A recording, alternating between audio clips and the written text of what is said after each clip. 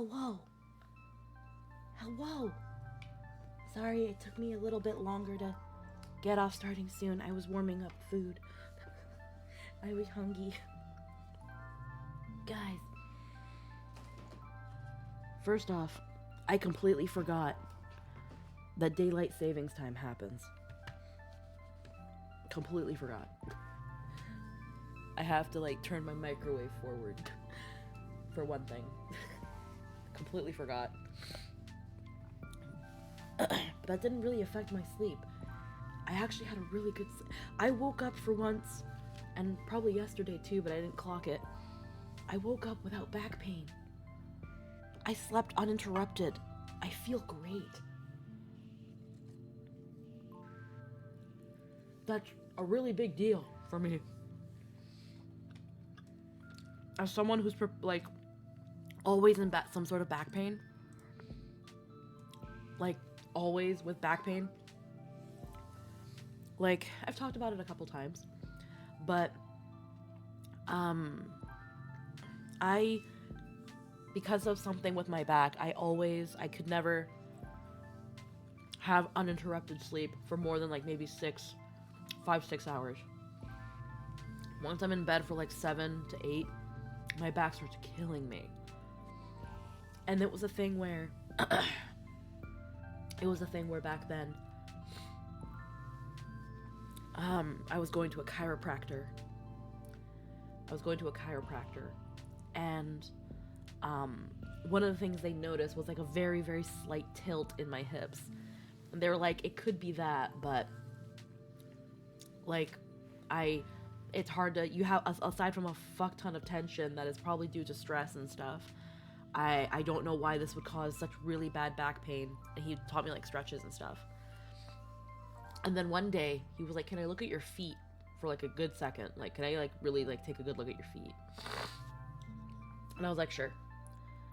And he looked at my feet and he was like, okay, so your feet are kind of tilting a little inwards with how you step. You're putting more weight on the inner side of your foot. I want you to go to this one specific shoe store. They have a special scanner. And go there, get your feet scanned. And whatever insole they recommend you, the machine recommends for you, get it. And I was like, okay. And he was like, and whenever you come back and stuff, tell me how those work and things like that. For various reasons, I ended up not going back because it cost money and stuff like that, but I did get those insoles. I tried wearing them with some shoes and it was awful. I couldn't even wear the shoes for like a couple hours. It was like, maybe the insoles were just too tight or things like that. A while back, I got a new pair of shoes that I use for work. They're just kind of some cheap ones. And they're actually a size a little bit too big. I'm normally like a 6.5, but definitely 6 wide. This one's like a size 7. So it's got a little bit of room. And I decided one day, because I noticed the soles were like removable, and I was like, I bought these insoles. These are $80 insoles. I might just pop them in there and see what happens. Shoes still fit really comfortably. After a while, though, obviously after a couple hours of standing, your feet are just going to hurt in general. But this foot pain was a little bit like, oh man, my feet hurt.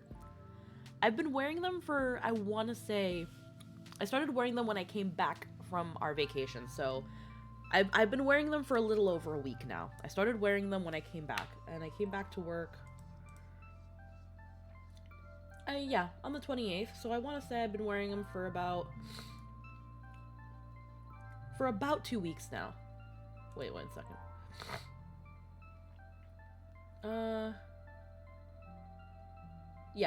So about a week and a half I've been wearing them now.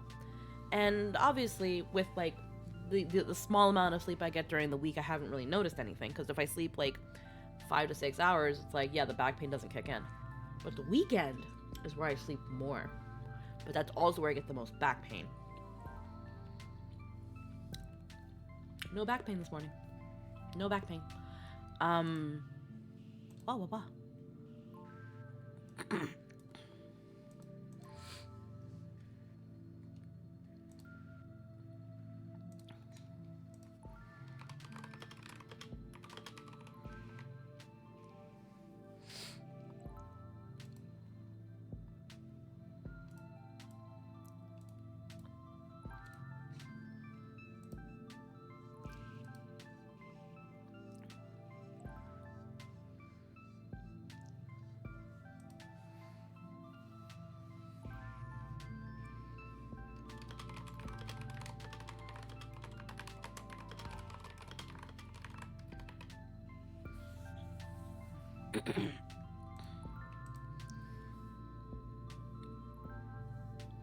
Hold on, I just got a message.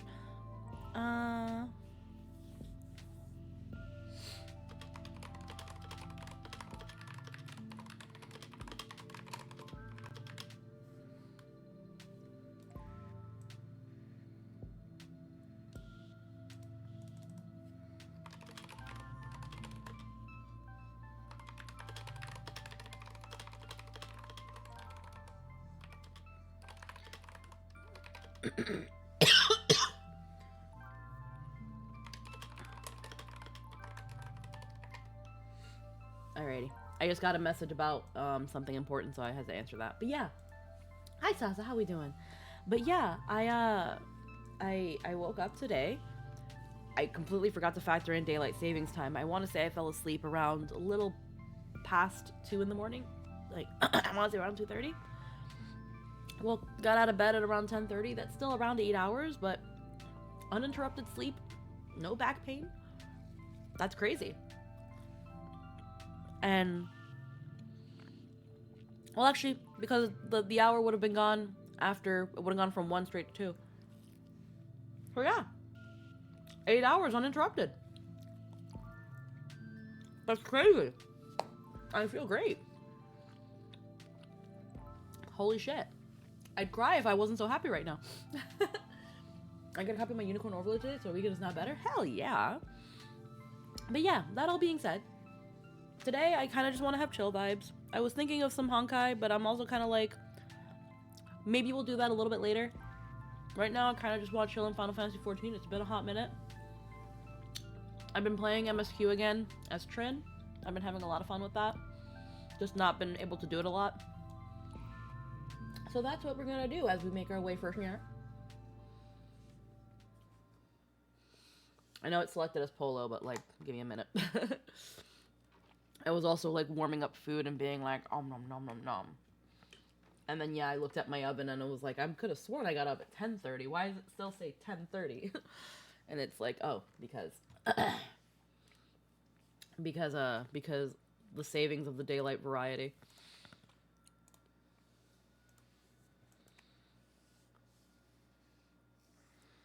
Let's see.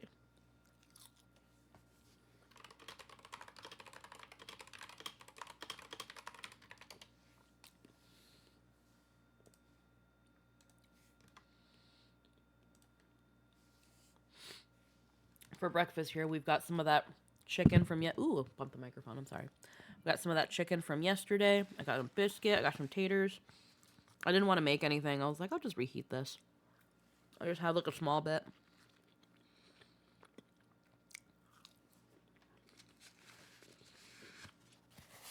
I want to learn how to make like these biscuits, like buttermilk biscuits. Because these are so good, but I feel like if I learn how to make them homemade, like, it's over.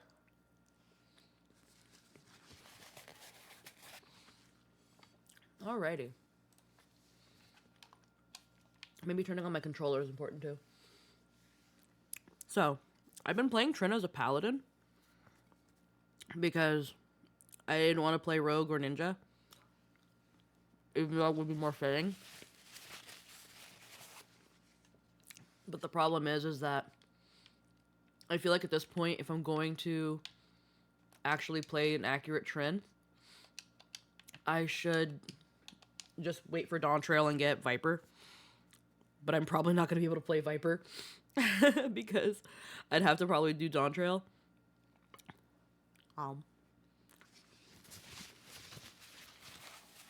It'll probably start at like what, 80?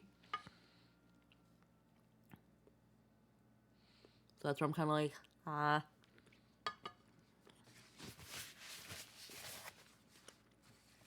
That's where I'm like, I don't want that. But yeah, just chilly vibes. Might do MSQ until I'm like, I want to do something else. Speaking of, Big Trouble in Little Alamigo. Let's make our way first year.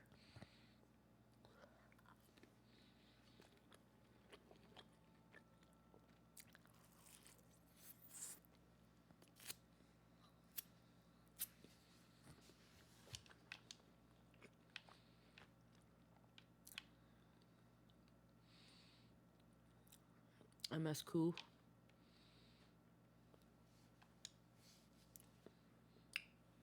So aside from Unicorn Overlord, Overlord. Okay. How has everyone's morning been? Did did daylight savings time fuck over anyone else? It didn't fuck me over.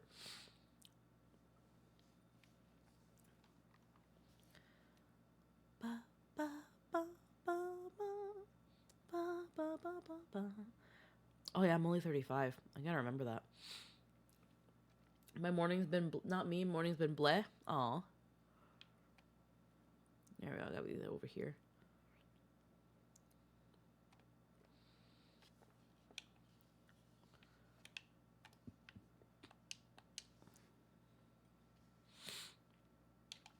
Level sync to 31.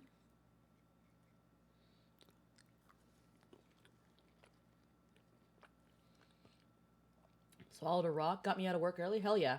And my voice is going. Ah.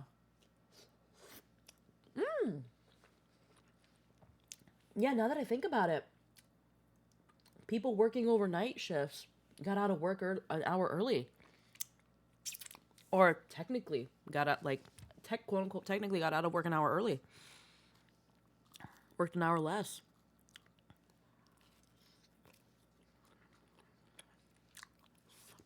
That's interesting. I feel like I swallowed a rock and my voice was going.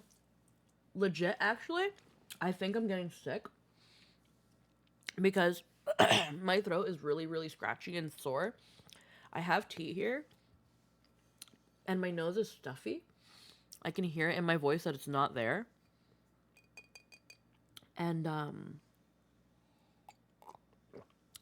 I'm just in a really good mood. That's why it's like thankfully not weighing me down too much. But no, I think I'm getting sick. My throat's not having it. This is all wrong. Getting the crystal was supposed to be the start. We're going to reclaim our homeland. Pull yourself together, lad. We were going to make an offering of crystals to Ralger to summon him, just like the masked man taught us. They plotted to sneak into Zadrak and make off with the lizardman's cash, but they caught us, and so many dead. Gods forgive me. Heathens, you'll pay for your crimes with your souls.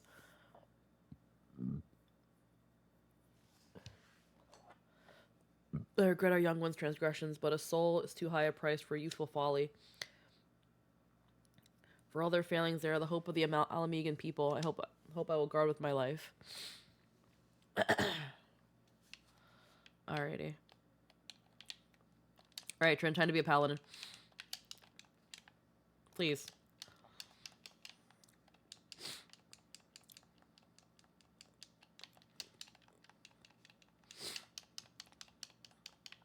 What am I doing?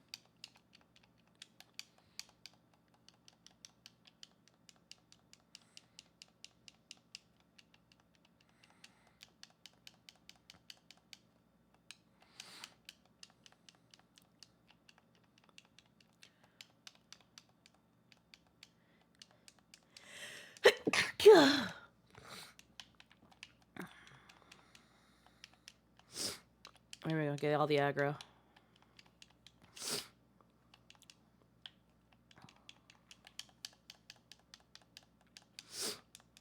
Do we have... Alright.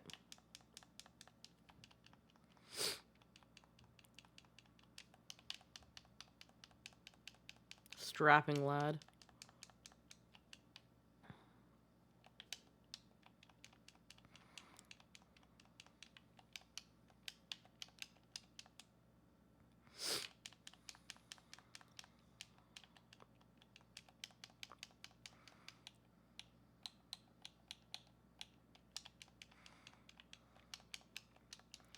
Gotta get that aggro. Alamegan conscript. Oh, they're tempered, that's why. I was like, what? Wait, why am I fighting an Alamegan person?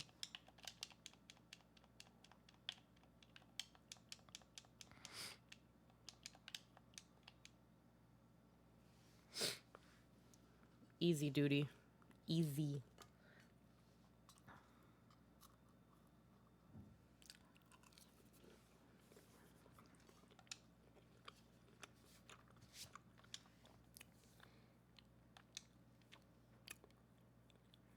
Tempered, such is the fate of those who are touched by a god. Is that what you desire for yourself and your friends? Because he can defeat the Empire if we summon Ralger, he swore.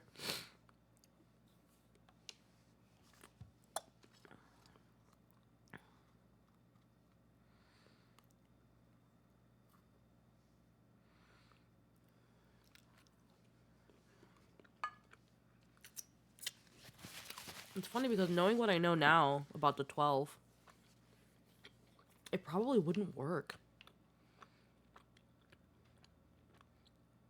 It would probably only summon, like, a simulacrum of Ralger. It wouldn't actually summon Ralger.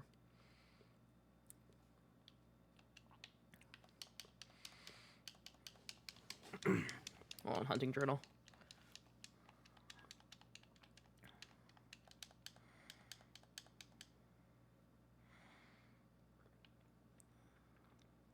Oh, perfect. There's just 2 other bruisers right here. Sup.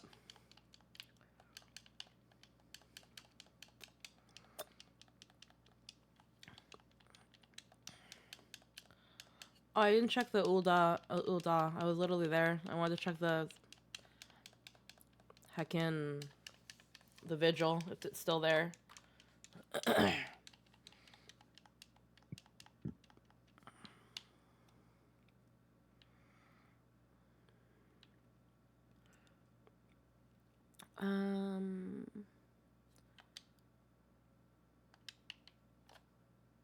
I have other mounts. I know I do. I can use my chocobo.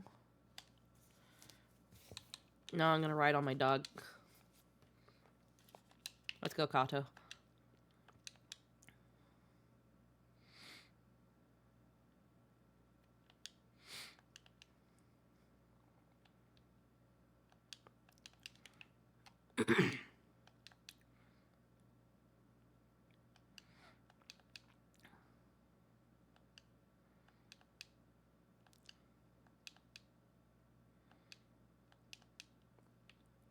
Kato could easily be a Shiba, but I feel like a golden retriever definitely fits Kato so much more.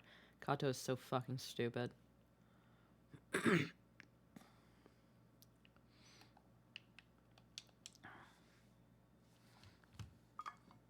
Retrievers don't bark a lot either.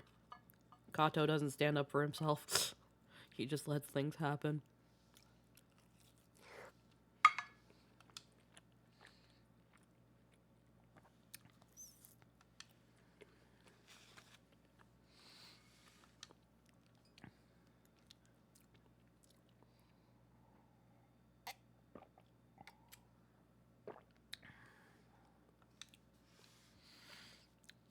Our home may be lost to us, but it takes more than stones and motor to define who we are. No matter where we may be, Alamigo lives on within us all. Alamigo was the friends we made along the way. It's not our expansion yet. Don't worry.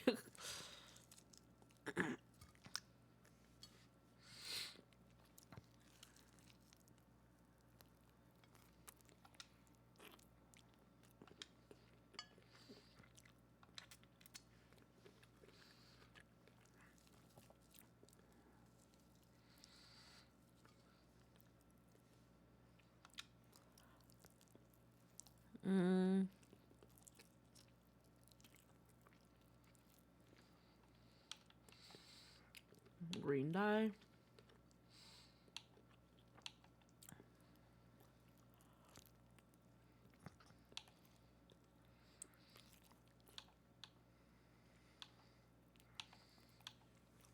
I'll take the high potion.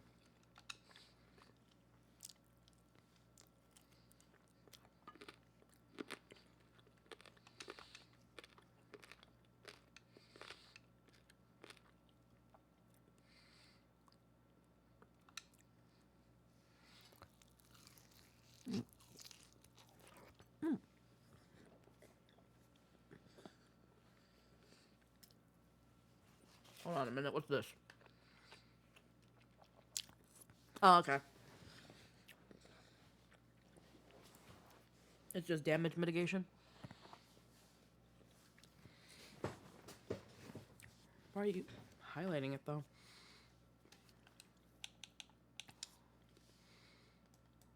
B. Actions?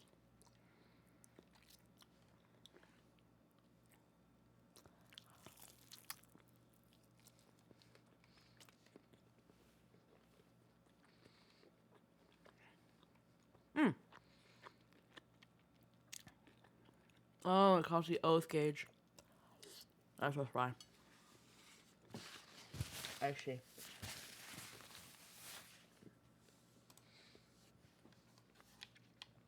I understand.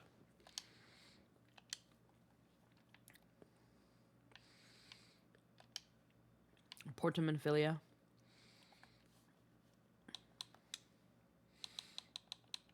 What's this? I don't need this.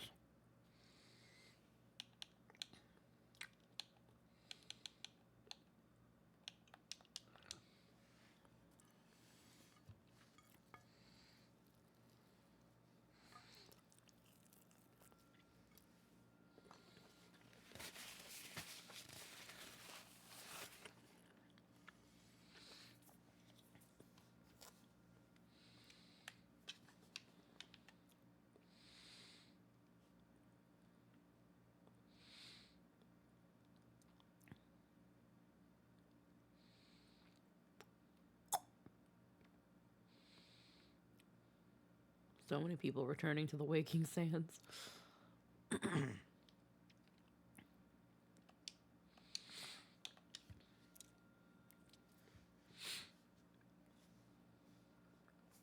gotta check my post Moogle too. Or did I already do that?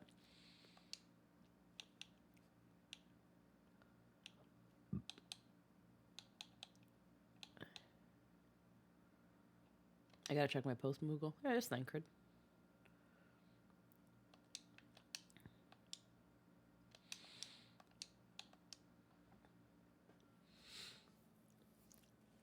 Hi, Lime. How we doing? Hello and welcome. We're just having some chill vibes. Hi, Minphilia.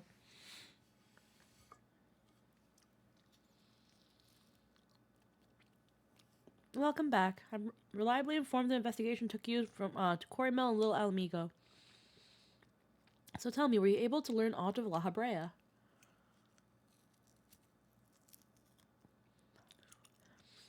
Into the knowledge of summoning on impressionable young minds, you say. Precisely the kind of deception the Asians would employ. While many of the ills that ail the land can be attributed to the calamity, some are being brought about by malign will.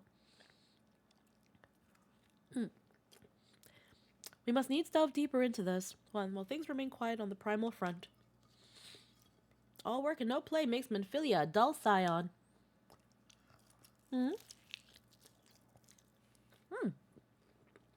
Did you say something? Nothing, my lady. Ahem. Mayhap we ought to rest while we speak before speaking further into the investigation.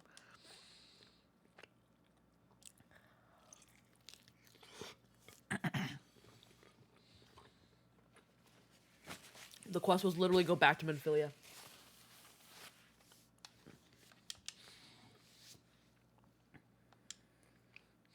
Well, you were attending to business in Thanolin. Some new information arrived courtesy of our friends to the Sylphs.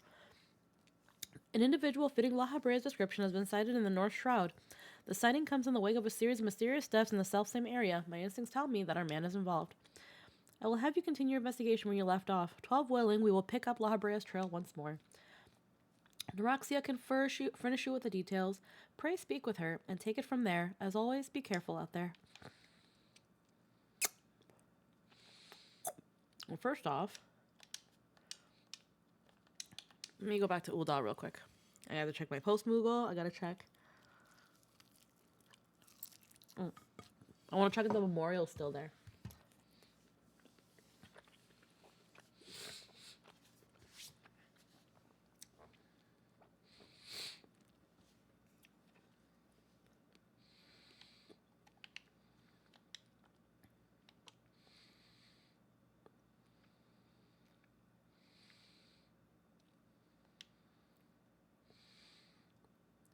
Oh. We got some here.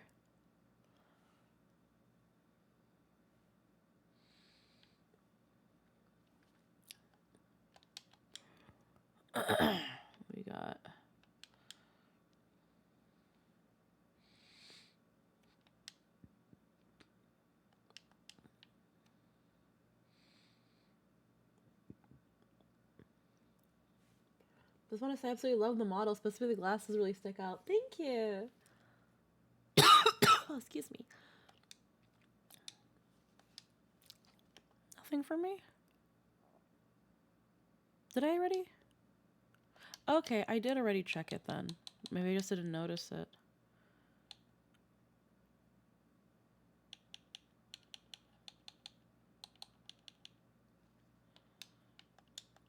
Oh! Here, that's what it is. There we go. There's Wind Up Pressfelger. I forgot about him. There we go. Alrighty, where's the Pugilist Guild? That's the Thermaturge. The Adventurers Guild is just a little further, and then I can just use the Aetherite.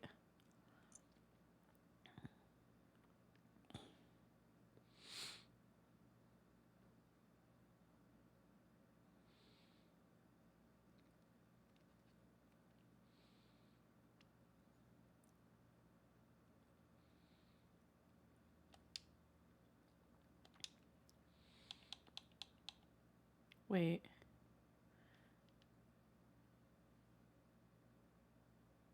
The Pugilist Guild isn't here. That's in Limsa. That's in Limsa. I'm an idiot.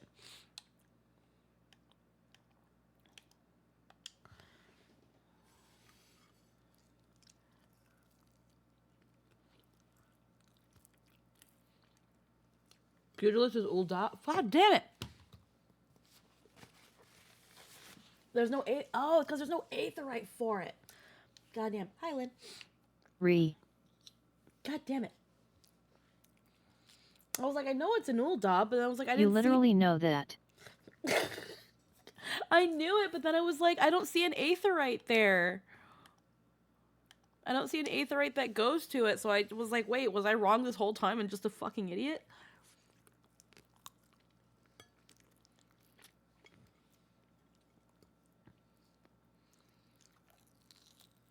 You just said that 2 days ago talking about how people were cosplaying Gaku in front of the Pugilist Guild. Yeah, it doesn't mean I know where it was. In Ul'dah. Look, I don't understand myself sometimes. Where is it?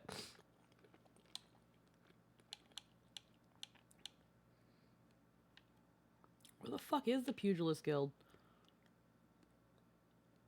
Am I just Gladiators? Across the street from the Immortal Flames. Is it really just there? Yep. Oh, it's because there's a big fucking quest freaking in the way of it. Because I saw some people here.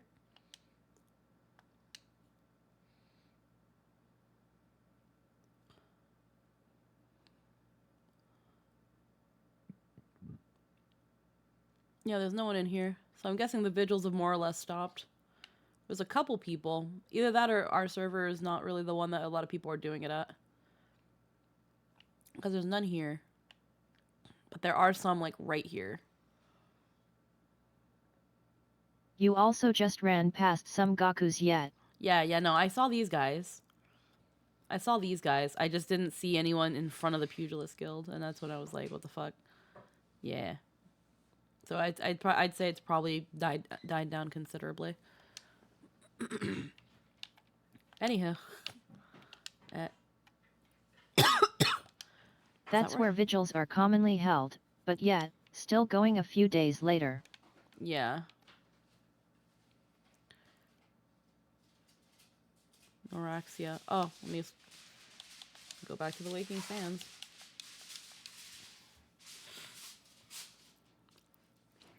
Yum. Yum. Yum. Hi.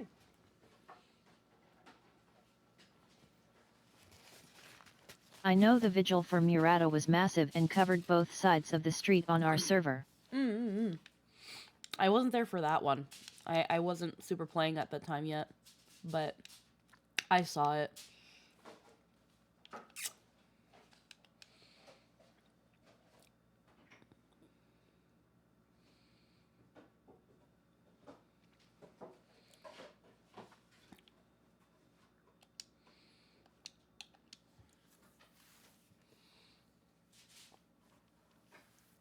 And having it be an Ulda is the best way for people to see it too, because like not everyone, even though the Dark Knight class is in Ishgard, it's like there's no like guild for the Dark Knights. Here you are. Walking One is to investigate Sinister One, then heed well this one's words.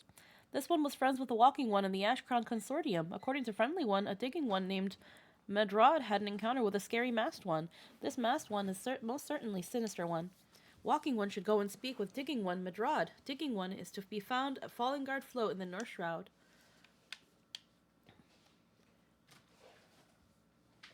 I almost completely forgot that the sylphs are low-key a little annoying. Terror at Fall Guard. Yes. Like, just say names.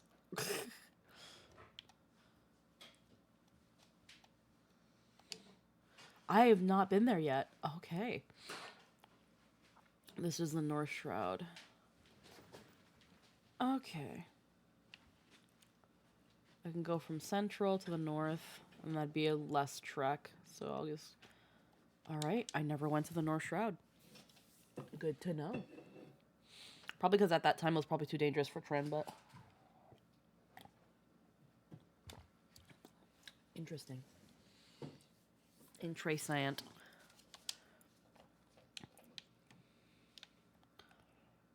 I can't fly. This is so sad.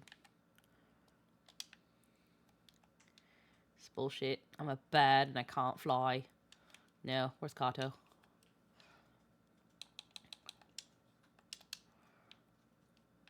There we go. Let's go, Kato.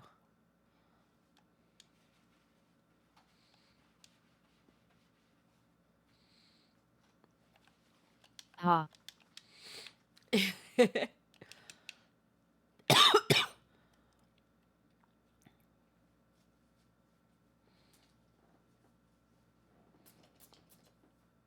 He would carry Trin all the way. He's that stupid. He's that much Agreed. He's that much of a doormat.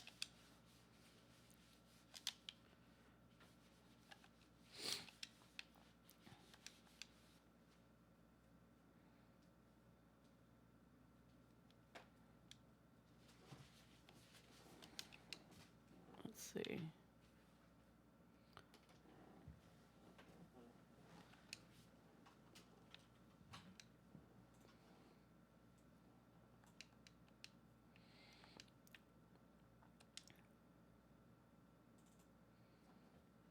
Oh, from here.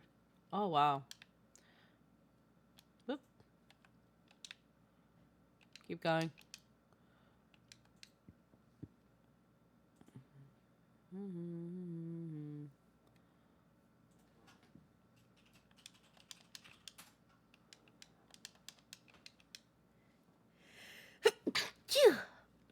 Thank you.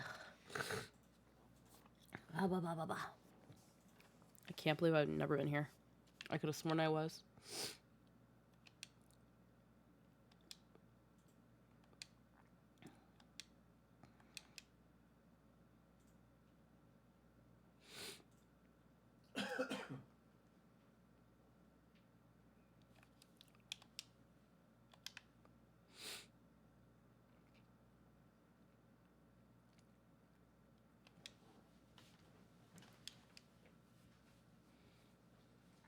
Gotta use the potty.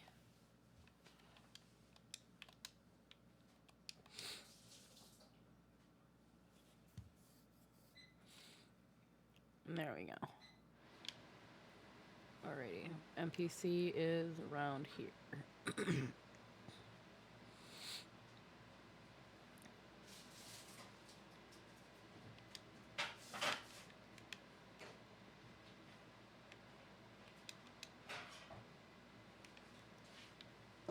There we go. Please leave me. I'm not long. I look death in the face. It's only a matter of time before he comes for me, just like he came for that poor woman. Soothe him. He might... Okay.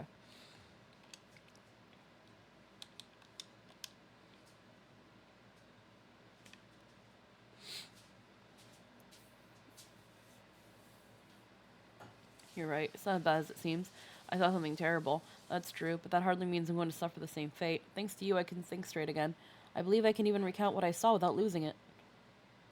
It was just another ordinary day. I was headed back to the float when I noticed a suspicious character in the distance. A masked man garbed head to toe in black. He had a hideous fiend in tow, a winged creature that was an all eyeball and jagged teeth. Taken by curiosity, I crept as near as I dared. To see the corpse of a woman, one glimpse was enough to tell me that she died a gruesome death. In that instant, I knew right away that the masked man was a minion of Thal, came to claim her soul for his realm. Thal? What? You're investigating the same masked man? If that's the case, we'll help in any way we can. Aye, anything to ensure that we won't suffer Madrod's hysteria ever again. Alright, teamwork. That's what I wanted to... Wait, I hadn't been that bad, have I? At any rate, I'm all for helping this adventurer. The least I can do is repay her for comforting me.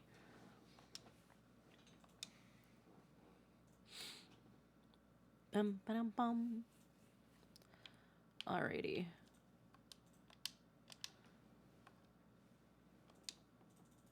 Oh. There they are. So here's what I know about the deaths. All the victims were found with their faces torn to shreds. Among the local fauna, only the scalekin known as Z's can inflict such wounds. That's why some folk are pointing the finger at them. I somehow doubt that the answer's that simple, but for the sake of tough thoroughness, we should look into it. Why don't you put down, say, 3 of the creatures and see if you can find any proof connecting them to the deaths?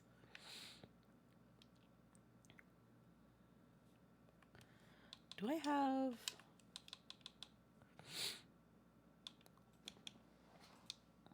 I do.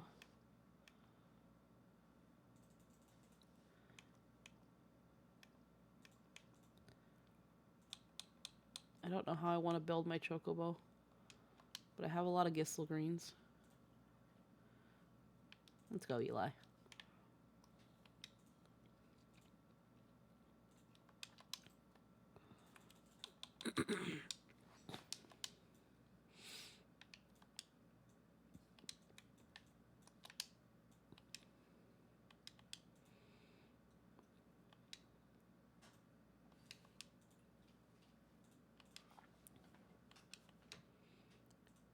Ba-ba-doom. Ba-ba-da-do-ba-do. Ba-ba-da-do. Ba-ba-da-do-ba-do-bo. Ba-ba-da-do. Ba-da-do-da-do. There they are.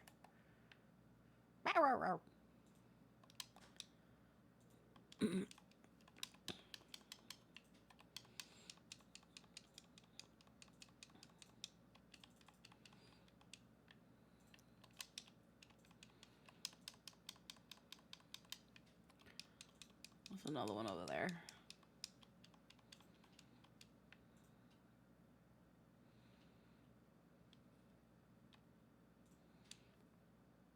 Fuck. Wow. I did not want that.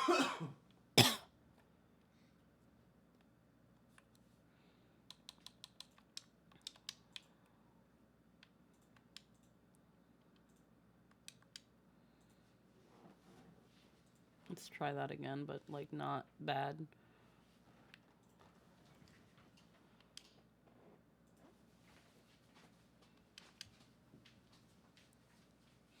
I thought I'd be able to make that jump.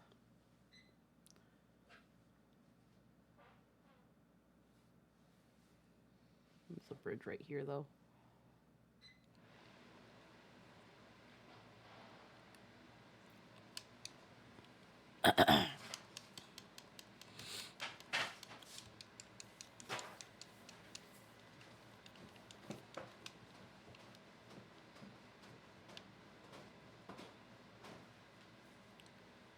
Report to Ideen. Actually, hold on.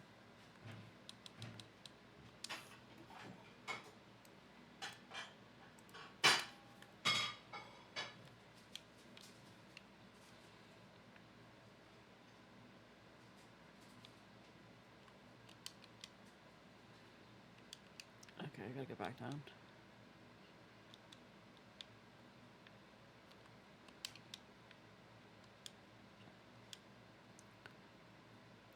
Gotta turn in the quest and then definitely use the bathroom.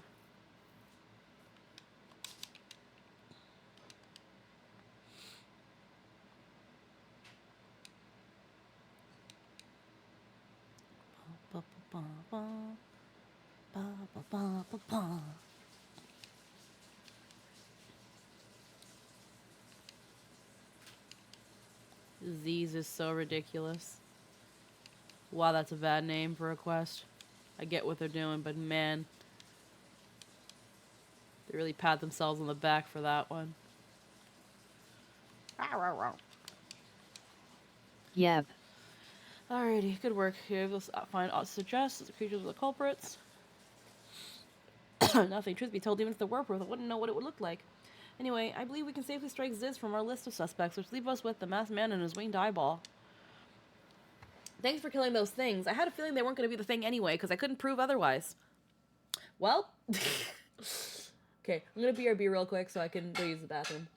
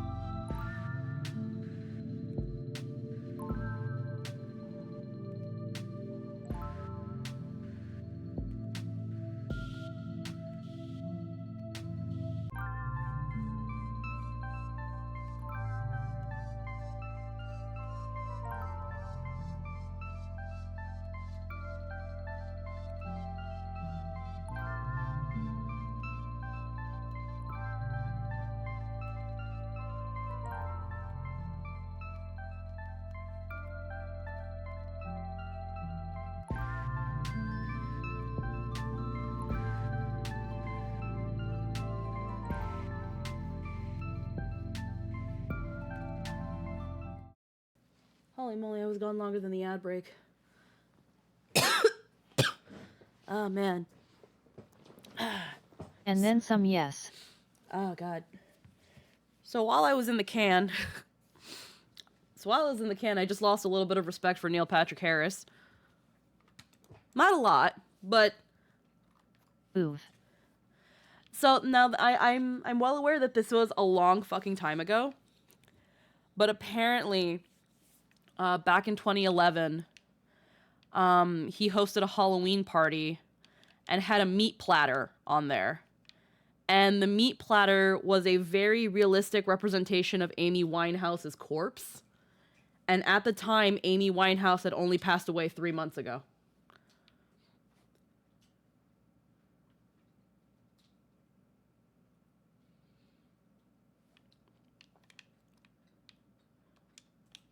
Well then.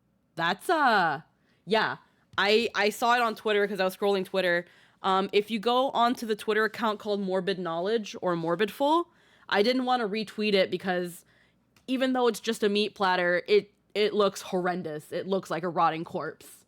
It's got like her beehive. It has a little tag that says the corpse of Amy Winehouse. It looks horrible. And the fact that this is a meat platter that was created 3 months after her death for a Halloween party is so disrespectful. So disrespectful. And it was for a party that was hosted by Neil Patrick Harris. So he ordered this shit. He special ordered this shit. Like, that is disgusting. That is so... I don't care who. That is some... I'm, like... Obviously, this is me, like, assuming now. That is some hatred. Like, damn, you did not like this woman. I looked at it and I could not see how it was even... Here's the thing, Emerald. I don't think it was supposed to be eaten. I think it was just supposed to be, like, a piece. But, like, if it was eaten, that's even worse. Because it's, like, the fact that no one spoke... Someone posted a picture of it. Someone took a picture of it and posted it on Twitter.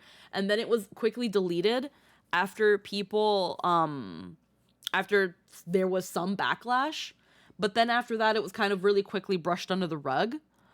But it's still that thing of, like, did nobody in this party, like, be like, yo, what the fuck? Like, did all these, like, ugh, I'm sorry. If I saw that shit over anybody, I would have to leave. Like, absolutely not. That is so distasteful. Oh, yeah, it'll look great to throw that out whole. But yeah, if you find that, look for the Twitter account Morbid Knowledge.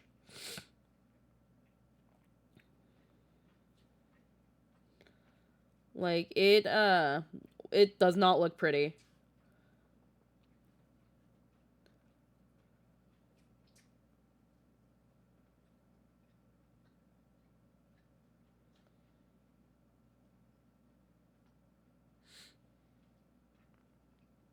But yeah. Like, I know it was back in 2011, but that's... For something to do something like that 3 months after somebody passes away is so distasteful. Like, you were asking if you can and not if you should.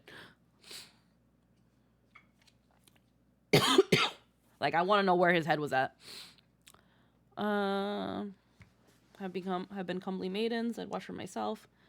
Unseemly japes aside, there's a rumor going around. There's some whisper that after each victim died, her rancor went onto the great rock, causing it to flash and moan. And there's another one right here. Seeing eye to winged eye.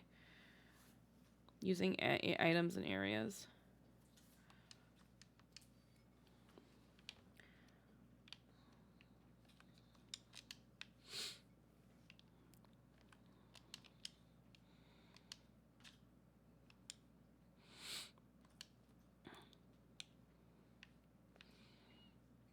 But yeah, that was something that, like, while I was dying in the bathroom, I was just like, well, let me check Twitter while I'm here.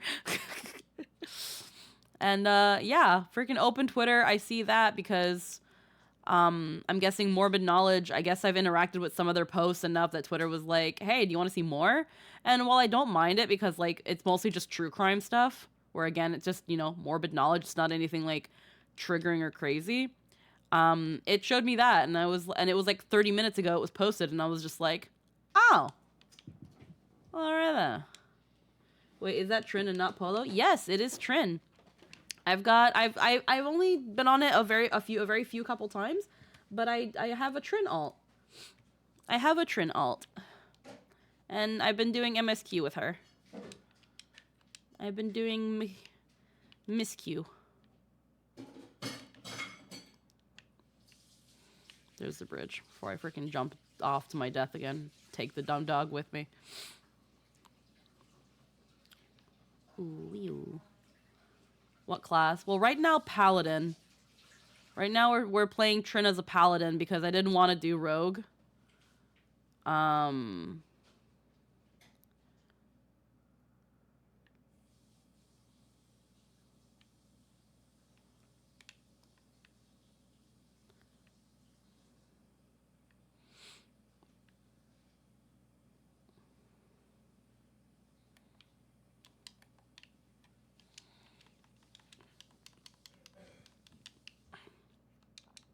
The intention is, if I ever get that far, to eventually make Trin a Viper, because I feel like Viper would very much fit Trin.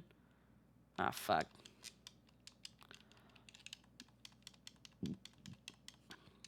Yeah. With how Trin's fighting style has been going, definitely Viper. Once I get a better look at it, but Viper seems to very much fit Trin. I like the cute little glam I have for Trin, too. It's a very simple glam, but it's a very cute glam. Indeed.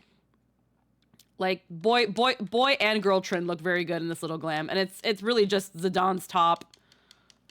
Can you do MSQ as a blue mage? You can, just not the dungeons. You can't go into a dungeon as a blue mage unless you go, like, on your own.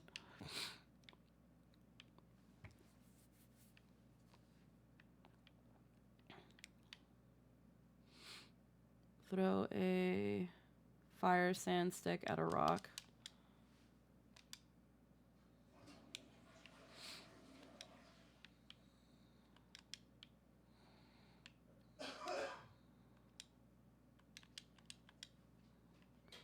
God. You can't queue up for dungeons as blue mage, but otherwise yes. Yeah. Blue mage you have to kind of go and do, and then you have to do the mass carnival anyway, so like to get like spells and progress and get better equipment. Well, yes and no, but like the mass carnival is pretty integral to it.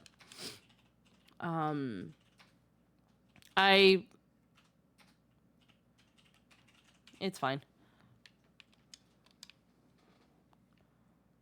Okay. Throw fire sand stick at the rock.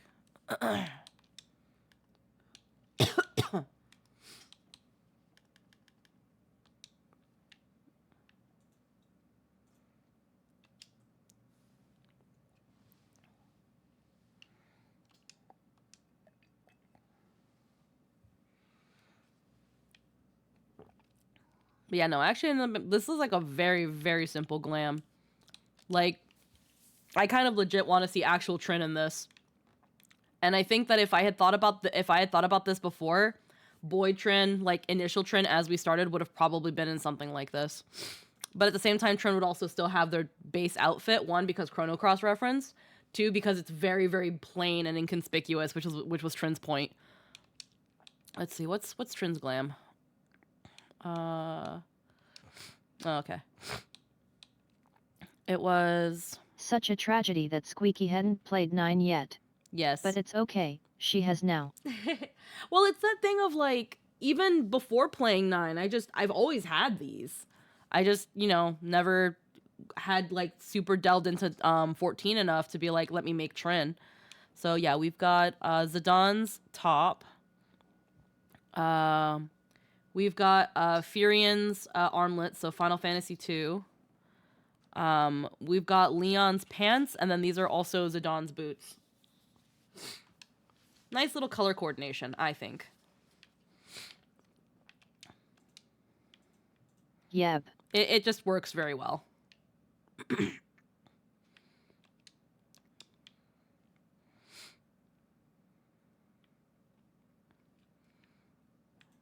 It's a nice, very practical outfit that Trin can be absolutely a boy in.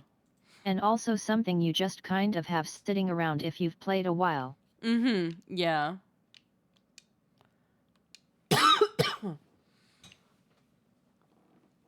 I really don't want to get sick. And yet, solid unisex outfit. Mm-hmm. Like, it would definitely probably work for Catboy too, yeah. I'd have to like put a Catboy in it or use like amniosis. Actually, hold on. Do I have amniosis? I still have amniosis, I'm pretty sure. I'm low-key curious now. Anywho, food time. Then I'll hop on. Hell yeah. And get to play with Kijo.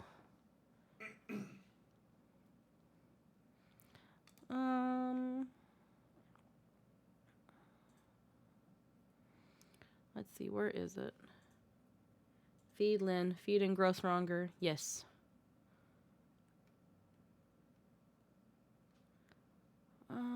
Where was it? Here we go. I wonder if it'll work. Beer.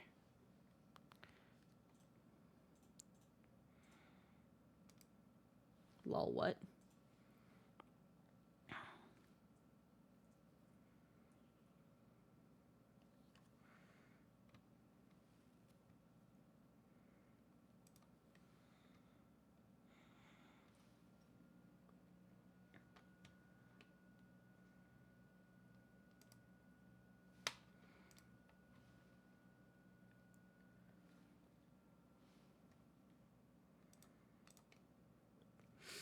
Ooh.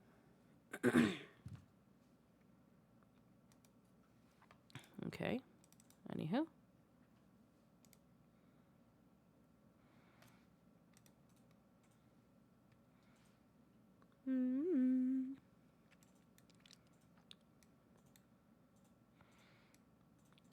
It's gonna probably look really weird because I have like the mod on, but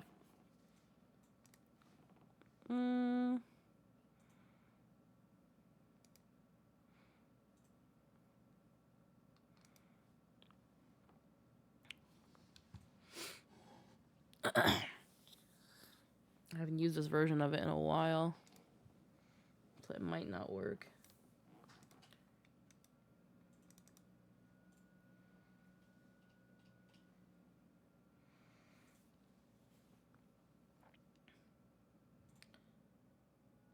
Let's see, how do I do Keeper? Yeah, Keeper still stays the same. Seeker.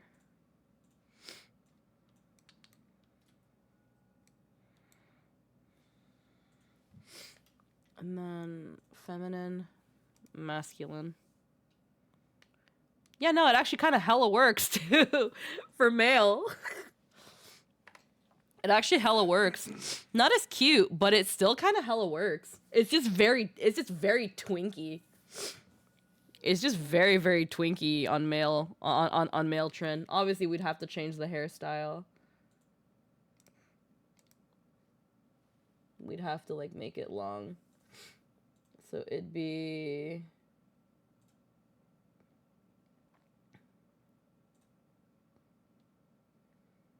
it'd probably be this hairstyle. There we go. And then you've got like Twinkie Boy Trin. Male Trin got jacked. Yeah, that's the thing. It's like because the male Mikote are kind of built while still having that Twinkie air, it works, but it also kind of doesn't. Phase 3? I probably wouldn't do phase 3. Not phase 2 either. No. We want like a soft face. They'd probably have Graha's face, honestly. But I'm just trying to see. Not this one. Yeah, I guess that one's Graha's face, kind of. Yeah. And it works, but it's it works, but it looks much cuter on a girl. Let me put my hairstyle back on. Actually, reset. There we go. Close this. Yeah, well, now I've sated my curiosity. Let's keep going. Let's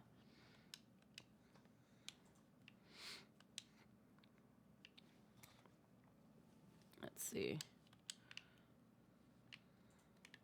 But I can actually just go this way to get back.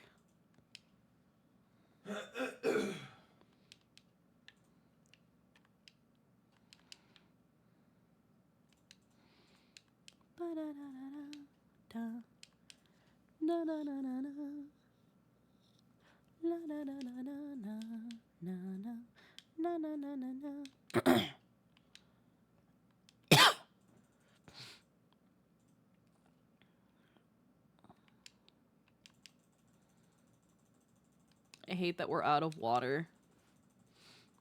Jester drank all the water. Now there's no Wawa for my throat. Yeah, I'll grab some water when I'm at Walmart. It's all gone. I'm going to die.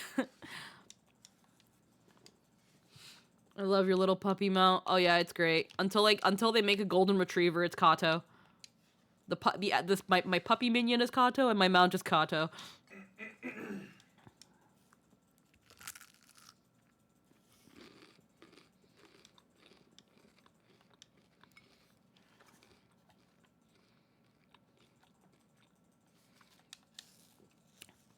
Power of deduction.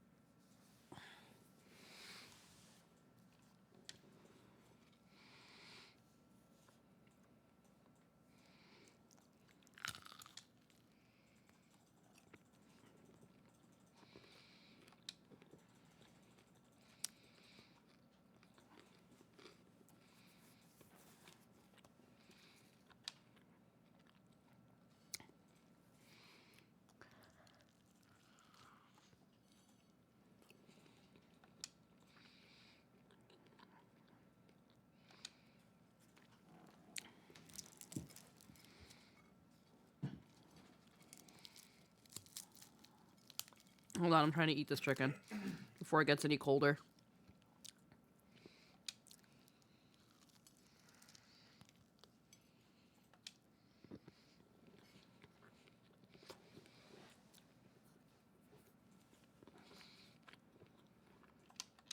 Oh, fuck!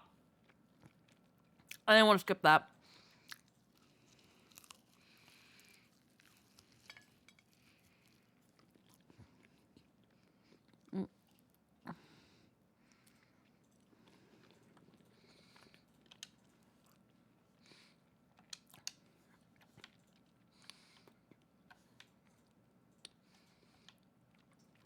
I'm trying to go with one hand. Kind of worried that Trin and Mimi would be happier as nobodies from Kingdom Hearts.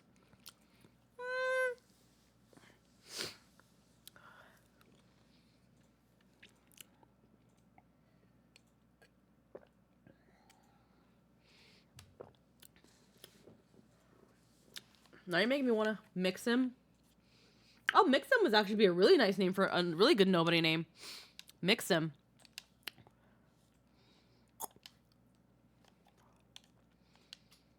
That's a pretty solid one right there, Cerberus. I'm gonna be controlling with one hand because I'm eating chicken. I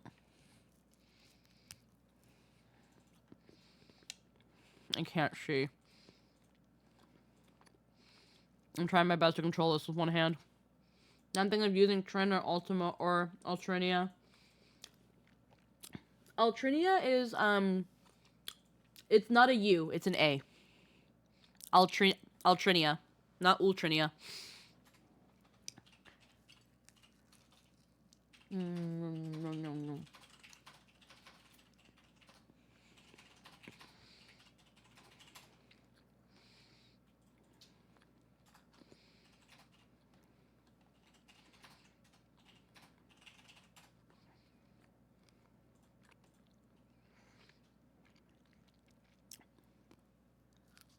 Mm.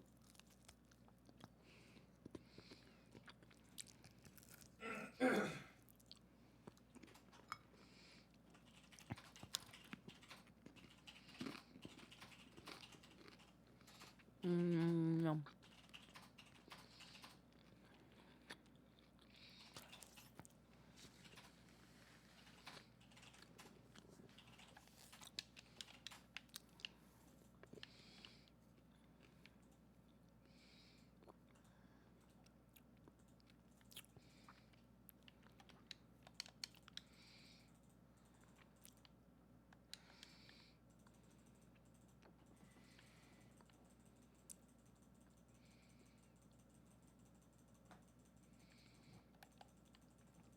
Search for a maiden's corpse.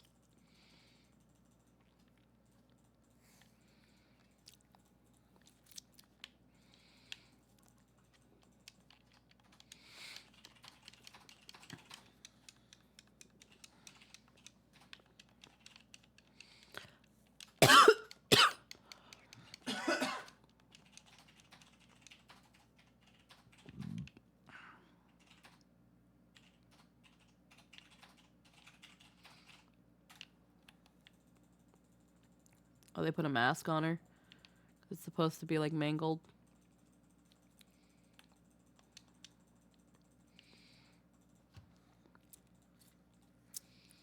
Present the ravaged corpse. The body of this poor soul has been defiled in more ways than one.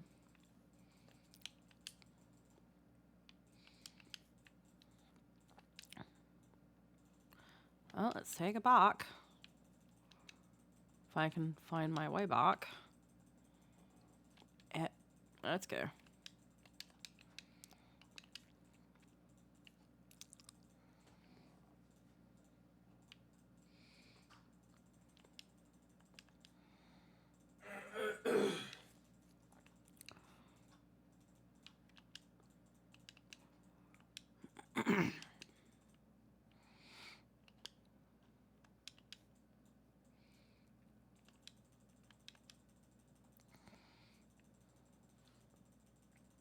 Ba, ba, ba, ba, ba, ba.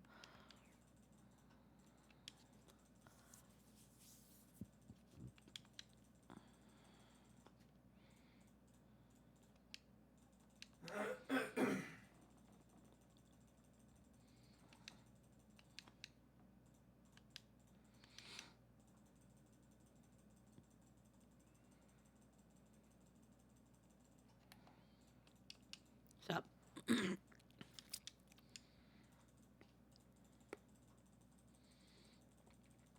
Gods be good, not again. No matter how many bodies I see, I cannot seem to get used to the horrid sight. Poor woman. Identical deaths have been reported in the central shroud. While the masked stranger you seek does not seem to feature in any sightings of the winged eyeball are common enough. The creature appears to be moving the bodies, but to what end, none can say. The victims have all been young women, all found with their faces mutilated beyond recognition. It's been difficult to identify them, so as to notify their next of... Huh. This button, engraved with a lily motif. The very same object was found upon another victim. A family sigil, or that of an organization, perhaps? Either way, I dare to hope that this find will prove pivotal in solving the murders.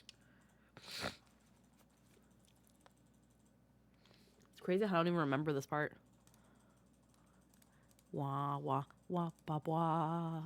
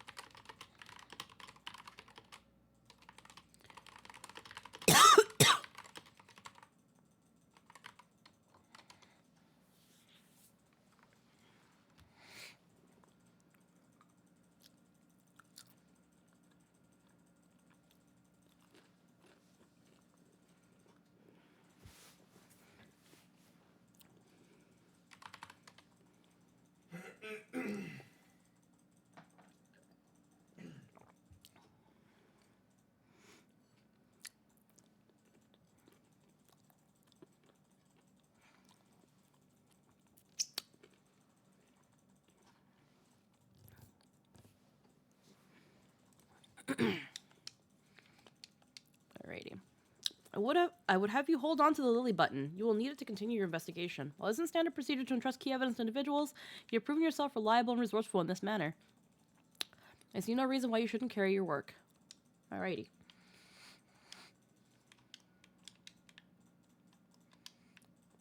Show the Lily button to Mion. I'm gonna show it to Mommy. Zentrilia? Zontrilia, not sure on that one. That's the thing. It really depends on how we're pronouncing that X.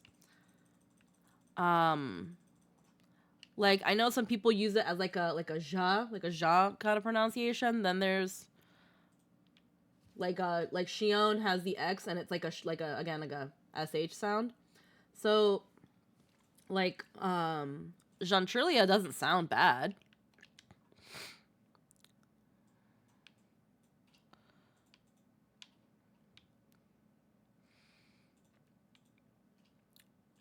Using also just Trin as a base can also be a little bit easier. But yeah, no, having a full one is also pretty neat. It doesn't sound bad.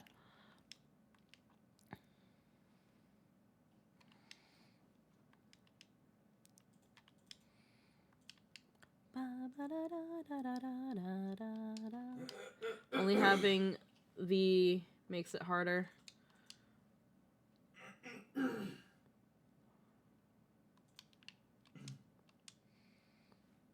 Need more vowels. Yeah. Good evening to you all, Trinia. By your grim expression, I suspect you aren't here for scones and herb tea. Lily button. Why, isn't this a lovely little button? The engraving is quite exquisite, artisan level quality, I would say. Where did you say you found this? On a dead body? Lovely. Anyway, I'm afraid I don't recognize the Lily sigil. I would have, you'll have to find the answer the old-fashioned way, by asking around. You would do worse than beginning with Bernadette over by the Aetherite Plaza. She has a sharp pair of eyes, that one.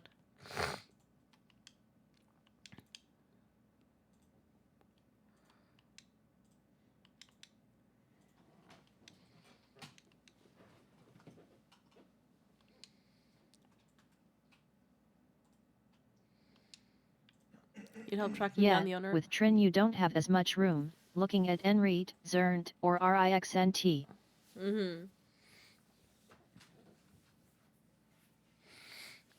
Need help tracking down the owner of a button? It's certainly not a request I receive on a regular basis. Show me what you have. Seems to be some old manner of decorative button, reminiscent of those worn by the families of old, though I cannot claim to know its sigil. However, I can say it's certainty that the white lily is a reoccurring theme in Gridanian culture. Alas, I don't know who would make a personal sigil of it. If there is a soul in Gridania who does, it would be Singulid over at the Lancers Guild. The woman makes a point of knowing all the citizens on a forename basis.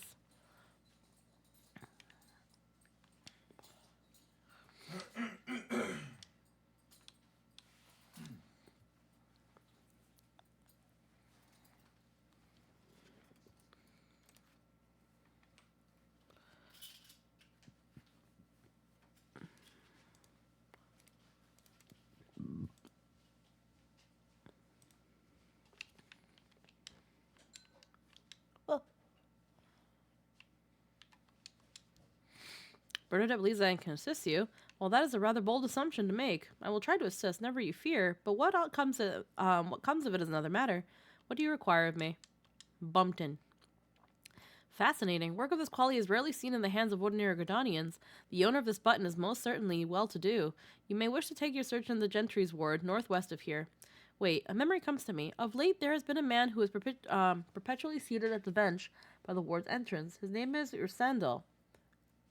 And I distinctly recall seeing a similarly marked button upon the breast of his jacket. I dare say he can tell you a thing or two about it. I'm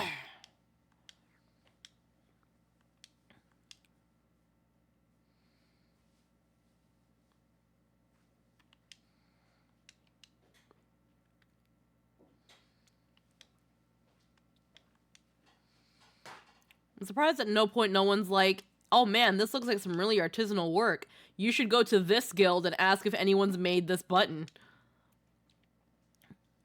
I do believe we're acquainted. Right. Pray leave me to my thoughts. Yeah, like everyone's saying this has to be high quality artisanal work.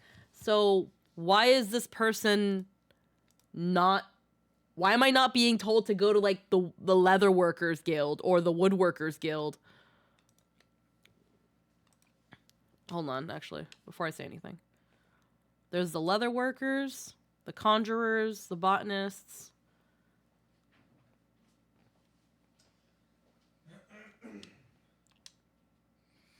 The archers.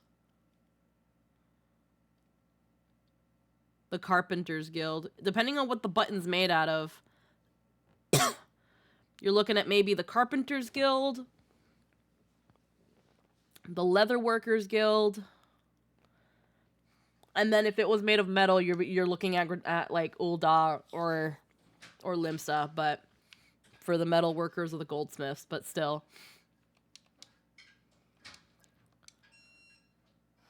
It's an ivory button.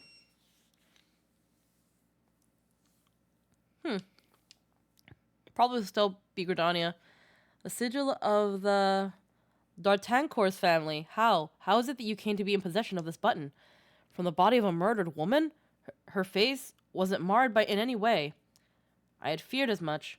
I can no longer feign ignorance. I shall reveal to you the truth of the deaths, but on one condition. You promise to put an end to my lady's madness and free her from her torment. I can't use Gallon because Trin would stab them.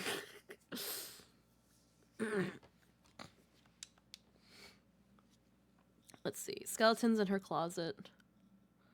Oh, okay. Hawk Manor. Has a confession to make regarding the mysterious murders.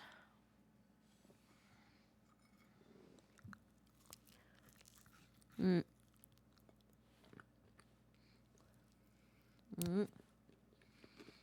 was once a manservant in the employ of one of the oldest and proudest families in Gridania, the D'Artancourts. During the time, I had the honor of waiting upon Lady Amandine, mistress of the household. Fair as summer was she, and possessed of a heart befitting her radiance. Alas, the calamity wrought a great change in her. Though my lady escaped with her life, death may well have been a kinder fate. Never will I forget the day her bandages were removed, and she beheld her disfigured face for the first time.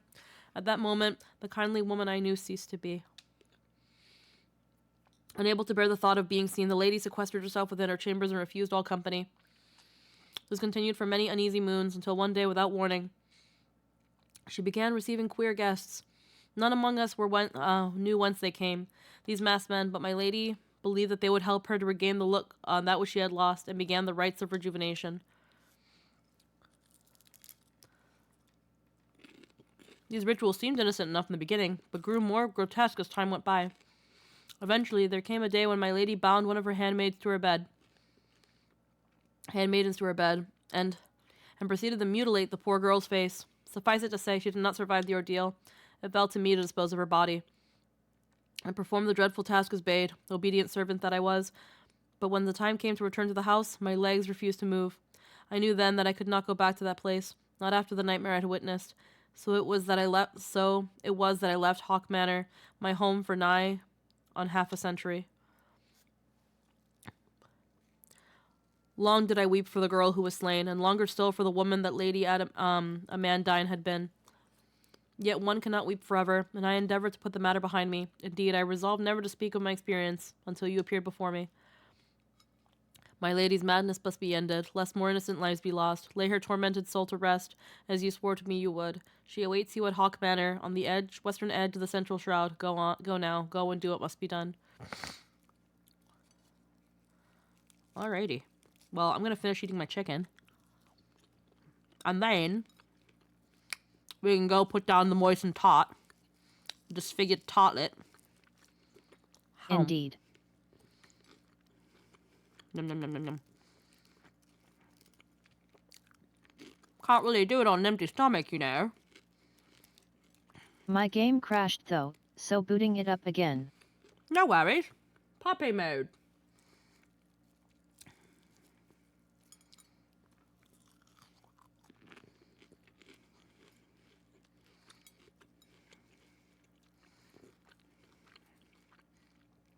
Hum.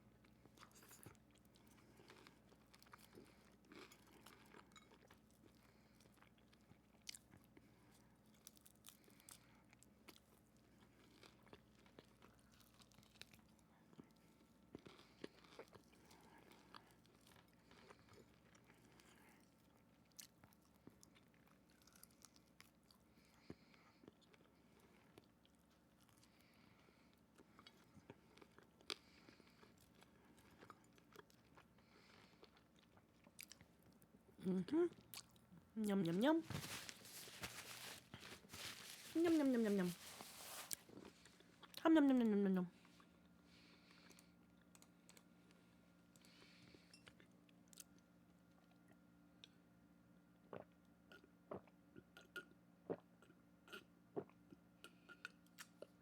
Ah, my tea's gone cold. It's not gonna do anything Yeah. now. The chicken's kind of on the saltier side, and I am really, really thirsty. My tea is cold now, though, so it's not gonna do anything to my throat.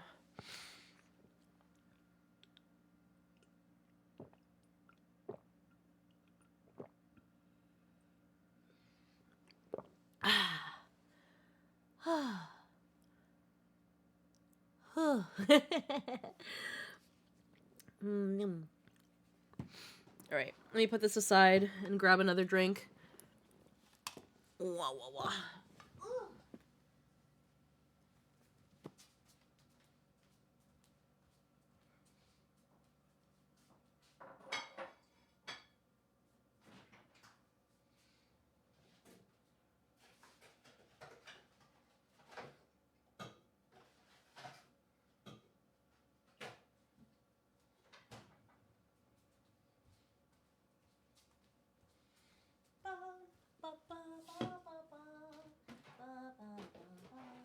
Put that in my little mini fridge for when I want it again later.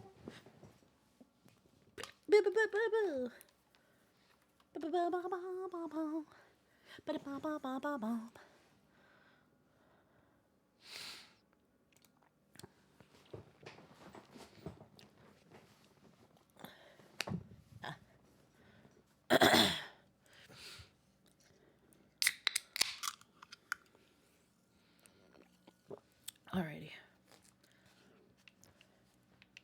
Seek entry into Hawk Manor.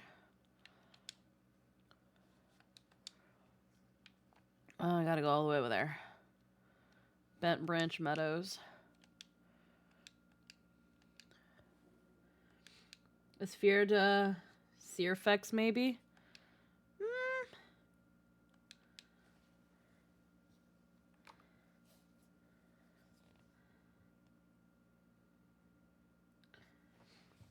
Funny enough, I think you can turn a sphere to Sephirex. It'd be like Seph. You could actually do like this. Sephirex for a sphere. And funny enough, I think Sephirex was the name of somebody who made Yu-Gi-Oh! Abridged.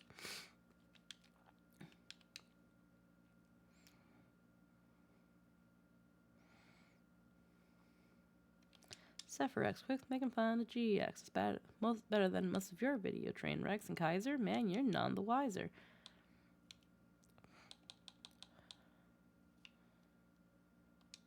Blue Badger Gate, yeah. Damn, that is better.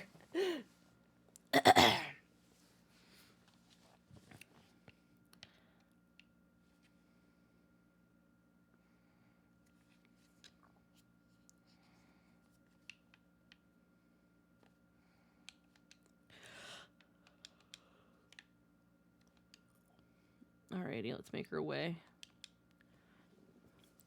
Let's make our way to Bukake Manor.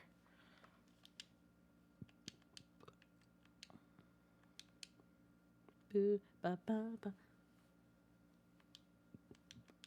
Ooh, do, do, do, do, do, do, do. Do, do, do, do, do, do, do. Do, do. Do, do, do, do, do, do, do, do. Do, do, do, do, do, do.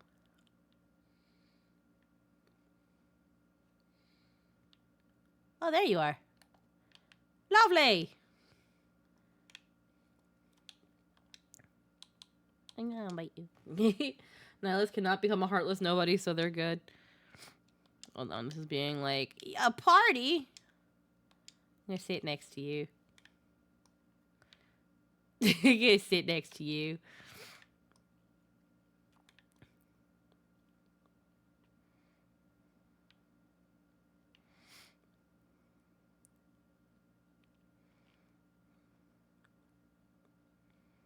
Can we go to McDonald's?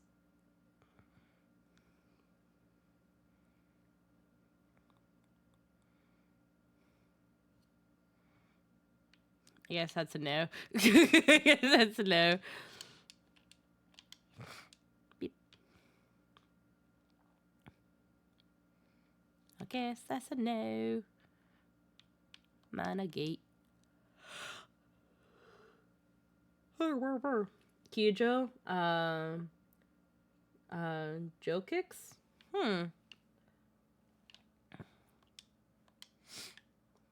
Nobody names can be very, very tricky.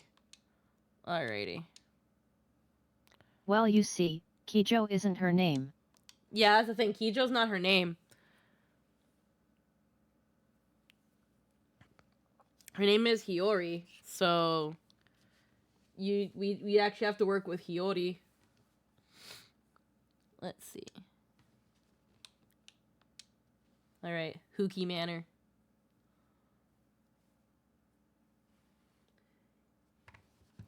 Yeah, so it's Hiyori.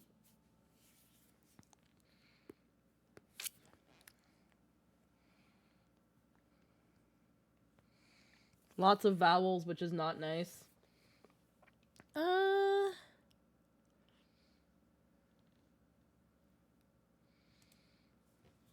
Which is nice, you mean? Yeah, okay.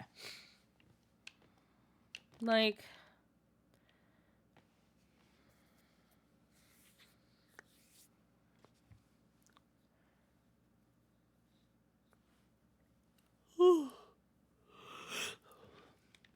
Yeah, I find that if you look at some of the names of the Organization 13 members before they became nobodies, their names are very phonetically based instead of consonant based. And because of that, it's so easy to add a she or a ki on it with the X. It's just because since they would be written in katakana, because they are mostly sounds like to and the and like sa and things like that, it's so easy to just move around the katakana and then just stick a she somewhere.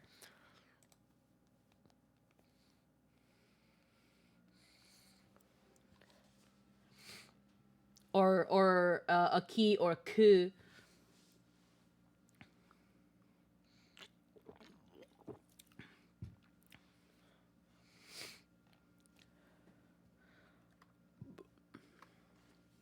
So that's where it's kind of like having more phonetically based names is a bit nicer in that aspect. Very consonant heavy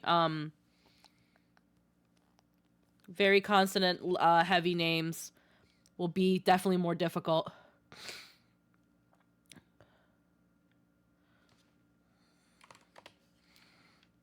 Yoxhiri or Hyorixi. Hyorixi's not bad.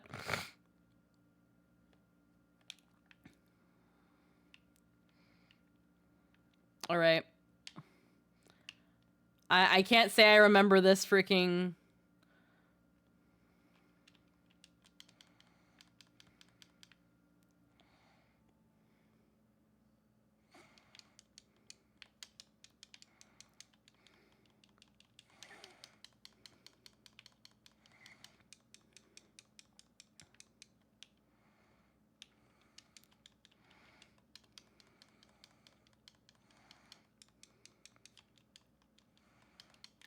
Ugh.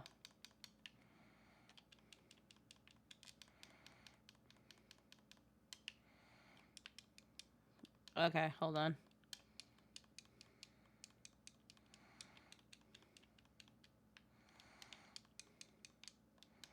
There's a carpet stain somewhere. Hi.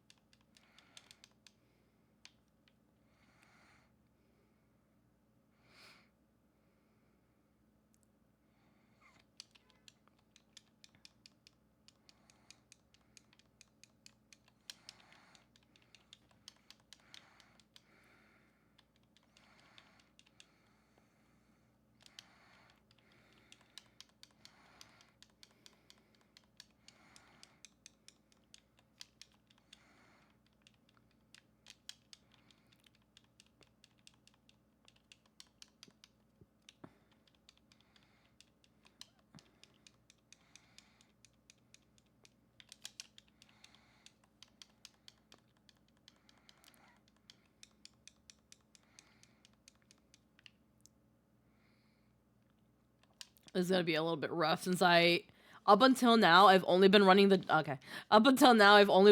dungeons on duty, so it goes as the dungeon goes as quickly as I do, which is not that fast. Yoop doop doop doop. Hop.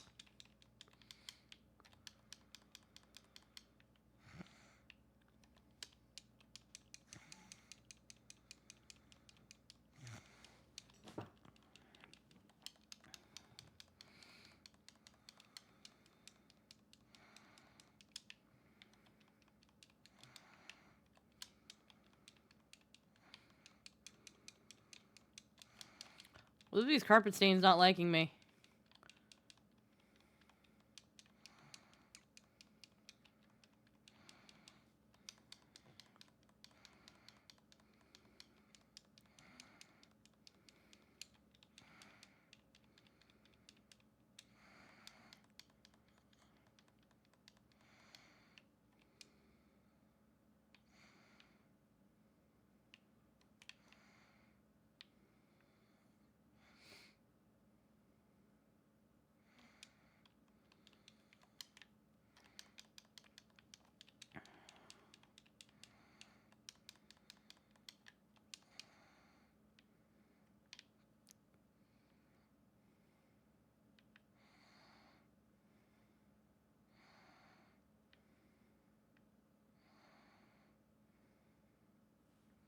So nobody at all the characters that can be my brain can rest? Lol.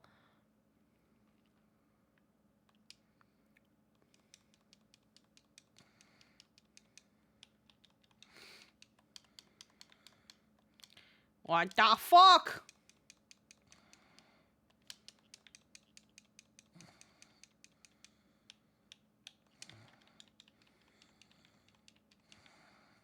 Where am I? Where am I? Oh, it's friggin' frozen.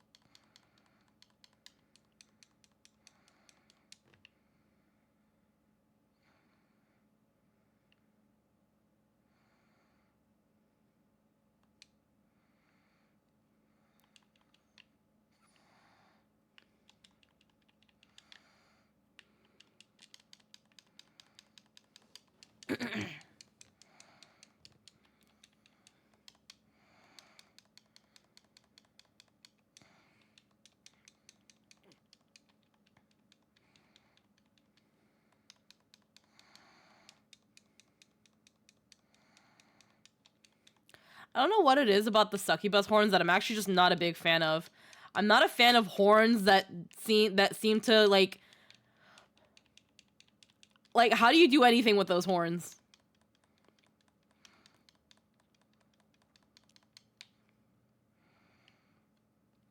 Like they seem unreasonable. How do you sleep with those horns? How do you just like sit down and relax with those horns?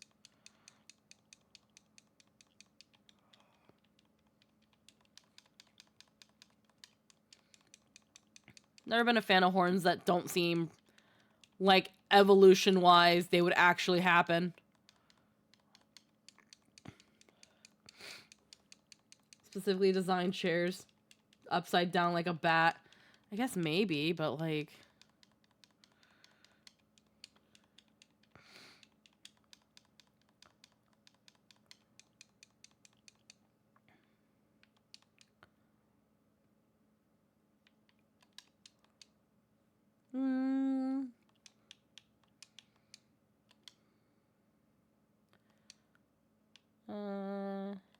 Right? I think about that entirely too much when it comes to our raw horns too. Yeah, like I think about it too much. Where I'm like, how do you like those 1 hour horns that just poke all the way back? How do you do anything with them? Like, do they like fold like scrunch like do they get like scrunchy or like what if our horns were actually soft and not like horns? It's hard to say.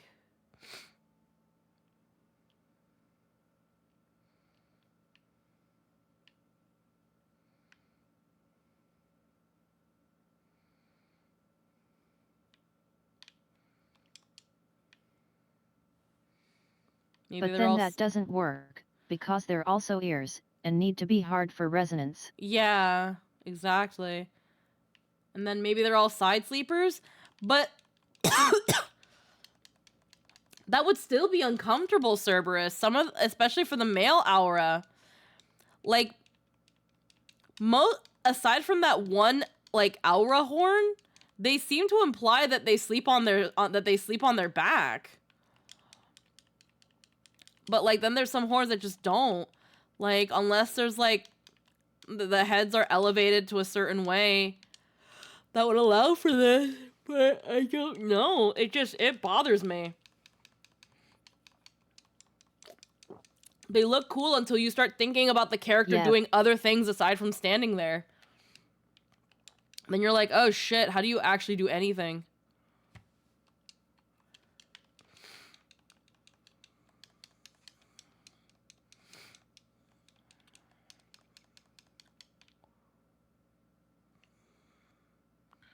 Like, yeah, no, those horns are just not practical.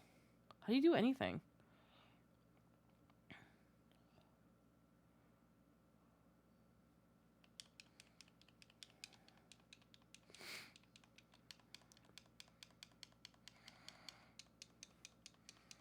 They're warp beings from another world. Yeah, it doesn't mean they can't be comfy. Like, maybe I'm just me, but just like the excuse of, well, it's a fantasy just doesn't, it feels like a cop-out. It is. 13 seems pretty terrible.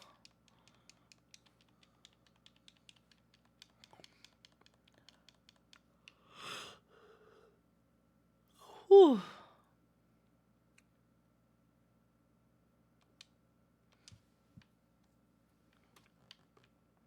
Tiny key.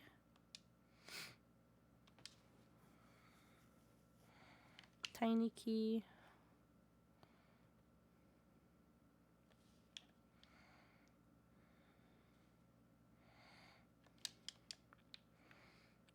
I got more tiny keys.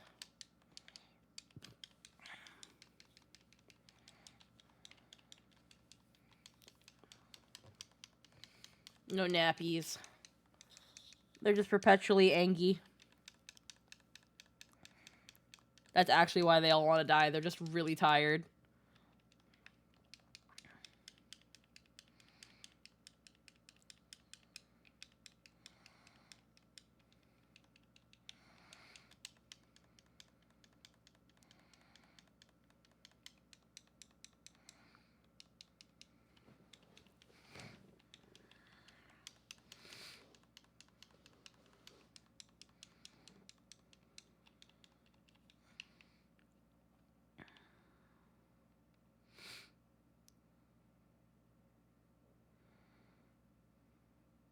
Okay, so I got a bunch of extra keys. No. No. How goes? I'm doing okay. I'm just doing MSQ as trend.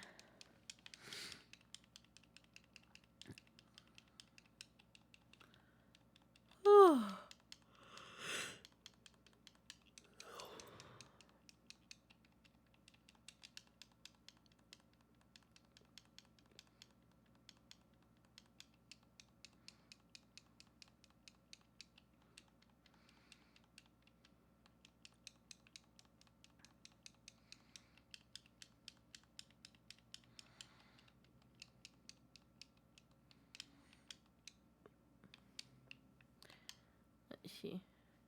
Yellow key. Wow.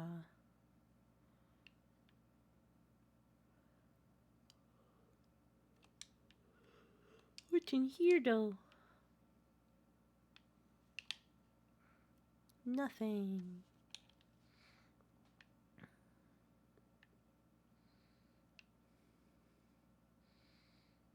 Oh god. Oh god, I lost you guys. I thought you guys went over this way. I went to get the key. It won't let me it won't let me not focus on the key. It's like, the key. No, but get the key. Thank you.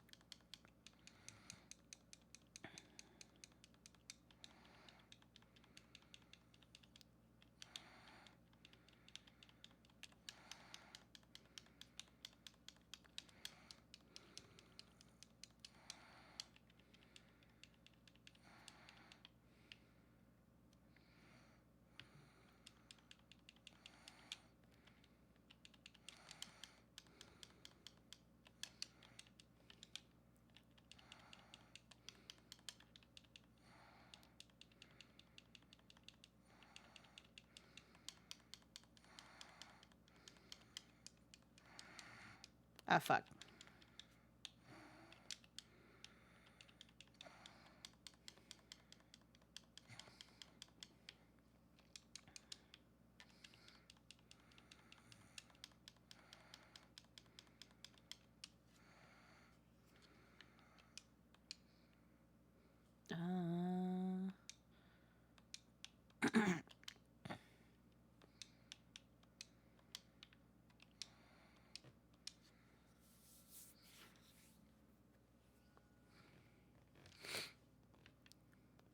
Wee.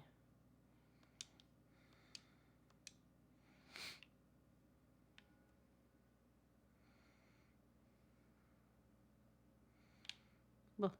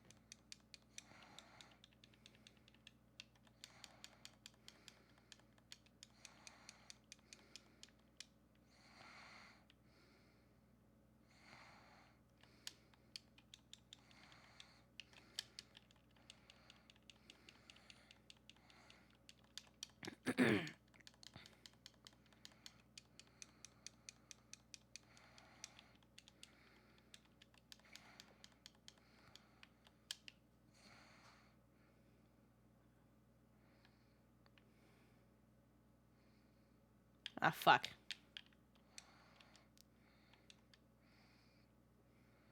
Ball.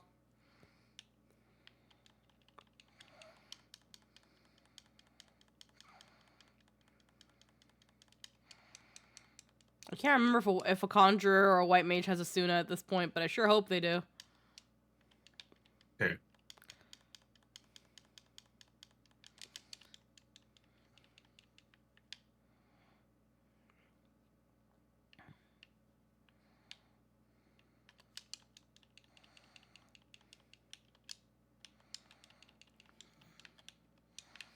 Why can't I move?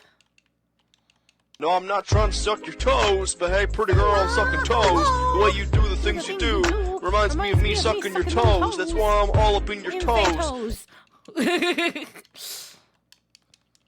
How we doing, Scylla? Ah! Stop it! I'm not even looking at the right one. Right in anime? Oh, hell yeah.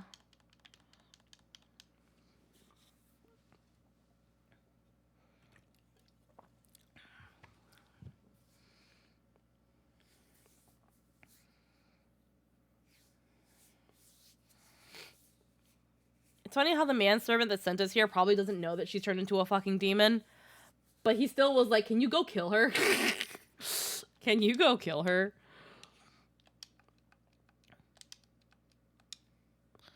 I don't think I need that, but I'll...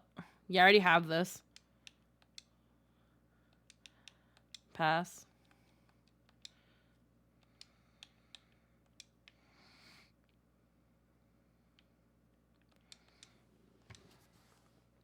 Did an audition I'm very nervy about, but could be potentially career changing if I book it. Ooh, that's exciting. Darkness has taken root within these halls, sprung from the most unlikely of seeds. One cannot help but admire the irresistible spirit that quickened it to life. Heck yeah, hope you get it. Hell yeah. It is a pleasure to meet you at last, adventurer. You are every bit as intriguing as our master gave us to believe. It is no ordinary mortal who can acquire one crystal of light, much less 3. The crystals make you strong, and it is to that strength that the light is drawn. Heidelin shows well. A pity that your existence is irreconcilable with our own. We cannot well allow you to continue upon your present course. Alas, we came here not to play, but to make the measure of your strength for Master La Habrea. That task now accomplished, we take our leave of you.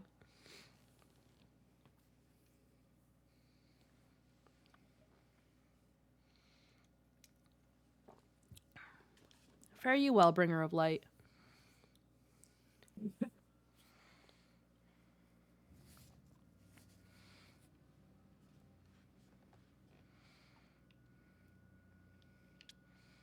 Yeah.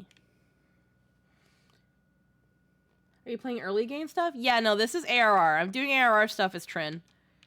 Up it up.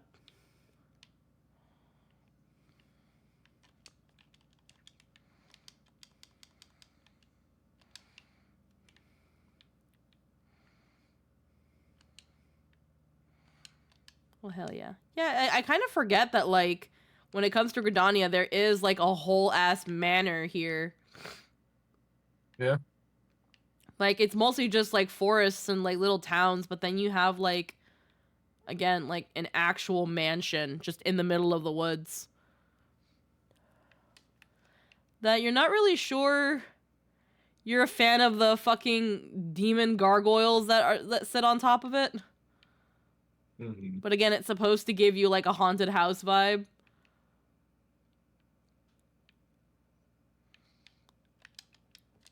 Vroom, vroom. Hold on.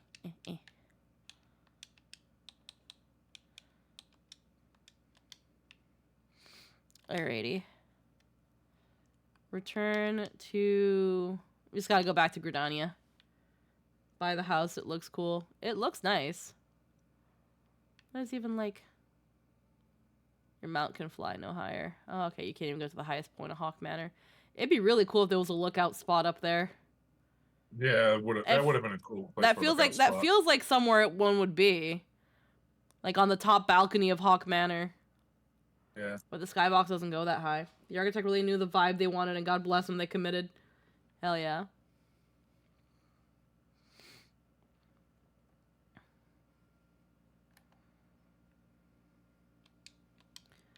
Oh. What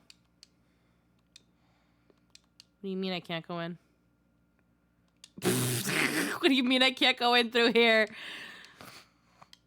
You have to talk to the gatekeep, but he doesn't want to let me in. He wants us, he's like, can you go in through the Blue Badger gate like a normal person? And I'm like, no.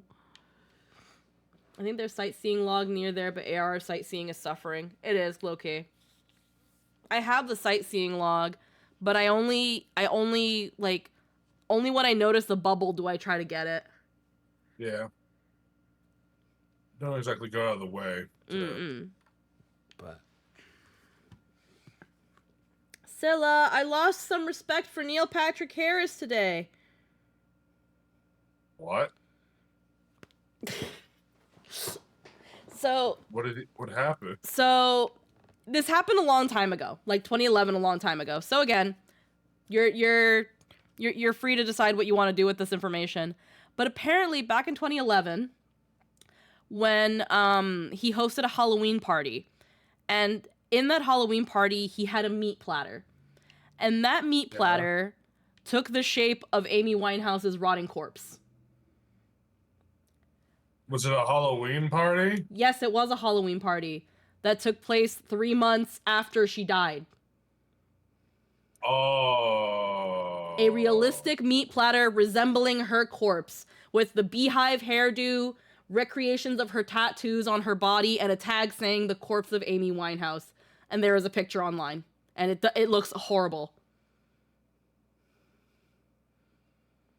I'd still take a bite because I don't know. I like meat platters, but that's a little bit fucked. Not gonna lie. Like, it's... Kind of a little bit Hannibal-y there. It looks horrible. I bet. So, like, if you look up, like, Amy Winehouse, Neil Patrick Harris, meat platter, it looks horrendous. Probably like a fucking nightmare.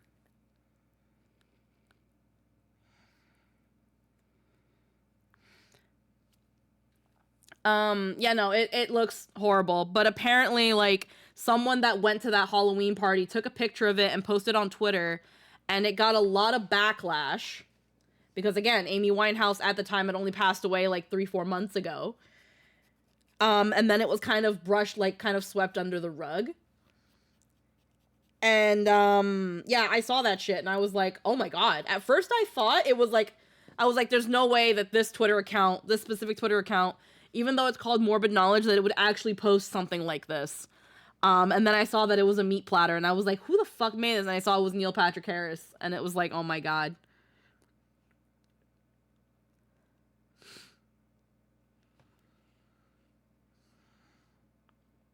It was, it was definitely in horrible fucking taste.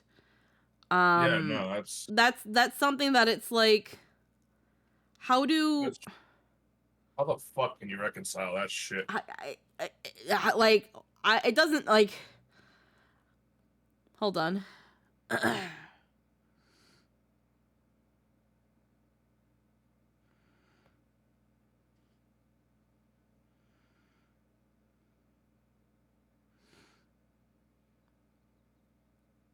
Well, let's just, I suppose I can say I am very disappointed in Mr. Patrick Hat.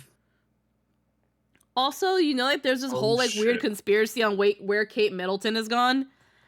And apparently, like, the royal family's Twitter posted a photo, and it's like, people are wondering if it's AI. Yeah. Because there's some parts of it that just don't look right.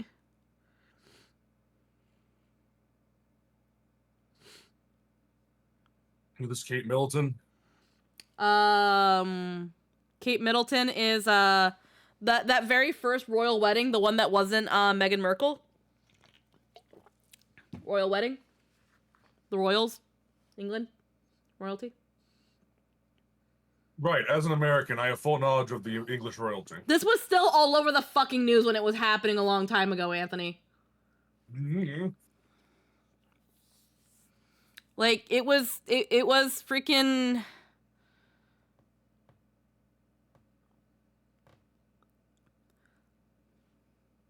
Prince William's wife, British curse with this knowledge. Yeah, the wife of Prince Williams. And then Prince Charles is the one that married Meghan Markle from that one show. Yeah, the two sons of Princess Diana. One of them's wife has been missing for a bit in terms of no one's seen her publicly. And people are wondering where the fuck she is, and it's like a low-key conspiracy theory because it's like this is a woman that like 24 hours after giving birth was like being seen by the media and taking pictures. And has been always been a very public figure, but suddenly we hear that she got a little cold and no one's seen her. And people are wondering if she's fucking dead. The Prince Harry, Charles is the dad. Prince Harry, there we go. Harry is the one that married Meghan Markle.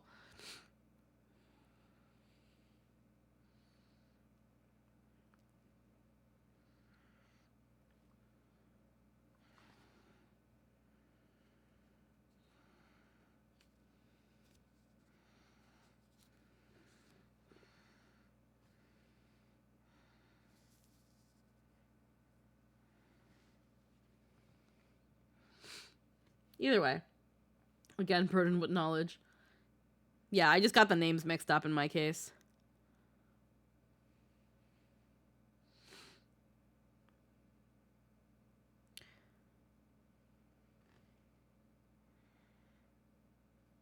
Just trying to check something out really quick.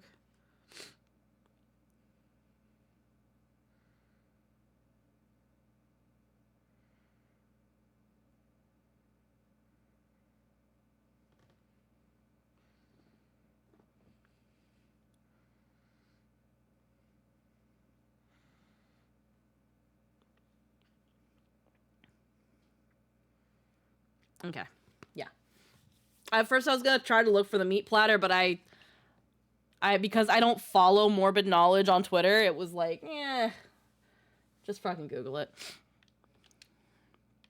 But yeah, if that thing is true, that's that thing where it's like, Neil, like, I don't care how much you potentially hated somebody, that's very lowbrow and not cool.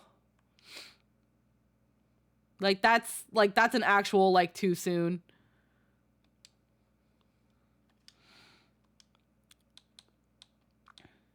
Do we know anything about their relationship?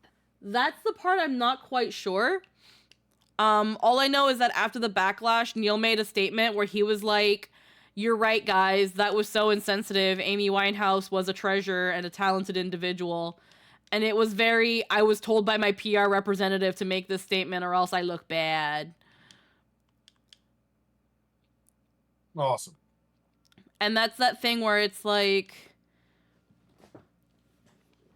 let's Google. Well, you know what? I'm curious. I'm gonna Google it. Neil Patrick Harris corpse cake. Neil Patrick Harris served a very realistic meat platter of the corpse of Amy Winehouse 3 months after a tragic death. Why do some celebrities get away with wanton cruelty while others get destroyed for minor bouts of petulance? I didn't expect the platter to look so vile. It looks like a rotten autopsy. It has blood, gray skin, and is missing an eye. Her mouth is agape. This is the kind of weird shit I'd imagine the Capitol people from Hunger Games to pull in their parties. Rich people are fucking weird. I heard that he's really nasty IRL to regular people. He's basically the male equivalent of Ellen DeGeneres. Not surprised. He gives off pretentious douche vibes.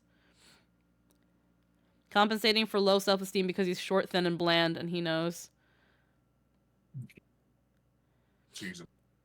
Honestly, I have no idea what he'd think. Again, it doesn't matter what their relationship was. Why did you think that was a good idea? Yeah. Let's see.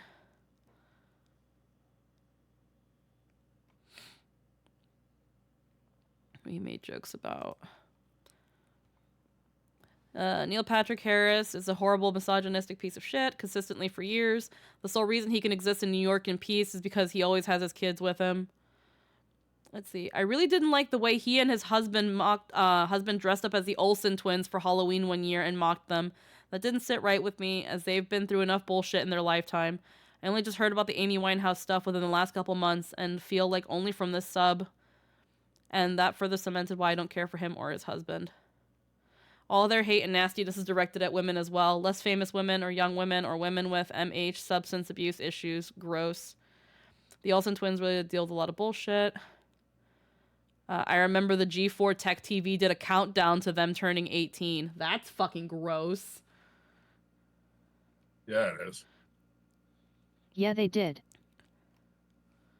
Thinking about it, he bought that meat platter with Smurfs movie money given when that happened, which is just a real cherry on this hellish cake. See, I remember someone, a very notable, tagging him at the time, so it's not like everybody gave him a pass. Even some magazines and stuff ran it as terrible. It really made me think less of him. I'm not one to worship celebs anyway, but still. I think in general people have been canceled for less, so I don't understand why he didn't get even more heat. Like, he got heat, but not a terrible amount. But then again, it was a while ago, post-2016, and this would have been different.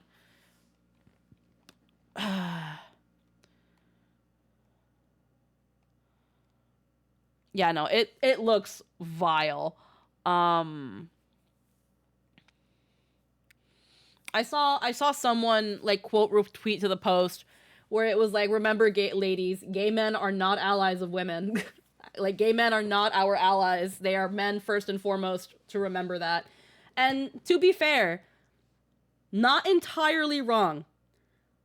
Some of the most misogynistic men that I have seen at times have been gay men. When they don't like women, they don't like women. So it's not all of them, but some. So the fact I'm not surprised that there are people being like, yeah, so like Neil Patrick Harris is low key like the male equivalent of Ellen DeGeneres. I'm not surprised. And it's like, what? Two very famous, rich, white gay men are actually really misogynistic? Not surprised. The fact that I do remember hearing that that he and his husband dressed up as the Olsen twins and shit on them. And it's like, what did these girls do to you? What did these girls do to you? Because after all the little Mary-Kate and Ashley stuff, they were just doing their own thing and not bothering anybody. And Yeah. like, yes, we knew that, I think it was Mary-Kate that had the eating disorder and a lot of issues. Well, yeah, just how a lot of the misandristic women on the planet are also lesbians. Not all lesbians obvi, but yet. So that's that thing where it's like, unfortunately, like, I don't like saying, I don't like saying it, I'm not proud to say it, but yeah, it's like, unfortunately, at the end of the day, gay men are first and foremost still men. And are still inclined, can still be misogynistic. They can take dick as well and suck it as well as I can. That doesn't mean they like me. That doesn't mean they're on my side. But yeah, I learned of this, and I lost some respect for Neil Patrick Harris, because it was like, I don't care who you are. That's just so disrespectful.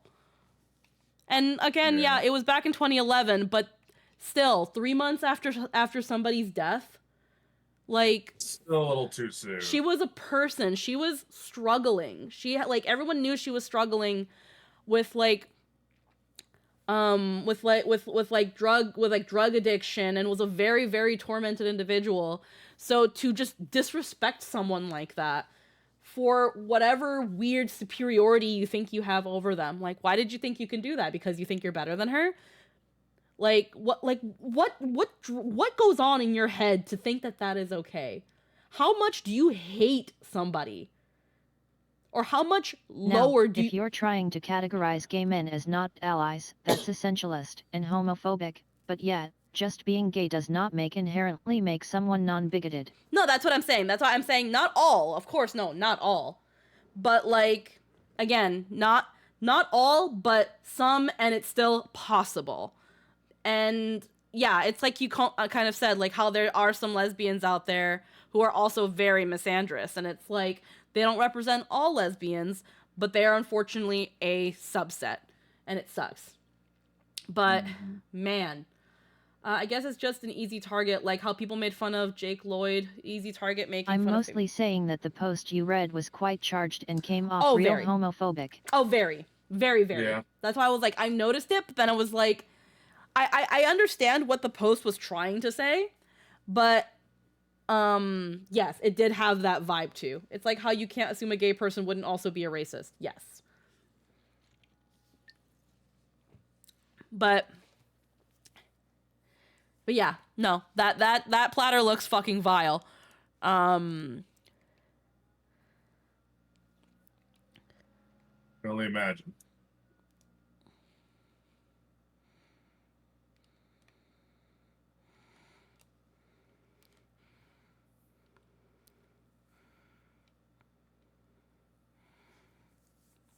Let's see. The person who posted the picture of it.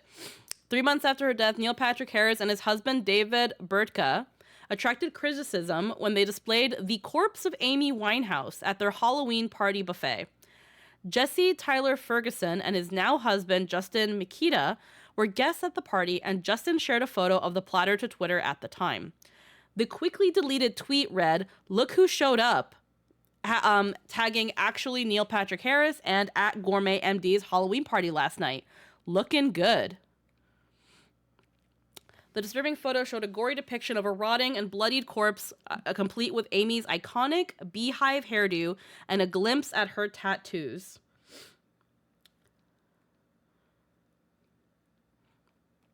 In case there was any doubt over who the dish was supposed to represent, a handwritten description that had been placed beside the food read, "The corpse of Amy Winehouse." Yeah. Like, fucking actually gross. And then, detailing what it was made out of, the note continued to parentheses, beef ribs, pulled pork, chicken sausage in a spicy barbecue sauce. While the plate was ultimately a meat platter, many mistakenly thought that the grotesque display was a cake and referred to it as such in their critique. However, the controversy was quickly dismissed, and neither Neil or David ever addressed their decision to serve the dish. More than 10 years later, Ashley Reese ignited fresh backlash against the couple after tweeting about the platter. The now viral tweet read, "I cannot believe how many very online people over the age of 25 are just now finding out about Neil Patrick Harris's disgusting Amy Winehouse cake." The second message continued, "Yeah, Neil Patrick Harris quite literally had a cake mimicking Amy Winehouse's corpse for Halloween soon after she died. I've loathed that man ever since."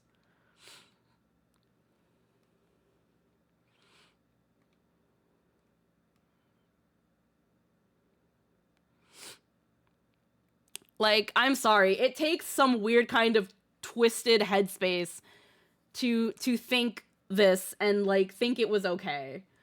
Like, and I remember around the time Amy Winehouse passed away, too, where there were people... And then he stole the Gandiva, so, like, the heck, man. And then, like, I remember around the time... I don't know what you mean by the Gandiva.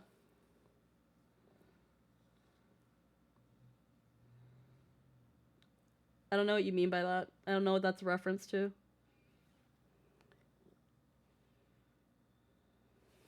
There's a guy in Vestige modeled after Neil. Oh, Carry on. Oh, yeah, there is. Yeah, because Logan's a huge fan of Neil Patrick Harris.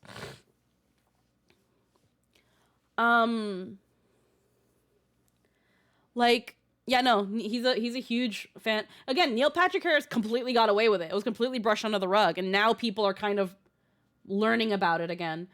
And the character is evil. Yeah, but that, again, like, Logan has always been a big fan of Neil Patrick Harris. But that's the thing of, like, around the time Amy Winehouse passed away, there were some people that were trying to, like, shame her even after she passed away, because she was a struggling, like, she was, like, still struggling with, she had been struggling with addiction and alcoholism and all that stuff. And it was like, you don't understand how hard it is. Like, seeing somebody that you know or care about struggling with addiction, doing their best to try to fix themselves. And then they make pretty decent progress, and then just something happens and they relapse and it's just as bad.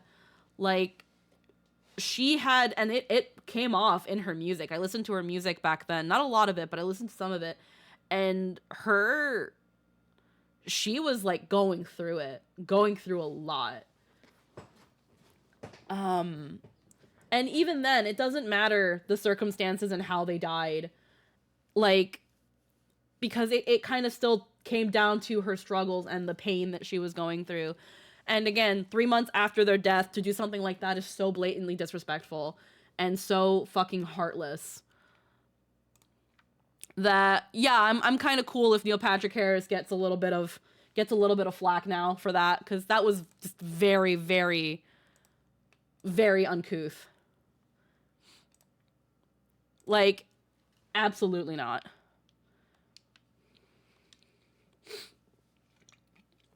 Imagine needing to shame a dead And also, woman. yet, celebrities do a lot of really screwed up stuff that they largely get away with because of their popularity, and fan bases who actively don't care as long as they keep getting content. I like his acting, but he sounds like a scumbag. Apparently, this is the stuff that you take with a grain of salt. Apparently, he's an asshole IRL, which does not surprise me. Imagine needing to shame a dead woman for having a drug problem. Fucking disgusting. I'm always in the camp that people should be called on their shit. Exactly. Again, it seems like later on ish to, again, the fact that I saw it on a post that's only about an hour old about this thing, because I saw it on Twitter. I just didn't want to retweet it. It was like, okay, no. It doesn't matter how much you don't like somebody. Doesn't matter what the circumstances were. This is disrespectful. Like, what did this woman do to you? And try to explain to me why that still justifies it, because it's not going to. It's kind of like how everyone, like when Anna Nicole Smith passed away, everyone was shitting on her too and being like, well, she was just a gold digging whore. And it's like, it doesn't matter. It doesn't matter what you thought of her. Because, like, I remember when I was younger too, I watched the Anna Nicole Smith show, and I shouldn't have been watching that. But she was just a silly, funny lady that, like, yeah, she probably was like a bit of a gold digger, but she was kind of smart. She knew that she needed to support her and her son was her life. So yeah, was she gonna marry an 88-year-old billionaire and get his money? Yeah, she did it for her kid. And, like, when her kid took his life, it destroyed her. That was, like, her reason for living. And, like, yeah, she had, like, the other daughter, but that was her son. That was her everything. And then she passed away the way she did. It was tragic. But people still shit on her and made fun of her and made her, like, the blonde bimbo, dumb lady that was a gold digging slut and a whore. And it was like, bro, damn, what did she do to you? Losing losing a child is like a fucking nightmare to anyone, right? So, like, yeah, I remember people need to back the fuck up a little bit. I remember there was a whole scandal too, because, like, once she passed away, again, there was still her daughter, who was, like, just like a little baby, and the guy that she was with was claiming that he's the father of the daughter. But then there was a lawyer that Anna Nicole was with that said that he might have been the father, because there was I think there was, like, a break in the relationship or something. So there was a time that she was with him and stuff. And I can't remember who the baby ended up belonging to. I think it ended up belonging to the lawyer, but I can't recall. But I remember that being a whole thing. And me being in, like, middle school, just kind of wanting to know, because it honestly, it almost sounded like one of my mom's novelas, because I used to watch my mom's novelas with her, so it just felt like a novela, just with actual people. It's like, but yeah, she got freaking, like my Japanese anime. She got, like, freaking lambasted. And we don't call out the guy trying to claim fatherhood to gold dig. Yeah, and that was the thing. Yeah, and that was the thing too, because it was like, hey, whoever ends up being the father of this daughter, of this girl, pretty much gets Anna's estate. And but no one some people wanted to talk about that, but nobody wanted to talk about that part. Nobody wanted to talk about that part. Both men swore they were the father. And they loved this daughter and they loved Anna, and it totally wasn't for the money, guys. It totally wasn't for her money. And I'm willing to believe that on some occasion that they genuinely did not care about the estate and the money and anything like that. That they just wanted to know it's a I'm willing to entertain the thought, but it's funny how men kind of low-key get away with some of this sometimes. They can't be gold digging assholes that just are in it for the huge amount of money that Anna's estate was worth. That's so fuck. Like that's the word. Just the words exiting someone's mouth on that have to strike someone as fucking why are they wrong. only making a stink about it then?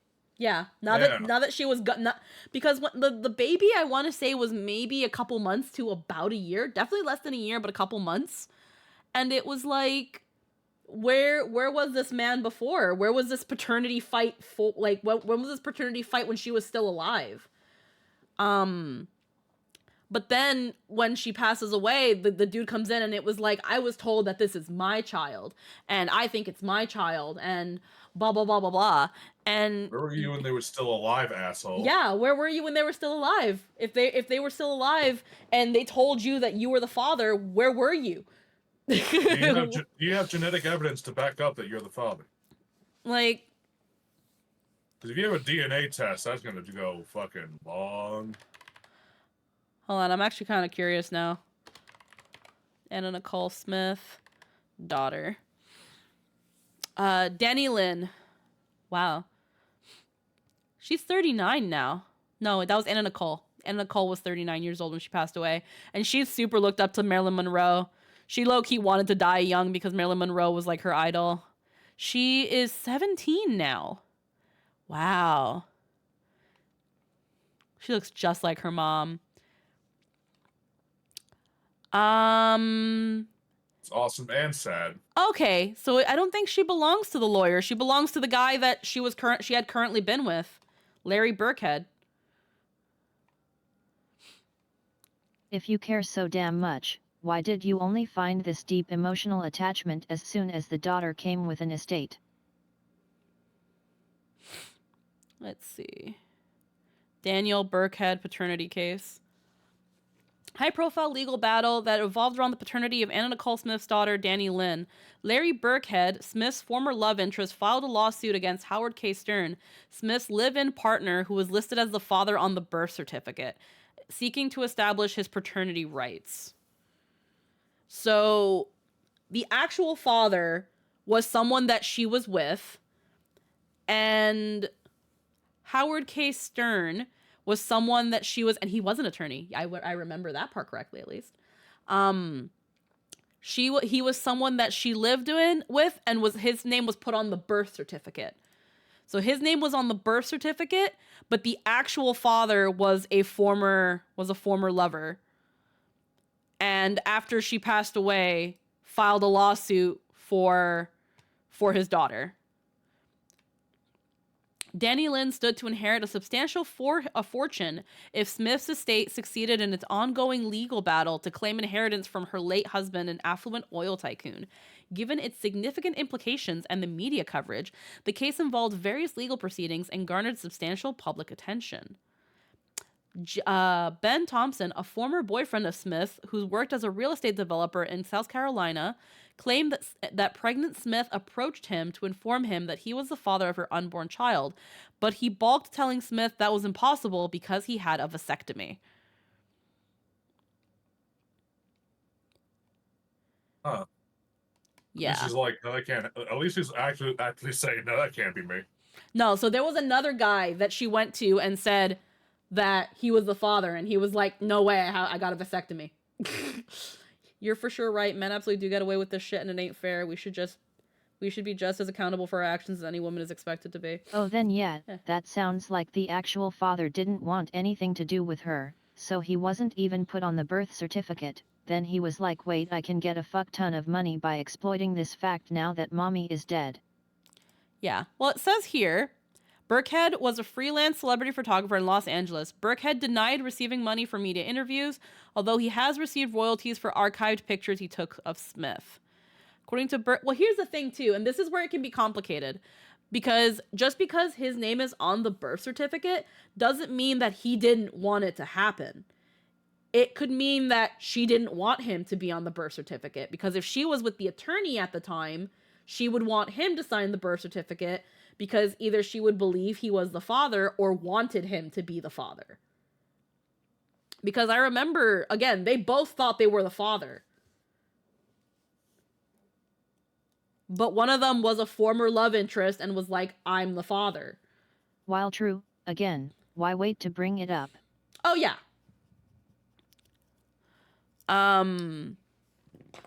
Let's see. Howard K. Stern. Stern was Smith's attorney who was named executor of her will, which was drafted in 2001 by The Eric timing James. there is very give me money.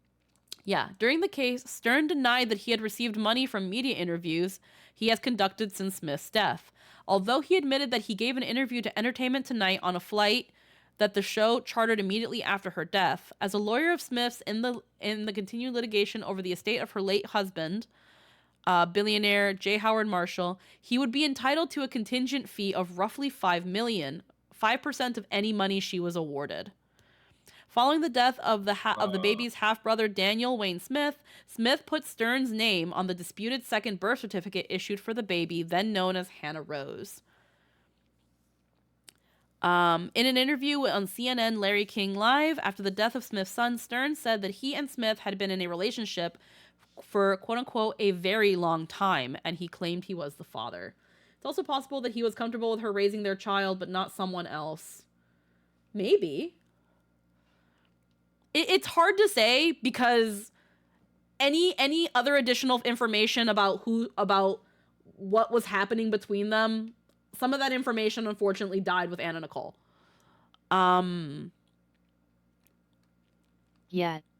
So that's the thing of like, and again, Anna Nicole was, for as much as people called her a dumb blonde bimbo, she was smart. She was very smart. She was born relatively very, very poor, but she knew the assets that she had. She knew what she had going for it, and she took full advantage of it. She nailed a billionaire. Get that bread. She nailed a billionaire, and then essentially won the ensuing lawsuit that got her all of his money. Because she was in a whole legal battle between her and his next of kin, his children, his family, that were like, she only wants his money. Why would this, I think she was like at the time 20 something, like late 20s, early 30s. Why would this woman want this 89-year-old man if not for his money? But she won. They were still like some pushback, but she still won that money. She won it. I'm pretty sure she won it. But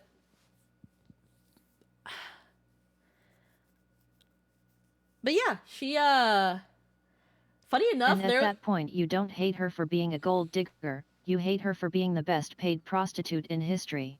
She got the biggest bag haters gonna hate. Yeah. Also, it's not like her boobs had hypnotic powers. He married her knowing full well. Exactly. You can't, no one's that delusional, right? Yeah. No one can be that delusional. We all know why this is happening. Let's not all pretend here.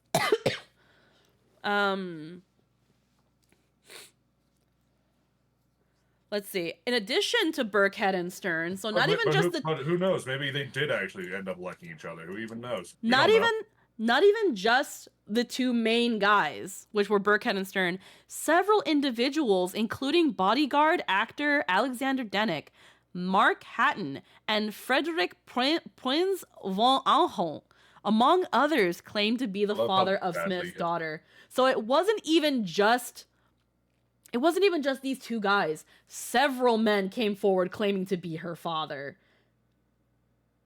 I bet that kid's just like, man, I love having dads that no matter what will not do anything for me. Well, here's No, the thing. these She people was who still won't like do a baby when it happened. So by the time things were settled, she like Burkhead took care of her. Like he's taken very good care of her. And as far as we know, we haven't heard any scandals between that. She won. I thought she lost. Did she lose the lawsuit? I don't know. But like it was definitely a big thing, and she definitely grew up very rich. She definitely ended up being very rich. Like probably also because of the Anna Nicole show, but like let's see. I can look into that. Let's see. Let's see. Funny enough, some people were claiming that the daughter might be of the old man, also deceased, was Smith's second husband. In February 2007, the New York Daily News claimed to have seen an unpublished manuscript by Donna Hogan, Smith's younger half-sister, saying that Smith had become pregnant by Marshall. Quote unquote, to her family, she hinted that she had used the old man's frozen sperm and would be giving birth to Marshall's child. Yeah, it works. J. Howard Marshall. Marriage and relationships. Let's see. Death and ensuing lawsuits. Yeah, see, at the age of 89, he married 26-year-old model Anna Nicole Smith. Their marriage lasted until his death 14 months later.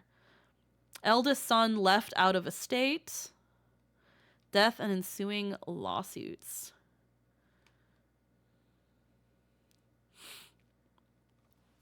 Let's see. Puppy mode. I don't know why I got like, we just like, because of the Neil Patrick Harris thing, now we're on Anna Nicole, and I'm like, legit, I'm kind of low-key living. Like, let's see. It's tangents. It happens on the thing. Let's see. Marshall died of pneumonia. Following Marshall's death, Anna Nicole Smith became involved in a court battle with her former stepson, who then died in 2006. J. Howard's will and trust did not include Anna Nicole or J. Howard's other son, J. Howard Marshall III. Anna Nicole and J. Howard III both sought to overturn the will and trust. In 2001, they both lost their cases during a 6-month Texas state court. Okay, so they lost that. Well, yet, if you have any shot, that's a ton of money on the line, and also she's a somewhat maligned woman, and all these men coming forward furthers the narrative that she was a very loose and unfaithful woman, so some of them probably came forward just to sway public opinion further away from her. Hi, Artie, how we doing? Let's see. During the probate proceedings, Smith declared bankruptcy in California and was awarded $474 million as a sanction for E. Pierce Marshall's alleged misconduct in discovery. In 2002, the bankruptcy judgment was vacated, and Smith's award was reduced to $88 million in the United States District Court of California. In 2004, a 3-judge panel of the United States Courts of Appeals vacated the district court decision under the probate exception, ruling that the federal courts lack subject matter jurisdiction over state probate matters. The Ninth Circuit decision also affirmed the primacy of Texas probate decision, which determined that no misconduct had taken place and that Smith was not one of J. Howard Marshall's heirs. However, on May 1st, 2006, the Supreme Court of the United States in Marshall v. Marshall reversed the Ninth Circuit's decision regarding the probate exception, allowing Smith another opportunity to pursue her claims in federal court. The case was remanded to the Ninth Circuit for adjudication of the remaining appellate issues. On June 25th, 2009, the same 3-judge panel of the United States Courts of Appeals for the holy shit, these titles from the Ninth Circuit heard oral arguments of the remaining appellate issues. On May 9th, 2010, which I think by this point had already passed away, she was already gone. The United States Courts of Appeals of the Ninth Circuit issued its second opinion on remand, finding in favor of E. Pierce Marshall that the California Bankruptcy Court did not have jurisdiction and the California Federal District Court was precluded from reviewing matters already decided in the Texas Probate Court. In September 2010, U.S. Supreme Court again agreed to hear the case. June 2011, the Supreme Court decided the case in a 5-4 decision in the favor of the Marshall family, now styled Stern versus Marshall.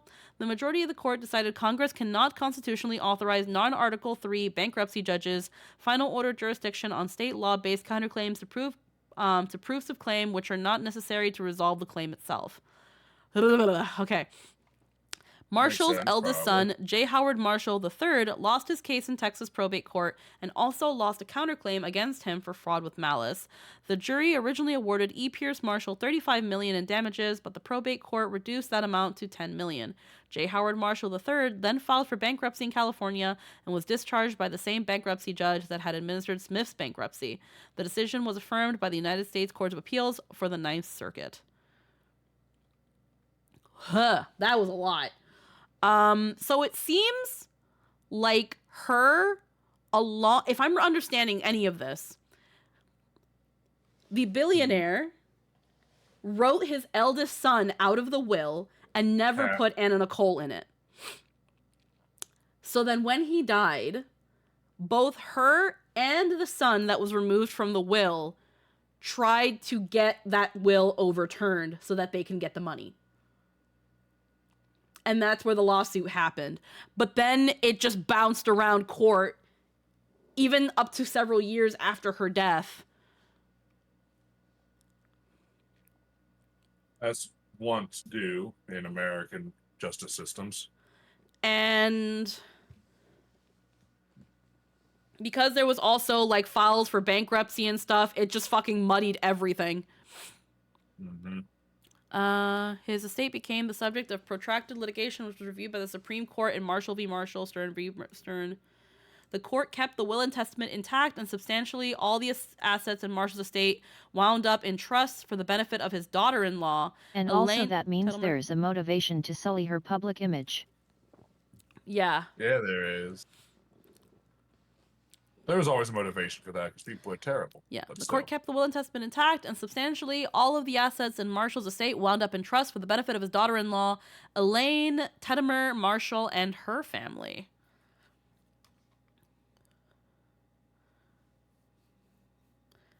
So one of his daughters-in-law ended up essentially getting most of the estate.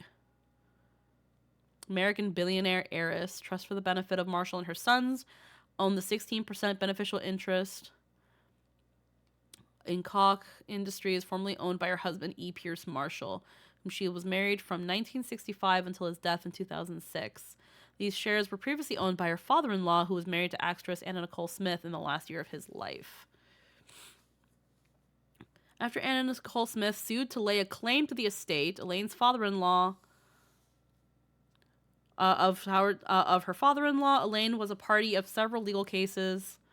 As a trustee and a beneficiary of various family trusts, she was also a defendant in a case regarding gift tax due to the indirect gift of shares, blah, blah, blah, blah, blah. Huh. Interesting stuff. So she actually didn't, but from what it seems like, she didn't win. But that was still something that was used against her to shit on her. Of course. So she didn't even win, and she was still shit on.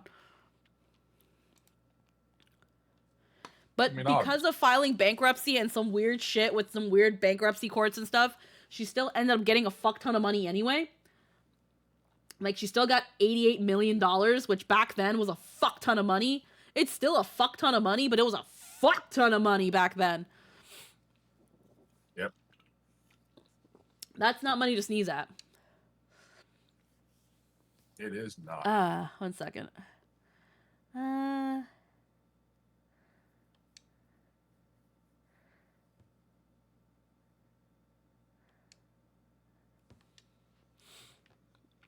Alrighty.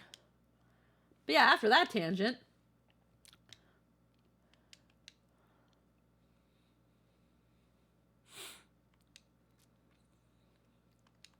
Report But to if that Minfilly. case is still ongoing after she died and no longer has the ability to refute, having a bunch of people show up claiming they slept with her recently would definitely lend to maligning her in the public eye, further cementing a pre-existing bias that she was a self-serving manipulative gold digger, which biases a jury or panel against her.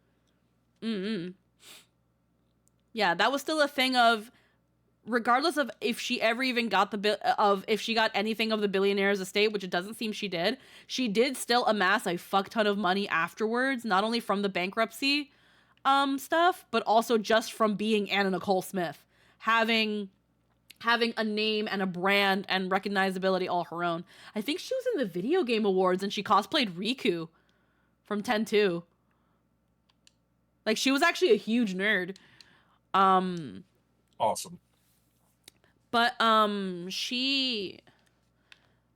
yeah, other than that, otherwise, I mean, the Kardashians exist. Yeah.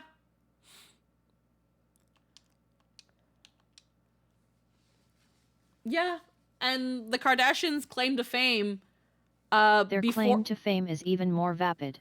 Yeah, no, their claim to fame is literally a sex tape, and before that, it was the lawyer who like, who got O.J. Simpson acquitted. I think that was the one. Kim Kardashian's father was that lawyer. Yeah, American media personality and socialite. If your claim to fame is socialite, it means I do nothing. I just know. Your claim to fame is you know people. You don't do anything. You know people. Hi. Lynn is a socialite. Lynn just called herself a socialite. I didn't say shit. Robert Kardashian. He gained recognition as O.J. Simpson's friend and defense attorney during Simpson's murder trial. He had 4 children with his wife, Kris Kardashian. So Kourtney, Kim, Khloe, and Rob. Yeah. It's kind of crazy when you look at the ripples of everything and how small the world is. We're talking about a lot of things, Zombie. How you doing? First, we were talking about how Neil Patrick Harris is kind of a piece of shit. We were talking about freaking Anna Nicole Smith and how that happened just now. Then we started talking a little bit about Kim Kardashian for like 2 seconds, and now I'm playing Final Fantasy 14. This is just another Sunday. It's just another Sunday.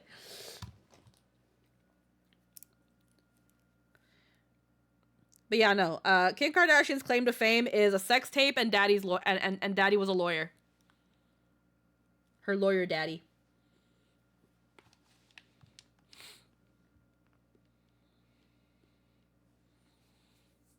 I think they were trying to do a documentary about Robert Kardashian. And then, like, yeah, the Kardashians were very present in it because, like, they were asking, like, Kim, how like, what did she know around the time? Because she was young. She was a young girl. And they were, like, asking her, like, you know, what was your dad like during this time and stuff? It wasn't even a good sex tape. Welcome back. I don't know if it's been completely removed online. I don't know. I just remember there was apparently an episode of the Kardashians where Kanye, like, even though, like, he and Kim had already kind of, like, divorced, they were still on somewhat goodish terms before he decided to actually go insane. But, where, like, Kanye gives something to Kim, like a hard drive and stuff, and pretty much tells her that, hey, I have wiped the sex tape completely from the internet. It is not on the internet anymore. And, like, she, like, breaks down crying. Because, like, now that she has kids and stuff, she's, like, scared that, like, her kids are going to be shown her sex tape. Yeah, that's fucked up. So then it's, like, again, and because, again, her kids are also Kanye's. So, like, yeah, he doesn't want his kids to see mom's sex tape. Fair enough. Yeah. A sex tape and being related to the guy who managed to successfully get a big celebrity acquitted for a murder he's very clearly guilty of. Mm-hmm. Yeah. Probably still out there somewhere, but yeah, I hope her kids never see it. I don't believe it's fully removed from the internet, but if It's it is still impossible. out there, it's probably very, very hard and not worth getting. It's probably not worth getting in the first place, in all honesty, but people are people, I guess. It wasn't a good sex tape either. Freaking... I've never seen it. I wouldn't know. Well, according to Zombie Spartan, it wasn't even a good sex tape.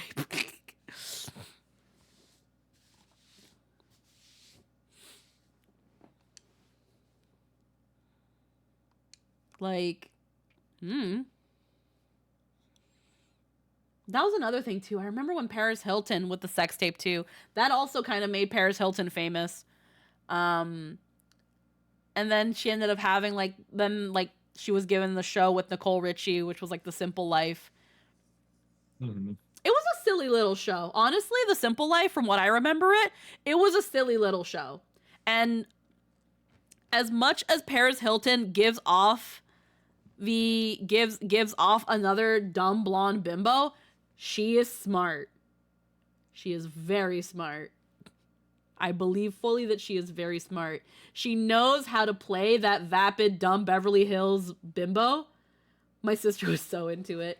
Wait, Paris Hilton had a sex tape? Yes, she did. It shot her to infamy. And I remember there was a South Park episode that made fun of it too.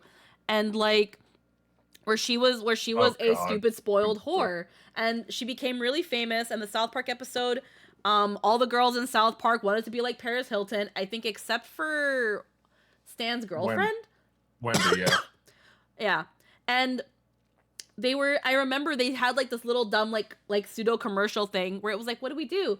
And it was like, let's be this. And then it was like, don't worry guys, I've got stupid spoiled whore, video play set, show the whole world what a slut you are. And it was like, yeah. Even back then, I was so confused. That's still such a poignant fucking poke at things. Well, here's the thing. First off, I was so confused because I was like, so she's a whore and a slut because she was in a consensual sexual relationship with someone who recorded her and recorded this moment of intimacy and then put it online without her consent. This makes her a whore because she had sex. Like, I didn't understand that. I was like, okay, she's probably stupid for allowing to be recorded, but why does this make her a slut or a whore? Mm-hmm. Like even younger me was like, I don't understand that. Yeah. Also, more about the marketing towards people to kids that really shouldn't have these kinds of things marketed towards them. Oh yeah. Because it was like the way they made that little bit was like a fucking Barbie commercial. It's like, yeah, they made it seem like a they made it seem like a Barbie playset sort of thing. And it honestly, but it was that thing of like, I think in the episode, like girls were looking up to Paris Hilton because she didn't do anything, but look how famous she was. Don't you want to be just like her, who's famous and stupid? She's somehow a slut for having sex and for the guy filming it and leaking it online. Yeah, that was the thing. No backlash towards the guy, but Paris Hilton got all this bullshit. And of course, we've already kind of went into it a little bit with Anna Nicole and Amy Winehouse and all that stuff where like, of course, God forbid we women engage in any sort of vice. We are shamed for it. God for fucking bid. Was the guy a famous person? No, I don't think he was. It probably was after that. The reason it was a big deal was because it was Paris Hilton, the millionaire heiress of like the Hilton conglomerate, like family, like the big wait. This family has sex in it? Unbelievable. Like she was the heiress of the Hilton line of hotels. That's probably why no one said anything about him. Yeah, it was her. She was, again, an heiress. A millionaire heiress. So she was a part of a lot of big social circles. She was a socialite. She didn't do anything. She just came out of the right nutsack. That was it. Yeah. That was it. But later on, because this thing shot her into infamy... That's because men having sex is cool and awesome. Women having sex is a great moral failing and will get you shunned for perpetuity. Yeah, so like... It gives me a migraine. But this is where I think Paris Hilton was really smart. Because she took now all this attention on her, and this notoriety, and this newfound fame, even if it came from something so negative, and she turned it into something. Whether they were successes is up to your discretion. But she was in a movie, she released an album, and she was in The Simple Life with her friend Nicole Richie. And The Simple Life went for several seasons because people fucking bandit. It was great. People wanted to see a spoiled rich girl who had everything handed to her, or at least that was the image that she was selling, go through the mundanity, to live like the everyman, and to be put into the working world and see how hard it is for us little folks. And she played it. She played it. And be paid a lot of money for it. And be paid a lot of money on top of it now. That's the kind of life I want to live, of being able to be paid to play an idiot. Like, okay, girl, I gotta live on this farm for like a week surrounded by cameras and pretend that like this is so hard and I'm gonna break a nail and where's my Birkin Gucci bag? Sold. Where's my millions of dollars? Yeah, absolutely. If I had like a dumb shit doesn't understand how the world works, I could do it in a heartbeat. Like her and Nicole Richie, and Nicole Richie was supposed to be like the smart and more grounded one of the two, but like and Nicole was to be the very stupid one. But like Paris Hilton had like the most iconic moments. I remember, I wasn't super into the show, but I watched several bits, and I remember her eating the little bubble, going to the freaking ice cream man and buying a bunch of the little freaking Powerpuff Girls ones. She was like, how much for 5 more of these little blonde bitches? And like, I can't remember, but I think they ended up buying a bunch of the ice cream and giving it to little kids that were around them. Obviously, it was probably something that the show told them to do. Also, just a solid lesson about celebrity. You don't have to be good at anything to be a celebrity. You just have catch the public eye and milk the fuck out of it. Yeah. You take your 15 minutes and you get you try to get as much out of your 15 minutes so that it's longer than 15 minutes. And Legacy, baby. And like freaking yeah, she milked the fuck out of that image for what it was worth. Now she's relatively laid low because she doesn't have to do any of this shit anymore. She's filthy fucking rich. But like now she is considered like an early mid 2000s icon in that. Well, like she is like so about Pink and that Beverly Girls and that, oh my god, like she's iconic. Whether you like her or not, she is iconic. I saw a TikTok where it was her and this other chick making a pink lasagna where she was like, it's gotta have pink, it's gotta have glitter, it's gotta be blinged out because you're worth it, because you're hot, because you're cute. That's hot. Like, that's hot was like the catchphrase back then. I fucking remember it. It was all fucking her. Like, like she even had like her home brand. It was like, but it was just called Paris. And yeah, no, it was everywhere. She had a perfume. I think it smelled really good. My big sis had the perfume. It smelled really nice. She had like her own like little line of clothing that you can find at like Kmart and Walmart and shit.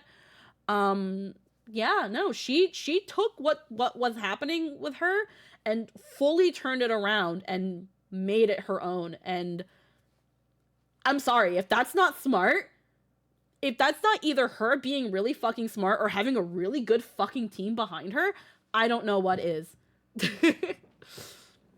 That's hot was not her. She tried to legally make it hers but couldn't get the copyright. Yeah, no, I remember that part, and a lot of people got on her for that because that was stupid. But hey, no one's perfect. That was the thing of like she popularized that term though, Cerberus. She popularized the term. But yeah, it's that thing of like you have to because I think she wanted to sell merchandise with "That's Hot" on it and make it so that other people couldn't profit off of that, which is a very rich person thing to do, unfortunately, but still. She, from what I'm remembering, yeah, it didn't work out because it was like when it comes to copywriting that sort of shit, you have to prove that you were the first example of it, and it's impossible to prove that shit. It's impossible. And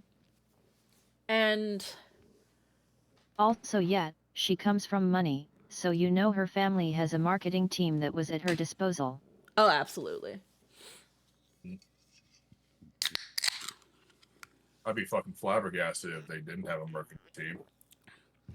So, like, again. And then there's, like, what else? But yeah, that's someone else who got shit on a lot for something that, for all intents and purposes, wasn't even her fault.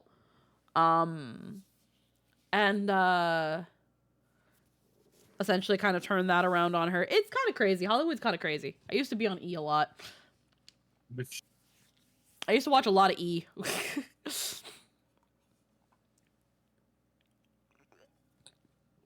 I didn't watch things like The Osbournes though.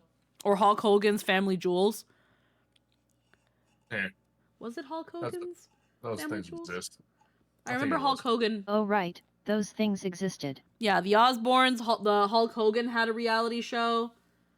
I really don't think he should have had one because it made him look really bad.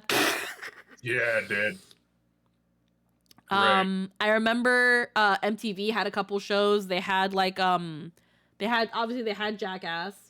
They had Viva La Bam, which was like Bam Margera from Jackhouse. They gave him and his family a reality show. Shouldn't have done that. Well, all right. That one also did not make them look any bad, like good.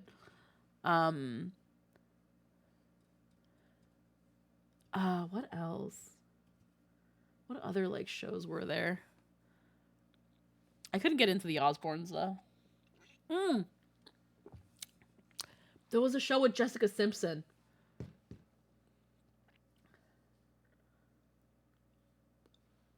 Jessica Simpson had one. And that's where it was like, is this chicken or is this fish? It says chicken of the sea, but it tastes like tuna. I remember that. That was a show with Jessica Simpson. She had a Holy reality shit. show, and people were, and that was, she was so beloved and such a sweetheart. But around the time that she came out, and then she got a show, and that happened, and it was like, it's another dumb bitch. It's another dumb bitch. You're so dumb. But it's really funny. She had a show. I know she had a show. Jessica Simpson. Apparently she also has a clothing line. JessicaSimpson.com. Newlyweds. That's what it was called. Nick and Jessica.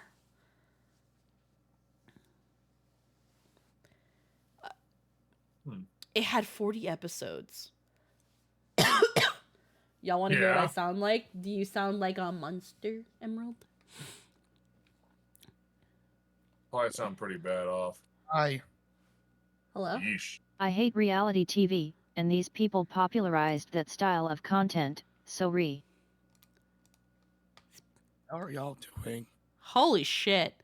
I thought Nightshade walked in here for a hot second. Yeah, you sound like Nightshade. Oh, A little bit. The bread is here. Yeah. yay, Believe lemon it? pepper We were shrimp. just about to throw all Holy this away. fucking What a waste. shit, dude. Imagine if I tried doing Anything. either game today. It would have been bad. Oh my god, yeah, dude. Wow. Wow. Dude, don't Don't.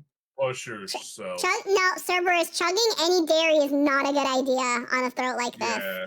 All it's gonna do is No. create a higher amount of mucus and can close up Emerald's throat, and then he's gonna have problems breathing. Like, Oh, I'm fine for breathing.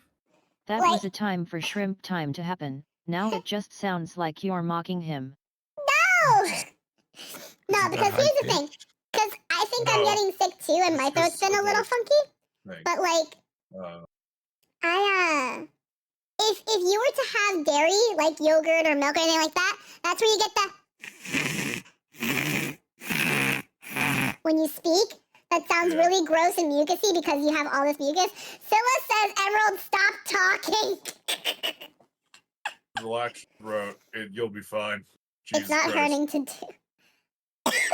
Oh, I'm glad it's not hurting, but fuck, brother. Yeah.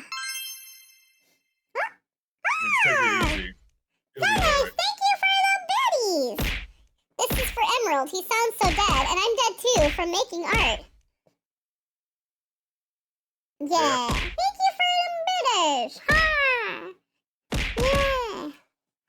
Hold on, I'm gonna proceed to. Congratulations, Emerald. You got squeaky 1000 bits. Did it. Hee hee hee. Mwah. Yeah. Look at that. We're profiting off you.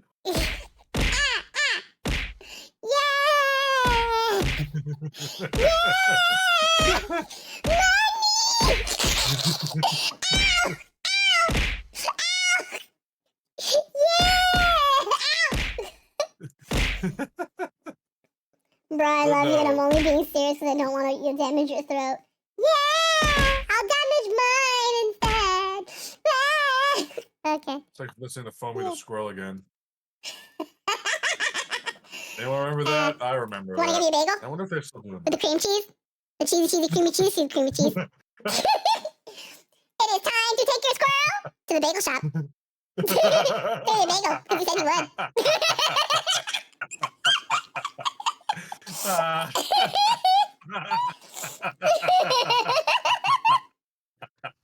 Incredible.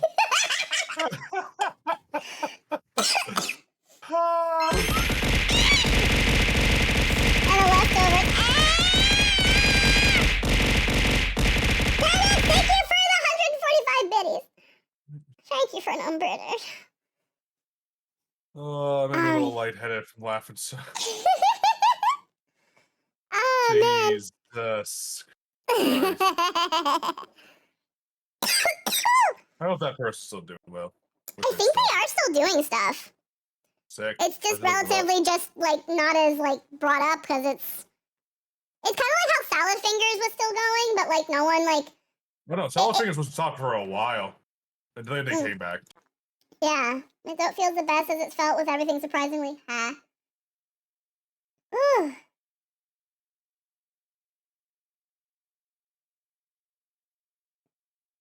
But yeah. There's no short of misery in the world that the Asians might exploit. We have an arduous struggle ahead of us. Yet come what may, we must not allow ourselves to become lost to hope, for that is precisely what the enemy desires. We have gleaned all we can from the information available to us. Let us set this investigation aside for the present. Another matter has arisen that requires your attention. Let me know when you are ready to be briefed, and I will summon the others. 28 weapon coffer. I'm so above level, these weapon coffers mean absolutely nothing to me. I should be in Heaven's Ward. Actually, no, because the Heaven's Ward is like 50. Wrath of the Titan. Mephilia is waiting to brief you and your fellow science for a new development. My hands are in pain. I need cold ice on them. At Rule 1, when you start feeling the stinging pain of you making blank, realize you make it good but painful at the same time. Oh. Voice cutscene? Hell yeah.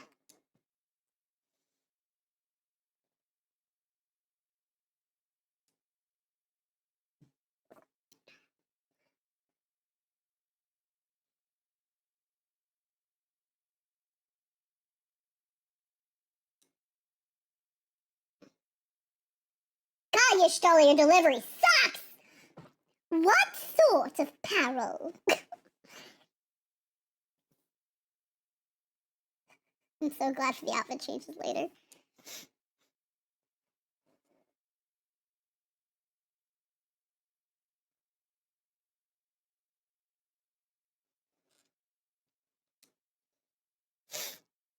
We are people pretending to be British.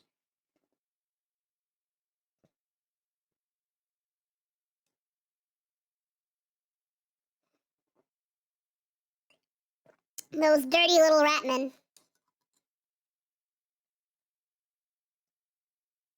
Oh yeah, that's right. There's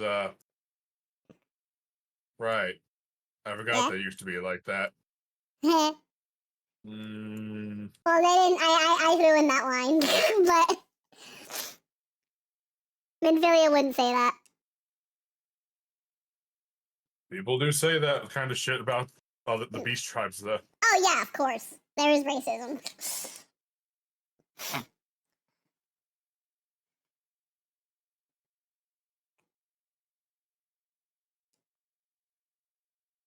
So I have two potential answers for why they're British coded. One is silly and the other leverages history.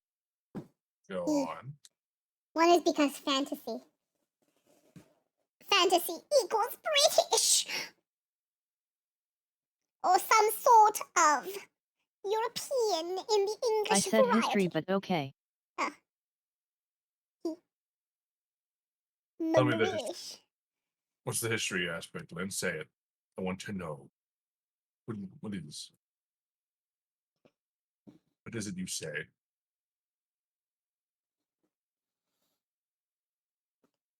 Let's go see if we can feed the cats. So the silly one is that British is what stupid people think being smart sounds like. Yes. That actually is a very true statement. Whenever they want to see anyone to seem posh and smart and even campy, they're almost always given a British accent. Hmm. Especially in terms of like Western media, where the American accent is considered the default accent.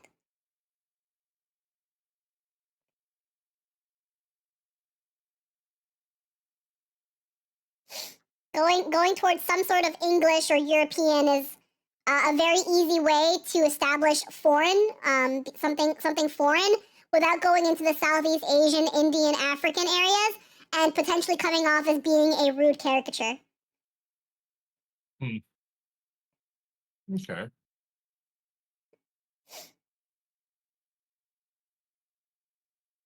Is that also the historical reason?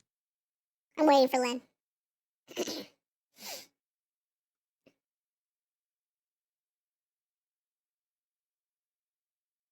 I just know in terms of acting, based on some books that I've read, that's why the American accent is usually the default, and why there are certain accents that are usually help portray certain things and give a general idea of a character before you actually get to know them.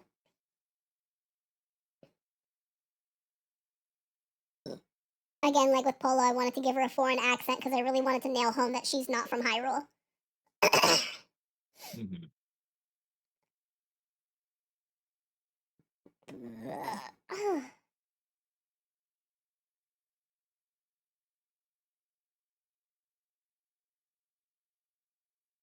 It's really funny to think about. I read an article a while back, that because of shows like Peppa Pig, a lot of like young kids were growing up with like British Australian accents because Peppa Pig is a British show that was exported. So like you had American kids who were watching Peppa Pig and learning how to talk through Peppa Pig and speaking in her British accent. That's learned. Yeah, no, accents are learned. That's funny. Accents are learned when that's how everyone you talk sounds like. Well, when everyone around you talks like that, you are very likely to talk like that. I have been the here for reason that leverages history is that the time period being evoked in 14 is very clearly during the height of the British Empire, where they owned more than half of the planet and were the general standard for much of world culture, that was then broken into a myriad of region-specific subcultures. Mm-hmm. Yep. It was very funny that happened to some kids. Yep. And but yeah, in the case of Peppa Pig, it pretty much the same thing about weapons. Just depends on how they were made and how good the quality of the. You can look at something saying, "Oh, it looks pretty, it looks nice, but has bad reflex." Yeah, but it was yeah. I've been living in Canada for 7 years now, and there are definitely some bits here and there where I've picked up a little bit of Canadian, but I still have parts of how I talk that people are like, "Where are you from?" And then I say Jersey, and they're like, "Oh," where I have that apparently that Jersey accent. Say sauce. Sauce. Sauce. Yep. Jersey. What does that mean? I don't say sauce weird. Sauce. Yeah, sauce. Sauce. Yeah. Say sausage. Sausage. Sausage. Yeah. Coffee. Doesn't sound weird. Yeah, coffee. What? Coffee is where most people tell me they hear it. No, it's just coffee. Coffee. Yeah, we both say coffee though. It's coffee. That's how you spoke. It's I'm saying it right. You're saying it weird. Coffee. Yeah. Anthony Coffee. says sauce without the accent, but you both say coffee Jersey-like. Yeah. Yeah, I say coffee. But it's coffee, not coffee. I say like coffee, like coffee, like a crow. Like a little crow, a little bird. Sometimes. Now, if you just tell me to say the word sausage, damn, there it is, sausage. Sausage. Sometimes I say sausage. Sometimes, if I'm like really aware, I'll be like sausage. But when I'm just talking, I'm like, oh yeah, I'm gonna pick up some sausage, some. oh yeah, like Tristan, do you want me to pick up some sausage later? And he'll be like, sausage. He'll just respond blankly, sausage. Sausage. Oh, shitter. But yeah, like, and back when I was with Logan, he would make fun of how I would say like words like mountain, kitten. He'd be like, say mountain, mountain. He was like, why do you hate T's? And I'm like, what? What? Say mountain. Mountain. Mountain. Yeah, mountain. I have to actively say the T, but it's mountain. But that's the thing. It's just what? It's just the word mountain. Yeah. But the thing is, though, when we're normally thinking about it, we just say, yeah, oh yeah, freaking, he went up the mountain. But apparently, that's not correct. At least when I was with Logan, he was like, mountain. Which is incorrect. Fuck you. And then some people will say that actually the T is silent in some of these words, but I don't fucking know. But the big tall rock! Who cares? Apparently we do say water properly. You aren't actually pronouncing the T, just implying it. Yeah. T is implied. The T is implied. It's very slight. It's there, but it doesn't want to be acknowledged. Okay. So I just... Okay. Hmm? I turned on the vampire game. Yeah. So there's this mechanic where you can dominate humans and make them your servants, right? Make them do stuff for you. Uh-huh. I thought because the real life timer for this because this game was made with a fucking bit of meth, I guess, dipped in their coffee. The actual timer on sending them out is real life hours, like a real 24 hours. Oh. Depending on you can for more rewards, you give them more time, but. Turns out, I turned the game off. I came back expecting it to be at, like, hey, it's still got 22 hours left. It's like at 9 hours. Oh. So the timers run, even if my own personal game isn't running, so the timer's still going. Which means I don't have to fucking have this game on for 24 hours at a time to get rewards. What that means is that it's going by some sort of net access. Yeah, because this is kind of like a private public server thing. Because it's like a game. It's going by your computer's clock, which is going by the internet. Holy shit! I should probably start building more fucking servant coffins. Hell yeah! Oh boy, idle game. So I always want to ask this question: is Canada is Canada always cold like California, or is always cold like California is always on fire? So here's the thing: no. It depends on the parts you're in of Canada. If you're on the outer provinces of Canada, you will have 4 seasons. If you're in like Saskatchewan, Alberta, those like inner provinces, they will have they will have about 5 to 6 months of winter, and then like summer. When it comes to BC, where I live, we have the 4 seasons. That being said, springs can be rather short sometimes, depending. Or sometimes we have a pretty good spring. But once summer starts coming along, that's the very dry, dusty season. And then when the fires start happening, that's when it can be a very smoky season. And because of how things are going environmentally, each year those fires get scarier.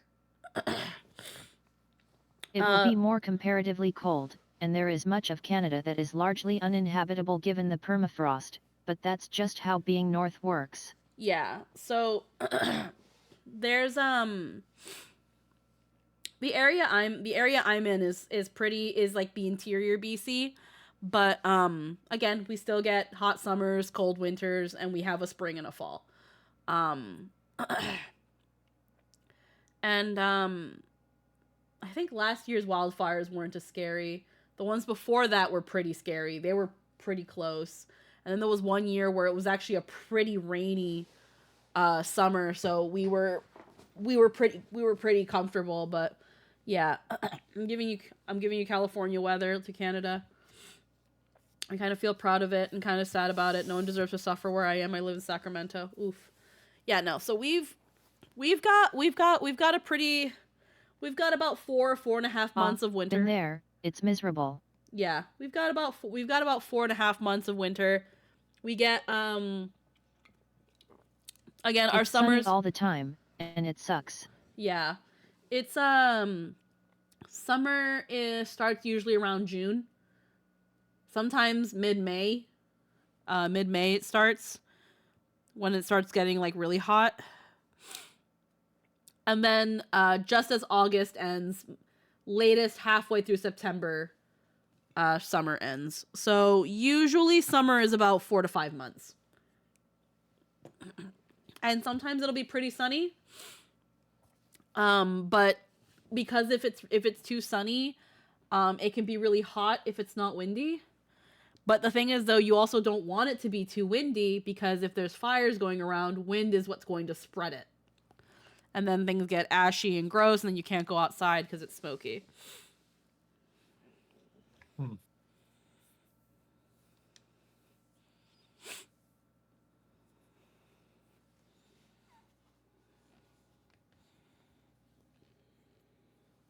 know, completely again tangential. Oh wait, is there voice acting going on? Actually, Yeah, but what are you gonna say? did you guys listen to Jack Black's Tenacious D's cover of "Baby One More Time"? Yes, I did. It's Yes. so fucking good. It is good. It's. It was definitely meant to promote Kung Fu Panda 4. I don't know what that song has to do with Kung Fu Panda 4, but all right, let's do Because it. it's Jack Black. Jack No, Black I meant pays the song. I meant panda. no, I meant the song. Doesn't have to do anything with the song. It's Jack Black. Yeah. Including the full version. Yeah, they released a whole second soundtrack. Yeah. So fuck. Jack Black is the. Hey. Are you saying Jack Black existing is just an advertisement? For Tenacious D, yes. Because you're right. There's this thing, because, this video came out, like, I think it was Friday, right? I think so. And this was the opening weekend for Kung Fu Panda 4.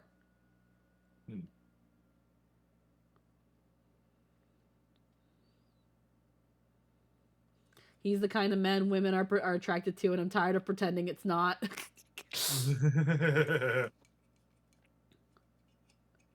I'm sure he did genuinely want to make a cover of Baby One More Time, but I also know that he was in Chinatown the whole time for that video.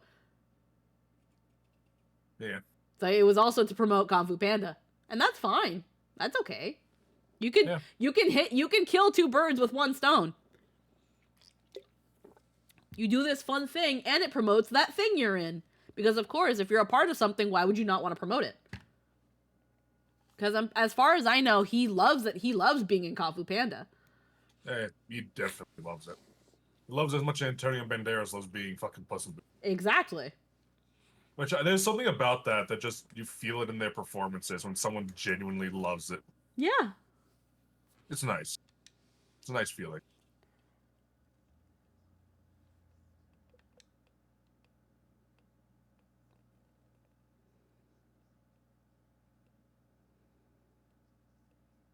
He was also excellent as Bowser. And they shouldn't have pitch shifted the song. Yeah, they pitch shifted the song, which is weird. It's Jack Black. He's perfect at singing. You don't need to pitch shift him. Did they make it deeper? Or did they make... Yes. Yeah, because I guess they wanted it to be deeper, but yeah. They needed to nerf him. They needed to nerf his power.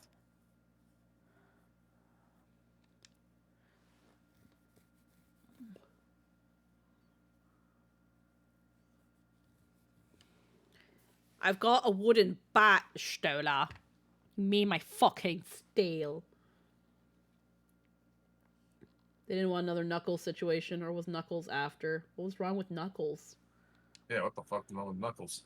Idris Elba played Knuckles, and he was perfect. Yeah, was there some kind of issue with his voice acting? Oh my god, you sound like someone from Kill of Thrones. Oh, I've got that wrong. Game of Thrones. What? His voice was too sexy? Well, yeah. his voice is very nice, but like it was also really good for Knuckles, considering that Knuckles was It's like Knuckles. Knuckles was clearly a well, not clearly, but Knuckles is a low key a coded character.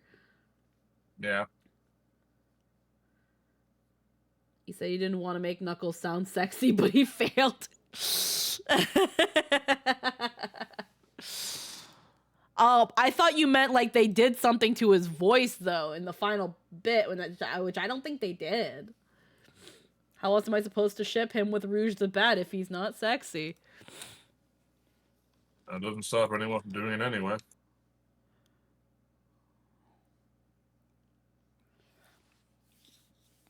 You can, Minfilia. You don't need to give me a Stola.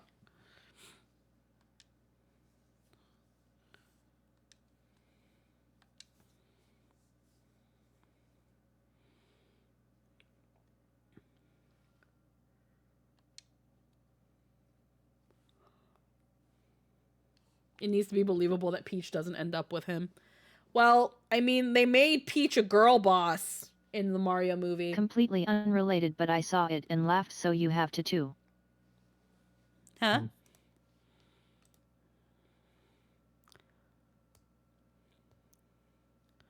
Stream chat. Thinking about League. Playing League. Ha! I see. That's morbid, but it's funny. That is very morbid, but it's very funny. That's so accurate. I haven't played the League in years. Fuck League. Yeah? Come, yeah. Just nothing but salty times. Not a fan of it. Mm.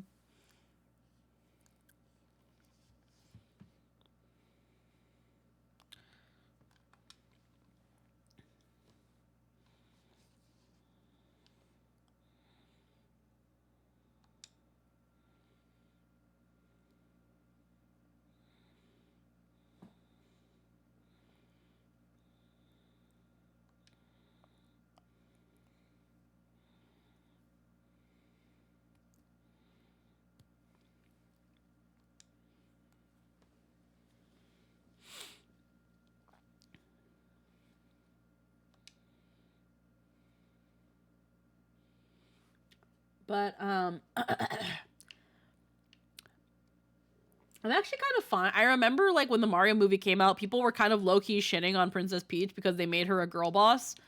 And it was that thing of like how is she a monarch and able to command the respect of the Toads if she isn't some semblance of a girl boss?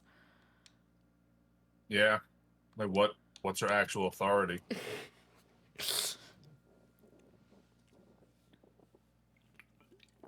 Like, isn't it good that the princess is perfectly capable of protecting herself? And Yeah. It's a thing about the writing and expectation. Oh yeah. What?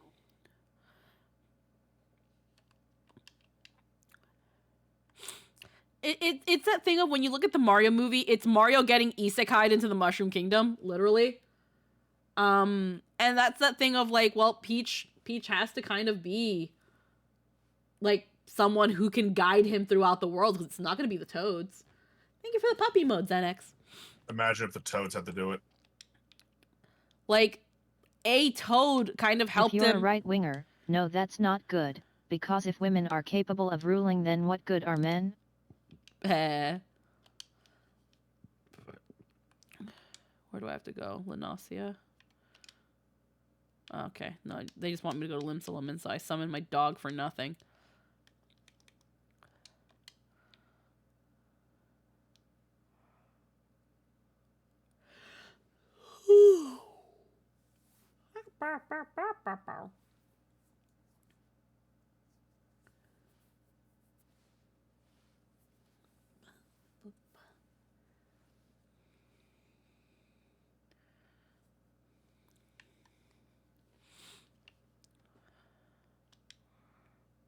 Upper decks.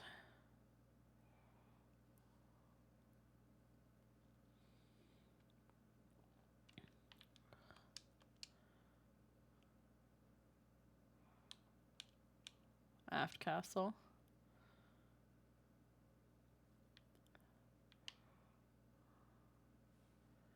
In the movie, they needed Peach to be a character capable of facing Bowser's overwhelming charisma.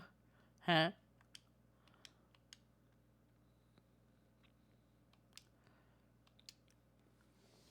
And a lot of Mario portrays Peach as a completely useless person who just has a crown, bakes cakes, and waits for Mario to solve her problems for her. Then the extended material where she actually has to have a character portrays her as being capable of actually doing things. Mm-hmm. Yeah. Hail It's Adventure. always nice to see. Yeah. I will say though, people need to lighten up on the Mario movie a little bit. I think It was a cute movie. I think it was fun. Yeah, it was perfectly fine. I don't know why people about it.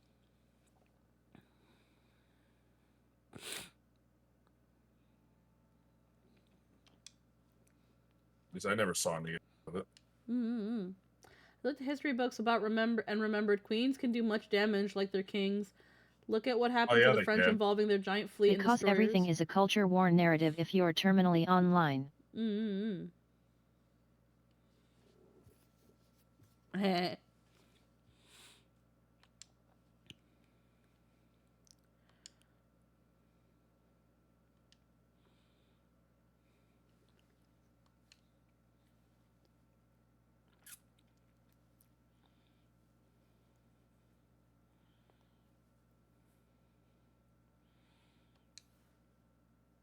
How dare they put Donkey Kong in the movie? Get your own movie about bananas, you dummy. The Laminsons who violated the agreement dissatisfied with their lot. Should we then condemn the Beastmen for defending their homes? I would advise you choose your words with greater care, Lady Stola. Stand down, Commander, High Commander. She has the right of it. Maybe you should And the shut wrong is your mine. bitch mouth. Freely do I claim it, yet it makes little difference. Remorse will not shield us from Titan's wrath, or would you have us fall upon our swords? My apologies, Admiral. The safety and concern of Limsa citizenry are, of course, a paramount concern. She's like, but wait, didn't Limsa violate the treaty with the Kobolds? Yes, we did. Yeah, we did. Yeah, we did. I'm working on it, says Mirrorweb. No, look, Mirrorweb is built different, I think, honestly, as a leader, as one of the fucking alliance leaders. Seriously. Mirrorweb does, people meme on her, but she gets shit. She does shit. She gets shit done. Oh, yeah. You gotta give her that. We observe disruptions in the flow of the ether further inland. The effects will be felt here in the city ere long. I ask much of you, I know, but the needs is great. Can I count on your help? I literally can't progress, so yes. Yeah, my thanks. Along with the full support of the Maelstrom, I await good tidings. Put those rats in their place. The Kobolds should summon Titan demonstrates they are no longer amenable to negotiation. That being the case, we must needs prepare for conflict. Before we meet Titan in the field, however, it would be wise to learn all we can of our foe, and I can think of no better source of information than the mercenaries who defended him once before. The company of heroes may be no more, but several of its former members still live. It is said that one of them is employed at the Greyfleet Mills in Lower Delacia. Quite why a mercenary should choose to become a miller, I don't know. When you find him, mayhap you ask him for me. I meanwhile shall seek his fellows.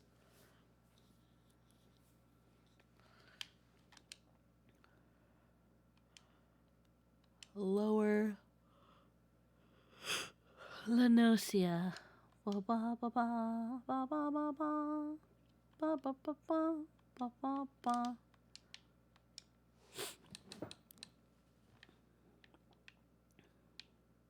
Right over there. The Tempest Gate. Yes. And? What are they going to do about it? Cry? Unless their tears have explosive properties, and they're kobolds, so that's not entirely out of the realm of possibility, they may continue whining as we utilize our superior force to pursue conquest now that our strength needs not for tenuous alliance. Hey. That's really fucked up, but there's like nothing we can do to argue that one.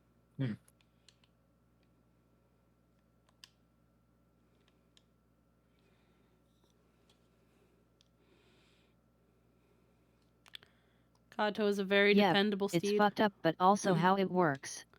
Yep. Oh, yeah. I mean, it's not fucked up. Kato is a very dependable steed. Look at him go. Look at him go. He tries. What a dumb dog. What a stupid bitch. Stupid little shit. See, this is why the kobolds are digging in Underdark so they can bomb the shit out of everyone. An entire doggo.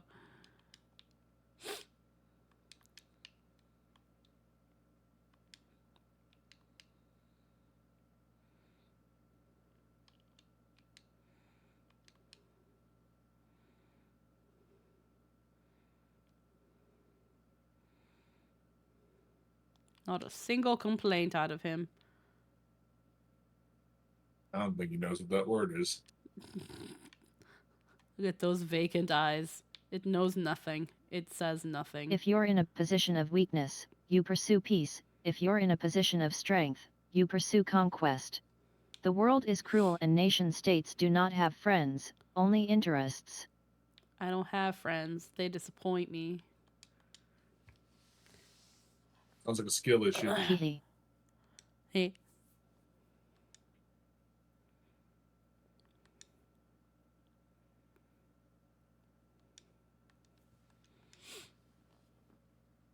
Tales from the Titus Slayer. From the Titus Slayer? Huh.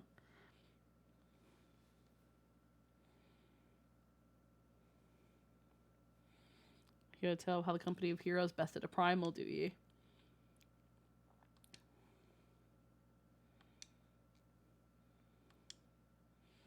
Me and the boys fought him for 3 days and nights we did. The ground trembled with every step Titus took. And when he hit ye, girl, it felt like a cannonball to the gut. Just like that. Oi, what's that look for? I'm a goddamn hero, I'll have you know. The people around here singing me praises. Don't tell me you only care about learning the secret tactics we used to beat old Titus. Huh, well, too bad. Titan? He says Titus. He's not saying Titan or Titus. Huh. Well, too bad, because now I'm not feeling charitable. If you're so damn desperate, then why don't you do me a favor and kill those rats that made a nest by the windmill just south of here? I do that, then we'll talk. Always so conditional. Put on pants.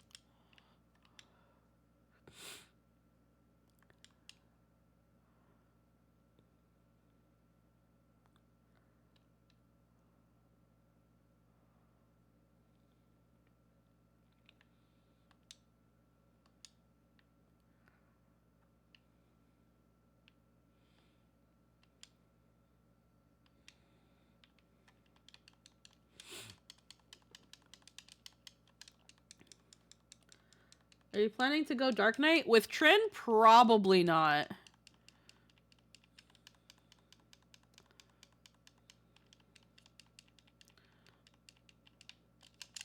Oh, fuck. I hit a wind sprite. I didn't want to do that.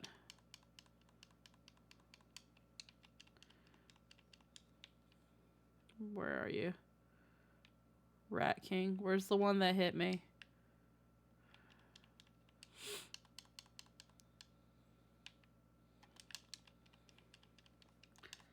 Sup, T-Tam? How we doing?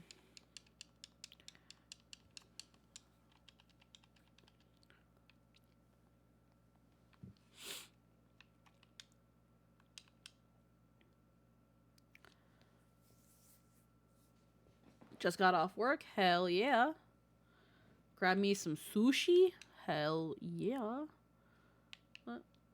That's not a Rat King where the other rats fuse together. Oop.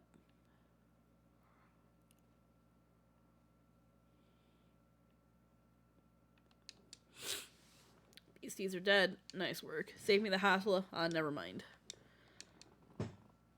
Fucking talk to us before I kill you. I will rip your fucking guts out and I'll start talking. You asking about how we beat Titus? I don't know, Venturer. It was a pretty risky strategy. The kind only a veteran of 10 score battles could rely upon. I want to teach ye, I truly do, but unless ye prove ye have what it takes to face that fat bastard, I can't in good conscience tell ye a damn thing. I just did your work for you. At the very least, you need to be capable of slaying, say, a gaboo. Come to think of it, that ain't a bad idea. Them creatures have a taste for the flour milled here, so ye ought to have no trouble finding one in the vicinity. Of course, I ain't asking you to cut one down as quick as a skilled axeman like myself. Any road.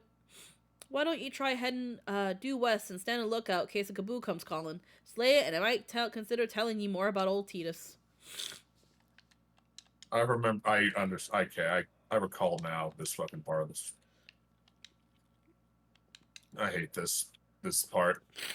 It annoys me to no end. I remember when I was first playing back in 2014, it was around the time I was doing stuff with Y'shtola that I put down the game and never came back until 2019, 2020. How time flies. But yeah, no, this Hungry gaboos.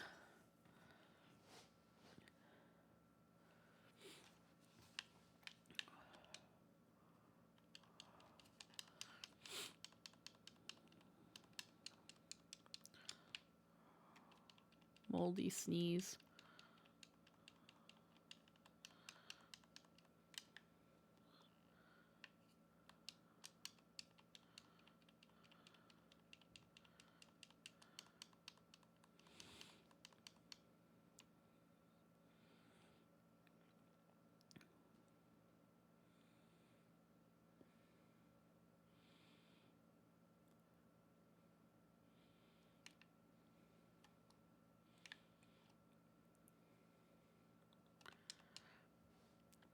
My Gaboo was harassing the millers is dead. Don't think you had it in you, venturer. Still, you took forever and a day to get the job done. Bitch, I was gone 5 minutes. I'm not sure if I should tell you our secrets. It was gone for like a minute. The fuck you mean? sure that fight's supposed to be harder at level. I don't know. It don't really matter that much, because fuck. Can't apply a gamma plate here. What is this that I'm wearing? Manners scale mail. Oh, that's why.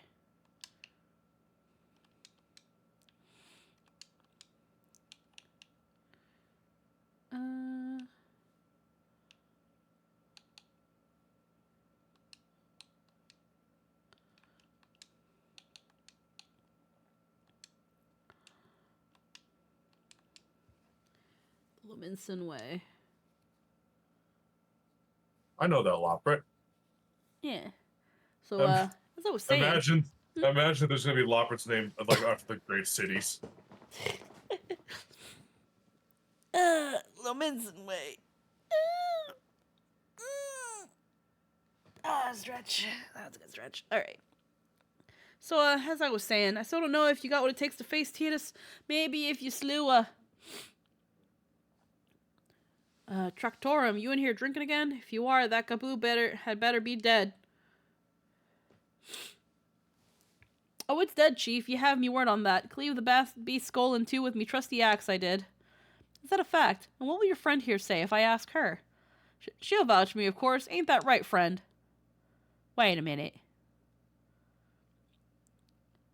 Were you fucking lying to me, you piece of shit? Tell me true, was it Tractorum who slew the Gaboo, or was it you? Yes. You mean to tell me your fucking pickle-looking ass was fucking lying to me this whole time and making you do your dirty work? Chief, what are you saying? It's me, Tractome, the finest axeman ever to serve in the company of heroes, legendary mercenaries who slew that bastard Titus. Titus? Titus?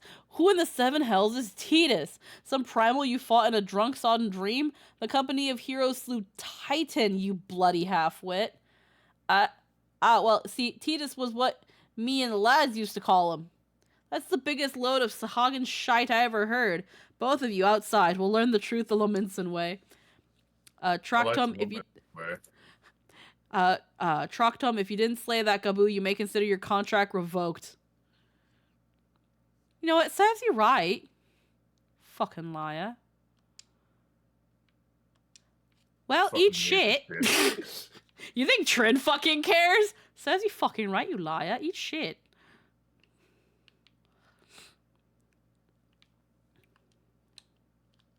The fact I had to wait to rip his fucking head off was just an insult to me.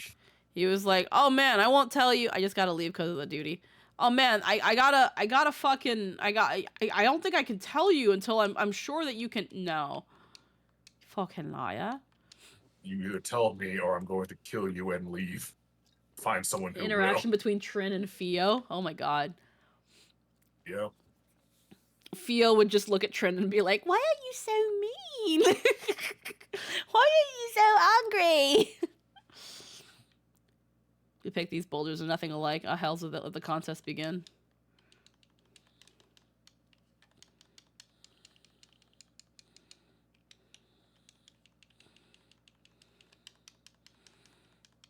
You absolutely can outpace them.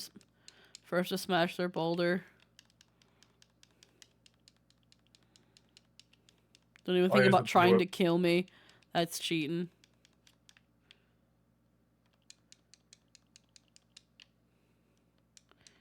Bugger meets his lucky. I still got one of these.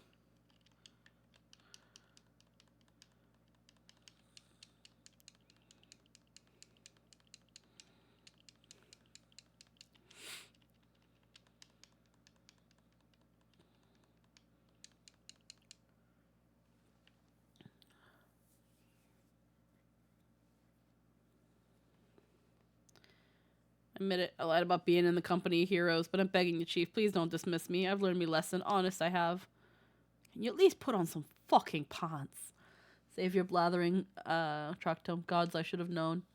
Mercy, please. I didn't want to deceive you, I swear. It's just that I keep getting turned away by all the folk I asked for work, and I panicked. See, the last job I had was at Costa del Sol, and there was this grizzled marauder everyone treated like royalty.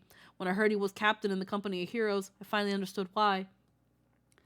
I wasn't being serious when I said I was one of them, but ye went and believed me, so, look, his name is Waistgate, alright? Waistgate. He told me how to defeat Titus, or whatever that hell thing name was.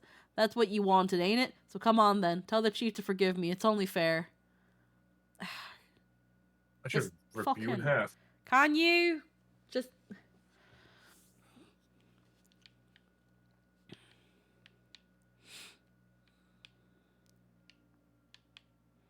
Ishtola's not in here anymore. Ishtola's like, well, this was a monumental waste of my time. Ishtola is not happy. Nope. Let's see. Costa del Sol. Where am I right now, though? Okay.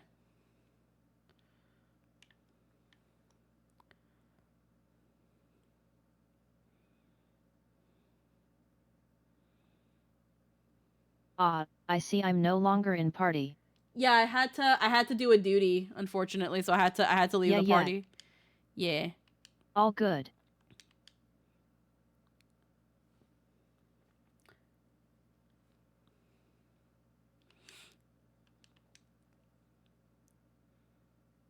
Apkalu.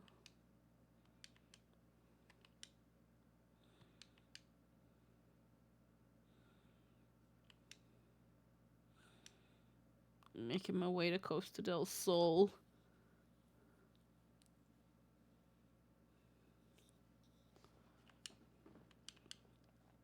As fast as... When you're at Titan, do you want to do it normal or have me handle it while you, I don't know, admire your nails or whatever you do? We can probably do it unsynced just to get it out of the way. It's just Titan. He's kind of, he's not very impressive. Let's just say. No, he's not. Which is a cry and shame for someone, I'm sure. Yeah.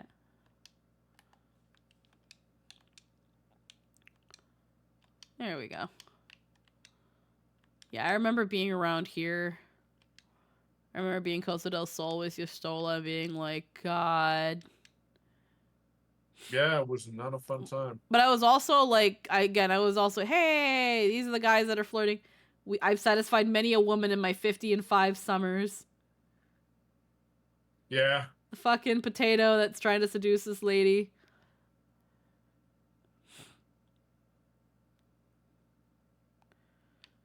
The fucking 2 potatoes here. Argo be like. Yeah, this quest line right here is infamous for being a horrific slog.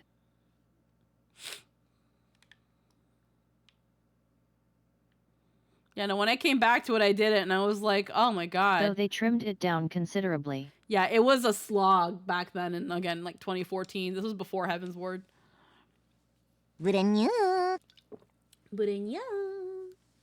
Pardon, you wish to slay the Lord of Crags? You must slay him, Captain. The It's people still pretty bad, but so much better than it was. The people of Linselements are depending upon us. Huh, you fancy yourselves heroes then, just like in the tales? Be not so quick to judge. Long have I labored for the well-being of you and yours, and my associate here has bathed in Ifrit's hellfire and lived.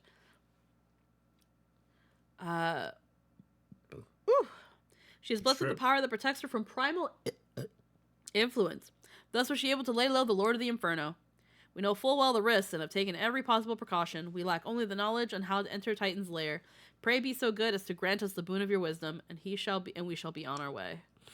A woman who can't be tempered? Useful, but it will not be enough. It is true that the company of heroes fought and felled primals, but each victory was bought on the lifeblood of brave men and women. Titan was the worst we faced. Aye, we defeated him in the end, but he took from us some of our very best. Even if you possess the power you claim, I have no reason to believe you will succeed. Believe what you will, we mean to try. Though our lives be forfeit, we will not abandon Limsa to the wrath of Titan. You're passionate, I'll grant you that. You deserve better than the greeting I gave you, but I will not send you into Ogamoro on a whim. To be plain, I do not wish to see you give your lives in vain. At the very least, I must have assurances that you are more than common adventurers. I oversee security to Master Gegaruju's estates. Perhaps you can demonstrate your abilities by attending to one of our... Ye gods, man, have you heard nothing I have said? We have not the time to perform trivial tasks. The enemy is at the gates. Do you imagine my words can sway me, girl? If you dislike my conditions, then you're welcome to find your own way into Ogamoro.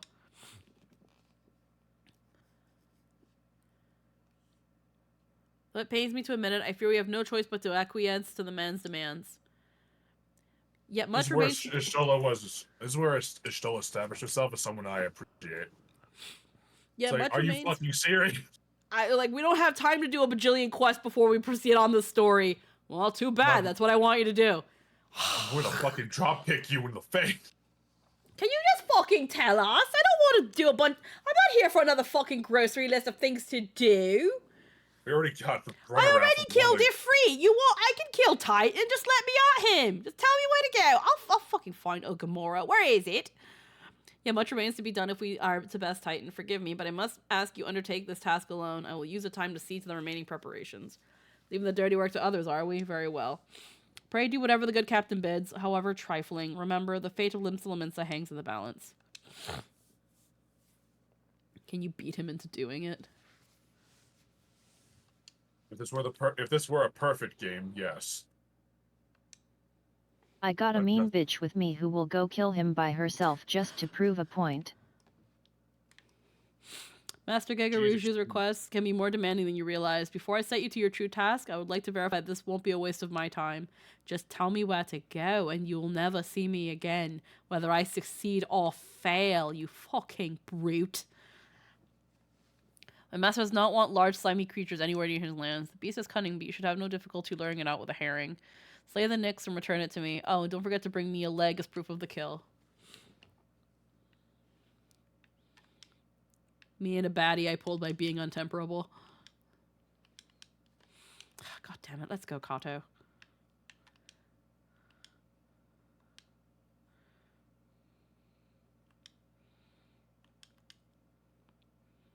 Did you hear the way he talked to me? Acting like I'm incompetent and can't prove that I'm a hero. How inconsiderate. I was right there. I'm going the wrong way. Oh, so now you're okay with being a hero? Well, if I'm going to be forced to do it, I'm going to have to be okay with it, aren't I? I'm trying to do this meeting in the middle thing. I can go right back to the start. Look at the princess growing up. You know what? Fuck this. I don't want to do this anymore. Fuck everybody. Here's your stupid herring. Leave me alone. I'm eating your heron, actually. It's pretty fat. Kato, bring me a match.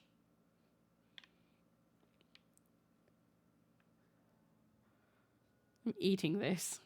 Let me see if I can find a fucking leg on the market board. Not doing shit. Fuck this place. Fuck Limsa.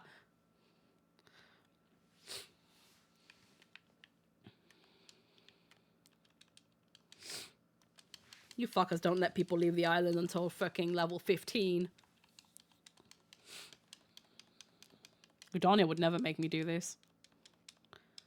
They say pretty please and give me their ripest cherries.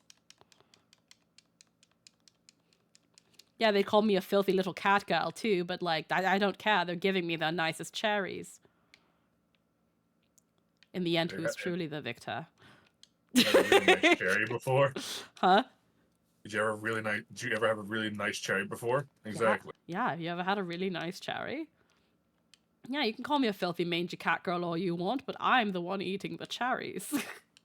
They can be prejudiced to me as long as I get the nice cherries.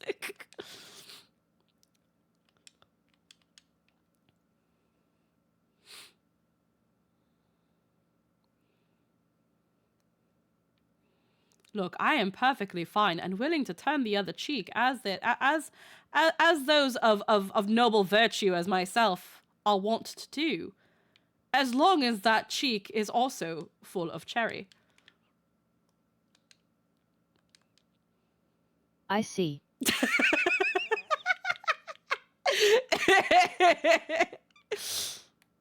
Anywho, here's your stupid leg. You're not eating the pits, right? You're not supposed to eat those?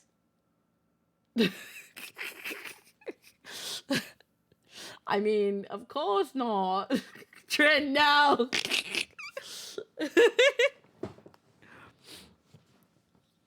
I mean, maybe a couple have gone down the old gullet.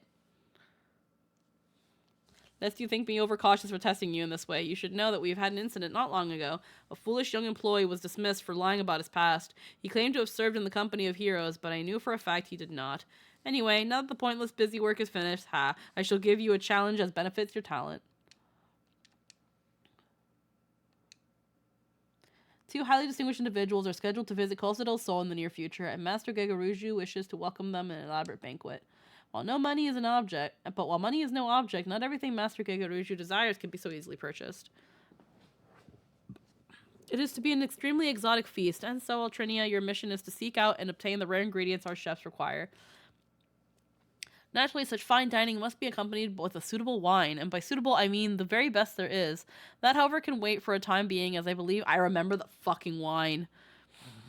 It will be long and arduous journey, but you need not toil alone. Many of the mercenaries who once served under my command still live, and they will guide you to your quest. Yeah.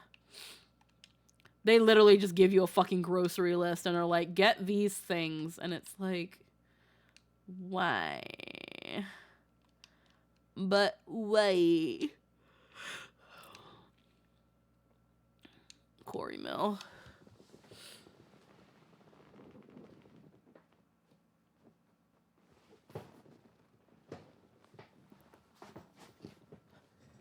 Ba, ba, ba, ba, ba.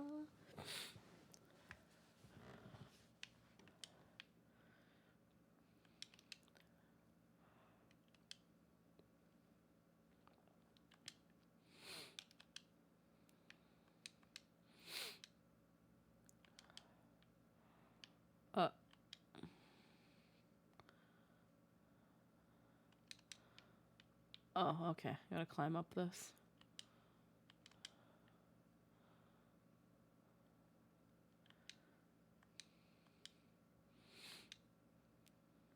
God, I can't wait to be able to fly again. No, I'm not trying to suck your toes, but hey, pretty girl, I'm sucking toes. The way you do the things you do reminds me of me sucking your toes. That's why I'm all up in your toes. Hi, Bard. How we doing? Lemon pepper shrimp. Shrimp time? Give it a second. It takes. Wow. Thank you for the shrimp time. How you doing, Bard? Blech. I know I asked the last time you popped in, but how's the old Deutschland? Have you gotten your computer yet? arrived in hopefully good condition? And have they not confiscated your copious amounts of pornography?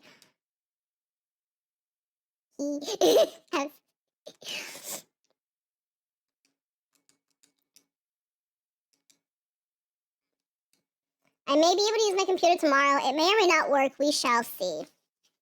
I'm sure he has a backup if they did.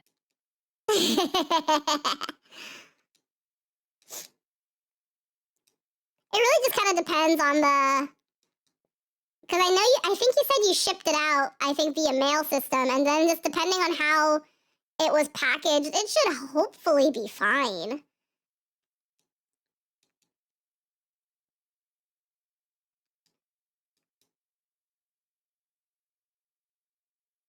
But yeah, if it got to you fine, that's awesome. I hope it works out and everything's good. Looking forward to seeing freaking things start up again. Lendinell. Ingredient you seek is the egg of a giant adamantoise. God, I'm gonna be level 40 by the time I freaking fight Titan. Yep, it's here. Nothing looks broken. Waiting on the power converter to arrive so I can use it without frying my power supply. That is true! You do not want to plug that in on a German outlet. That is a great way to fucking roast your shit.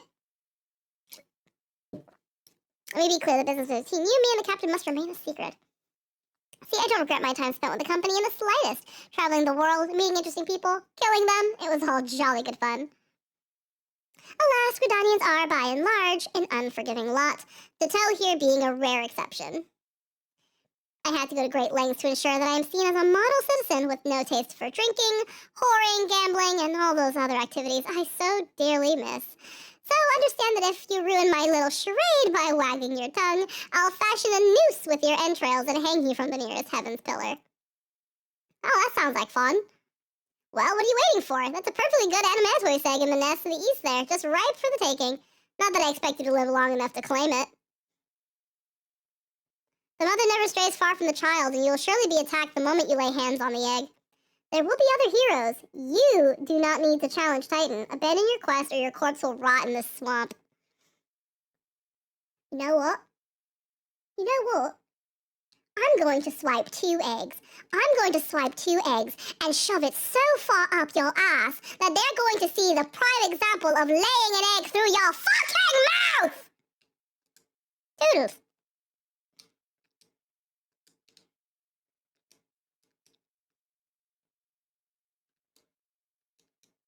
Trin is very angry. Trin is very angry. You tell him shrimp Trin.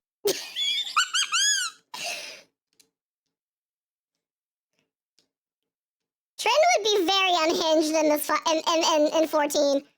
Trin is fucking insane. Yes. Ah.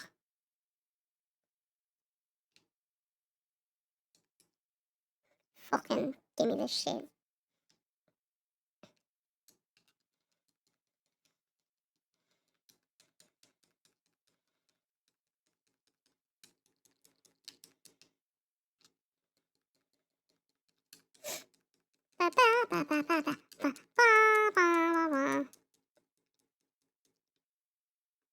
Now where's another second one? Give me another one. Alrighty. Can't wait to see the look on his face. Honestly, I should shove it down his gullet, that way it comes out of his ass. I should have said that instead. Oh well, insult for another day. You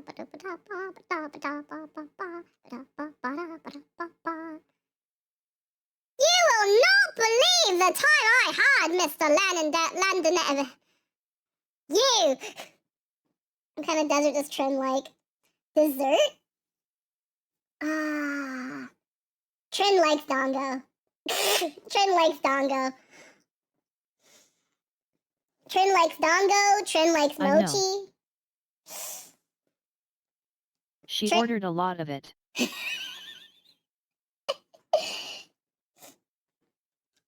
you might have the good sense to leave this place, but your continued presence, I take it you tend to persevere in the bitter end? Exceptionally large L is seemingly unbreakable. When it hatches a baby and a mantis that emerges will likely be as large as a hound. Such bravery, such recklessness, that will serve you well against Titan. Leave the egg with me. I'll see that it gets to the captain. You should make haste to southern Thanolin. In Forgotten Springs, you'll find a man named Udo Nun. Udona, he will be your next guide. Safe travels. Yeah, I thought so. Suddenly so nice and peachy key. Cause you know that Adamantoise egg would have gone if I didn't fucking need it. Forgotten Springs, where the fuck is that? Thanolin. Trial by Tartle. Tartle. I've not been there. Well, time to fix that.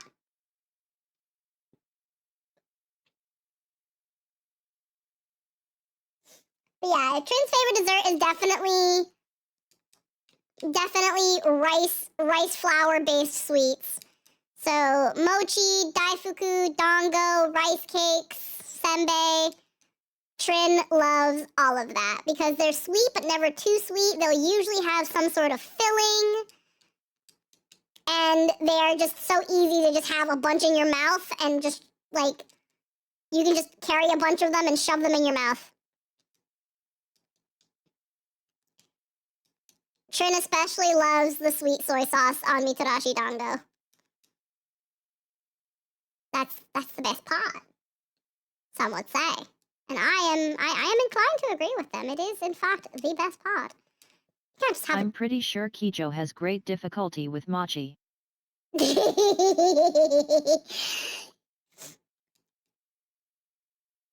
mean, not having a tongue would make kind of eating those sorts of things a bit more difficult. You'd have to, like, break it up for her. Well, here's the thing. Mochi in itself, it isn't, like, sticky and chewy like, say, peanut butter. Peanut butter would probably be fucking horrible for Kijo.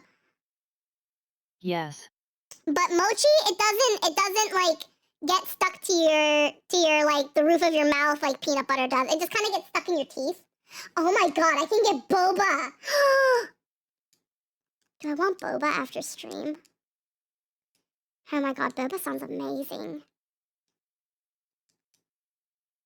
I want Kijo and Trin to get boba.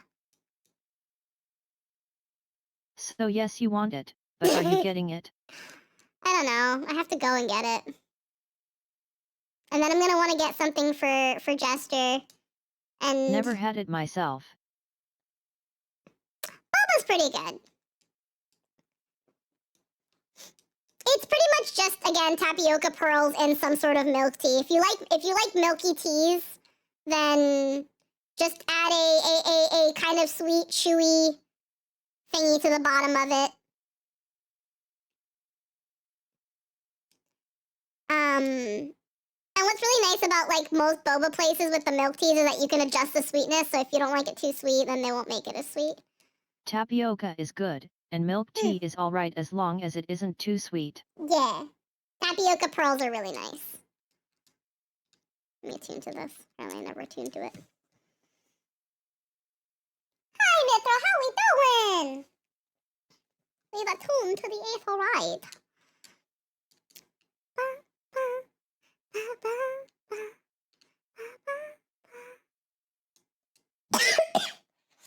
State your business. I haven't the foggiest what he sees in you, and until I do, you'll receive no aid from me. You will receive no aid from me. Savage aim, materia. Critical hit, direct hit, determination. What do I even do with this? Udona wants you to hunt the most dangerous game. Senior share of battle, no risking that, mistaking that, and you did manage to obtain an adamantoise egg. However, that was not more than a display of brute force and blind courage. The nun I once fought also believed that his strength would save him. He was wrong, and now I am Na. There we go. It's kind of crazy. Shrimp time only lasts 5 minutes, but it feels like it goes on forever in a wondrous way. Many years ago, I joined the company of heroes to hone my skills, instead of challenging my predecessor before I was ready. Even when I was young, I understood that victory goes to the patient, the cunning, and pragmatic. That is why I claim my Morbid position. for anyone who doesn't know. This guy is the nun, which means he's the dedicated breeder of the Tib Yep. tribe. That is why I claim my position and why I still hold it, and it is why I will not help an unproven whelp. The children of the sands do not offer aid to strangers. To do so is a sign of weakness. However, if you were recognized as a skilled hunter in your own right, it would be permissible to assist you. Across the desert to the east lies an Amalja encampment. There dwells a warrior renowned both for his strength and his guile. To even face this Amalja in battle, you must first find a way to lure him away from the encampment. This will be your test, to draw out and defeat the veteran. For this I will offer you no advice, only this worn spear. Why, you ask? You will have to solve that riddle yourself. Now go, slay this old warrior and bring me his necklace. The village harem protagonist. Yeah, no. Yeah, the way this essentially goes with the Seekers of the Sun. The boys who are just there, who have no real social standing, are called Tias. They can go off and make a tribe of their own and be the head honcho, or they can beat up the head honcho of their tribe, and thus gives them permission to fuck all the women in the tribe and breed. Whereas the Seekers of the Moon are a very matriarchal society. Yep.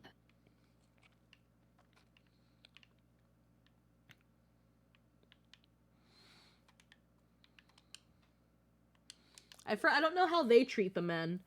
I'd have to look. I can probably look in the Eorzea Encyclopedia. Actually, I'm gonna do that. Hold on. Actually, I'm like feeling myself get up, and I'm like, I have to pee. And the tribe is it's a tribe of cucks and chads, pretty much. It's a chad that leads a bunch of cucks and his actual harem. That's exactly what it is. I'm gonna run an ad really quick. I'm gonna take a quick potty break, and then I'll be right back.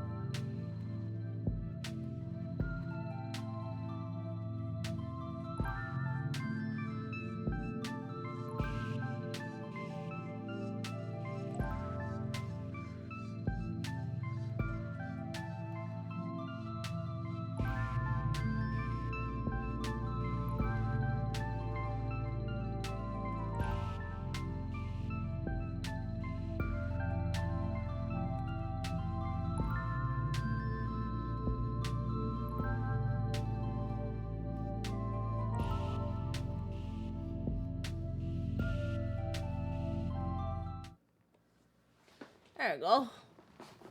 Wow. Is there a fate? Am I in the middle of a fate? That's probably why. Use the spear to lure out the Amalja veteran. Well, let me get out of here first.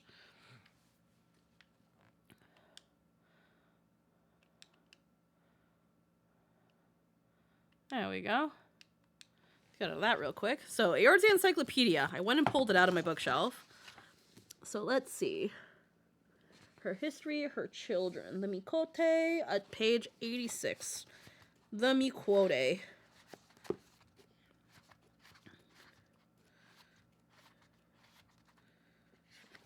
Alrighty. So, according to this, the Seekers of the Sun, they're distributed mainly between Lenosia. Trying to hit army quota. Army quota. It says here, they are the Sangoli Desert, Girabania, and elsewhere. Let's see. Unsurprisingly, given their self-bestowed clan name, the Seekers of the Sun count numerous devotees of Azima, the Warden, among their ranks. While their overall numbers are not great, their 26 tribes are scattered all across reaches of the realm, with smaller seeker settlements to be found from the sands of the Sangoli Desert in southern Thanalan to the jagged peaks of Girabania. Yet other seekers have settled in Limsa Lominsa, drawn to the freedom of pirate life. Many seekers, particularly those of the younger generation, choose to set off as adventurers, mayhaps heeding the same call of the wild their ancestors once heard. Physical attributes are roughly a head shorter and smaller of body than the average Hyur. The Seekers are blessed with a wiry strength, surpassing agility, and the stamina to run for hours under the blazing sun. A combination of traits that makes them uncommonly suited to hunting in arid climates. As many Seekers are adept at climbing and diving, they also make for excellent sailors. Among their most striking physical features are their eyes, with the narrow, vertically aligned pupils and faintly colored irises. Then they have their nomenclature. Each of the 26 Seeker tribes adopted a tribal name taken from one letter of the Eorzean alphabet, which, be it coincidentally or by divine fate as the Seekers believe, contains the self-same number of letters.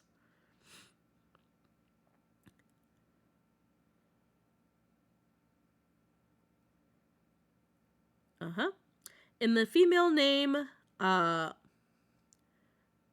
Rushhat Riki, the R represents the tribe, while Ashat is the given name, and Riki, a patronymic taken from the breeding male. Male seeker names contain no patronymics and instead are appended with a title denoting their position in the tribe. Nuh for breeding males, or Tia for all others.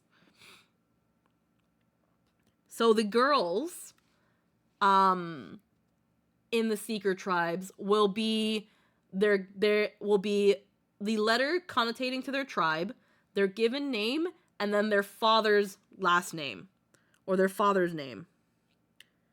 Yeah, patronymic taken from the breeding male.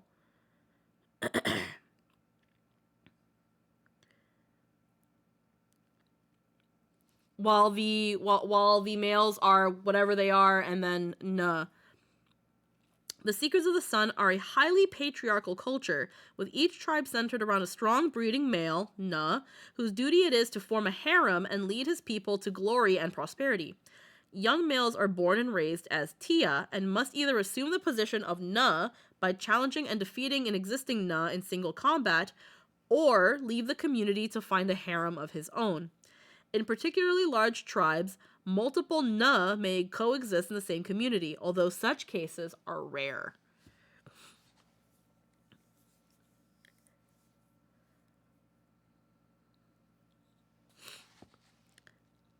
Then we have the Keepers of the Moon, who are mostly in the Black Shroud. They don't seem to leave any other area.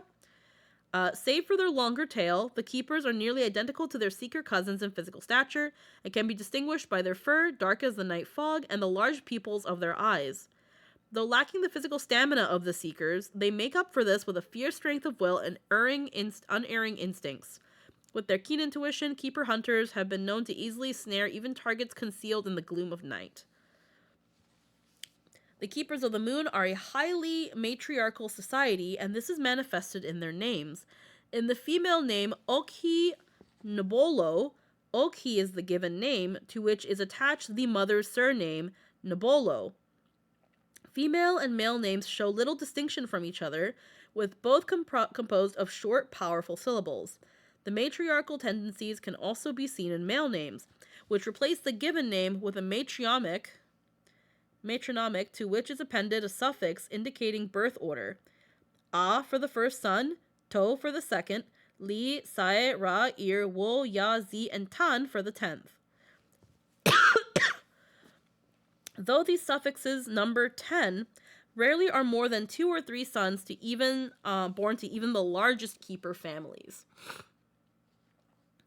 In contrast to the Seekers of the Sun, with their male-dominated tribes and harems, the fundamental unit of Keeper of the Moon society is the family, centered around a strong mother figure and her children.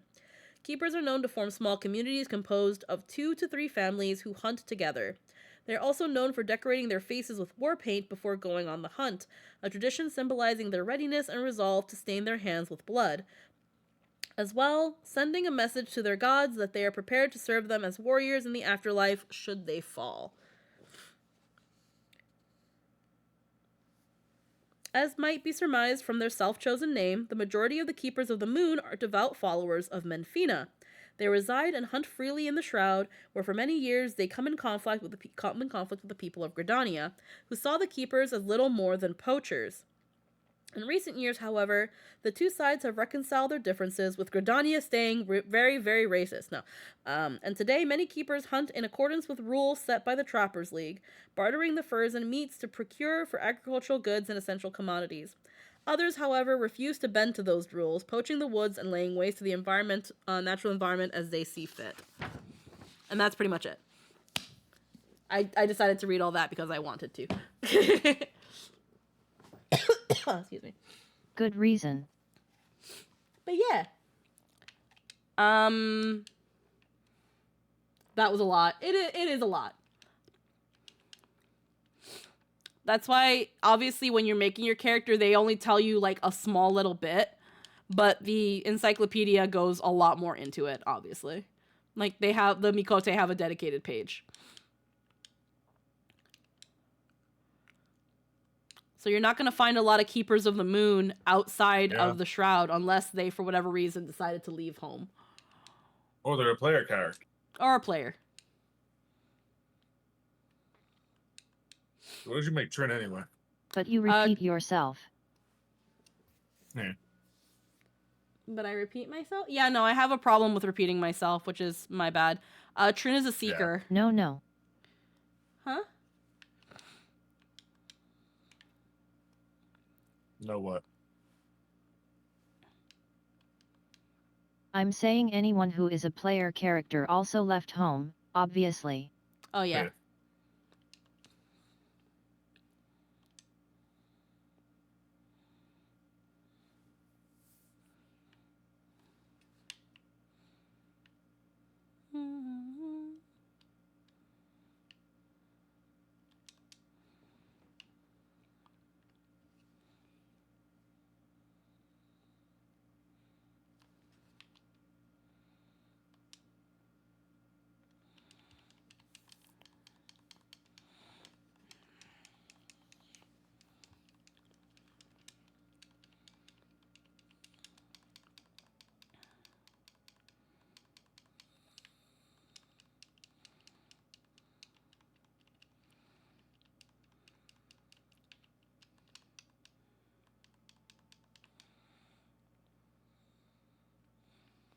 And wait for the Amalja veteran.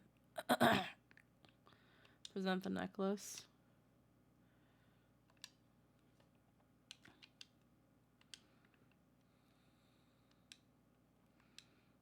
Sandworm.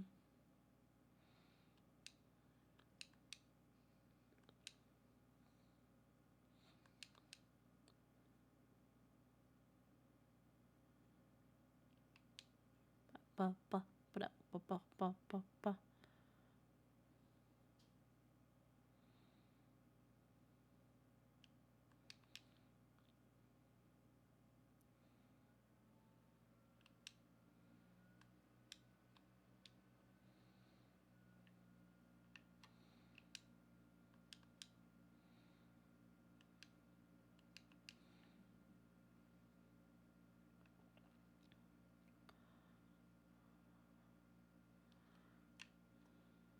Yeah, there's like ladies bathing here. Someone else with a doggo.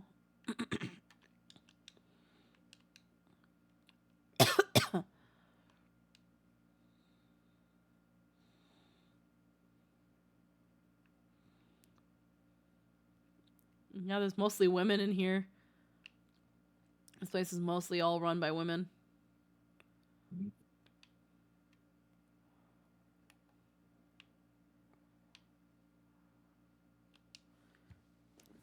Yay!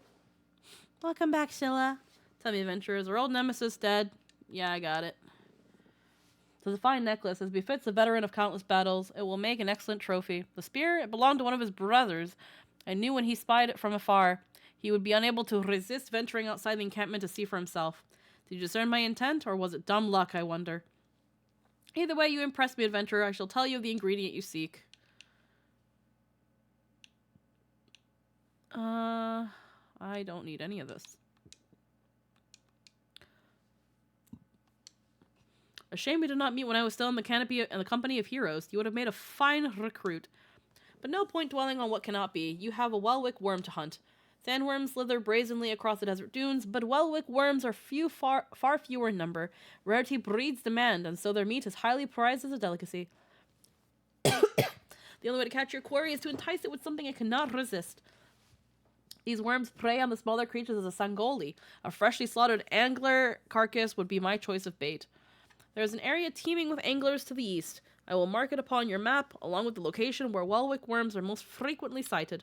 Be warned. He's just sad you aren't part of his harem. Be warned, the blood will drive the worm into a feeding frenzy. If your skills are lacking, it will devour you as well. I really like giving you a lot of missions that say, hey, you're probably gonna fucking die if you ain't up to snuff. So make sure you're up to snuff.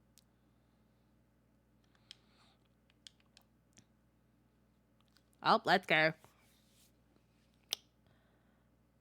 Ba ba. Ba da ba ba. Do do do do do.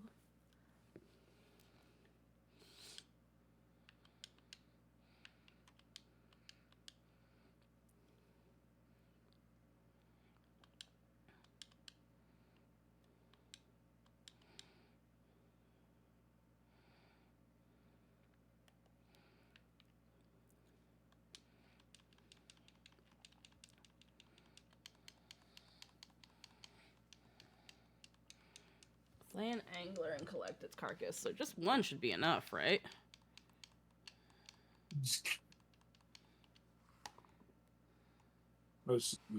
Yes. Now go all the way over there.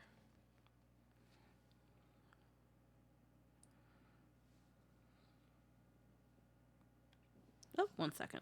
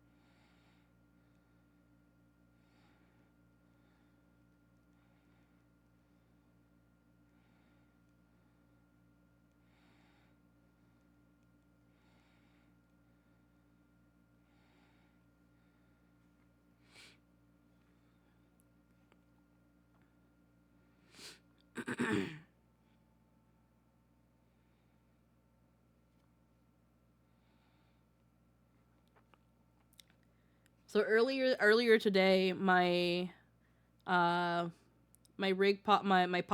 Roxo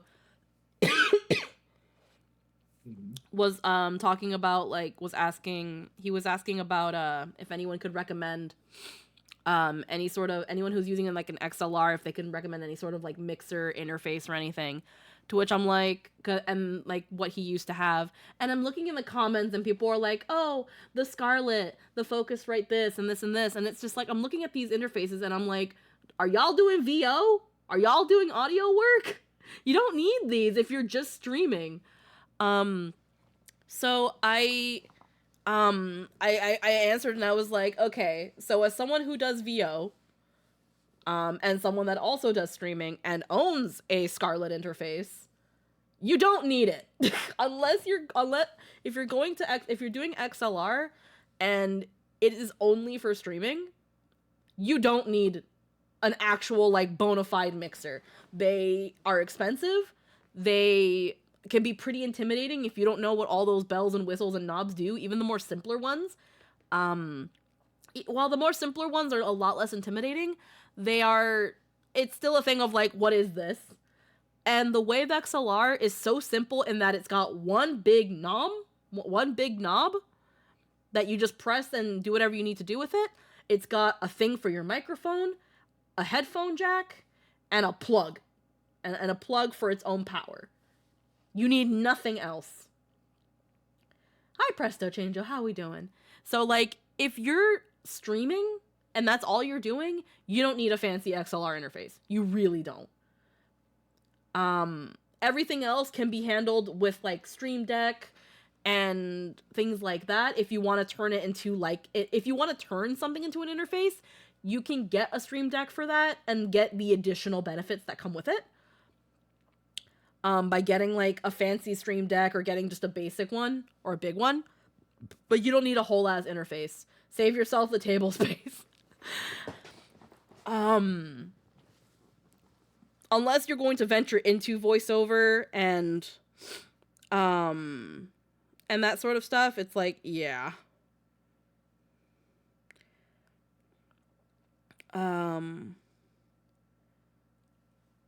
Ooh. Oh.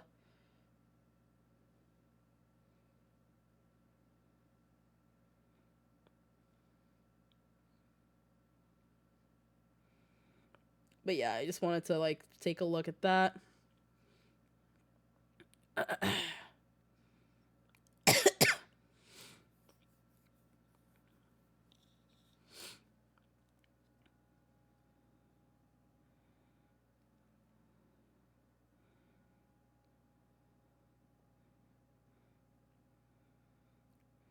Yeah, and as far as I know, that's what phantom power support means, is that it has its own power source. It doesn't connect to your computer and isn't powered by your computer.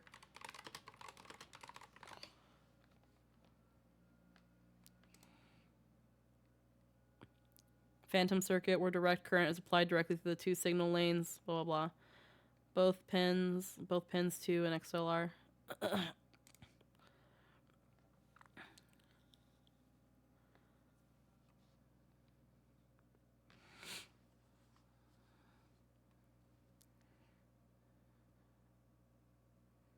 Because I do use a cloud lifter. Everything, it actually looks so nice. I don't need all these fancy stars. Probably go with this. Yeah. I think it does have phantom power support. I just don't know to what extent. But it's also, again, compared to actual bona fide mixers, the Wave is also just a lot more affordable. Like, even the Scarlet the Focusrite Scarlet that we have was like a $500 mixer. While the Wave is like 160. Like, just save yourself the money if you're only doing it for streaming.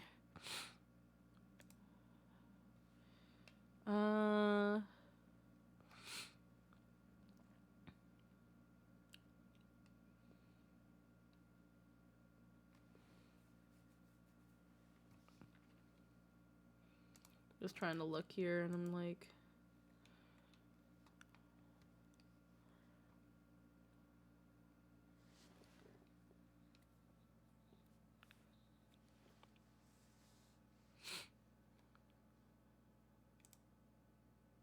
Oh yeah, toggle phantom power, so you can.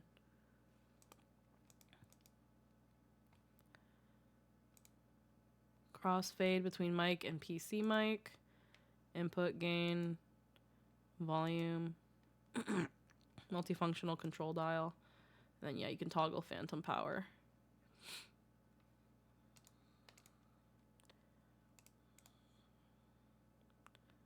Microphone out, headphone output. Type C USB.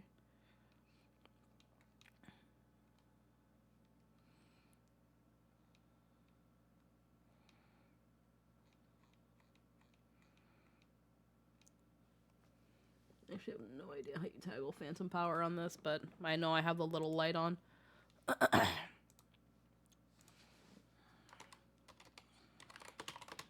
I'm just curious now at this point.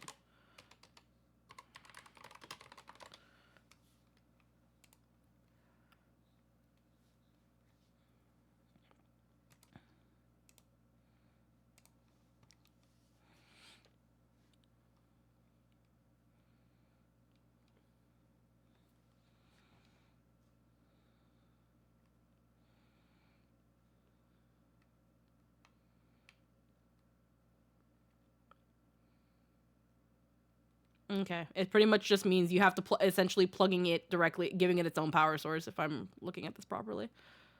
Blah, blah, blah.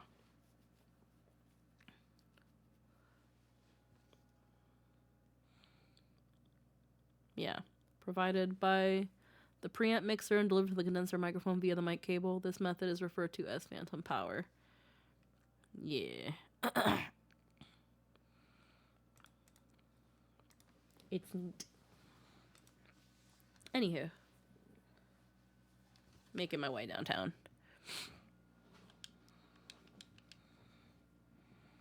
Oh, or a bond liver.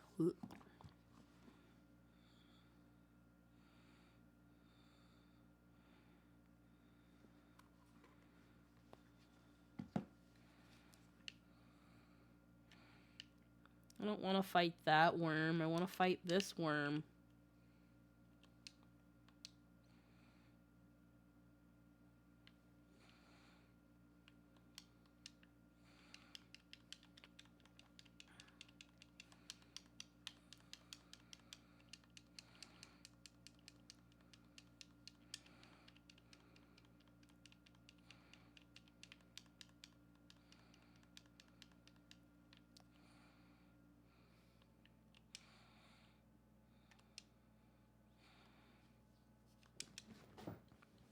Accidentally moved.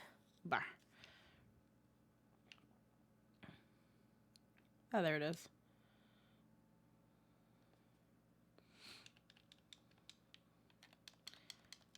It looks no different from a regular worm. It's just a worm.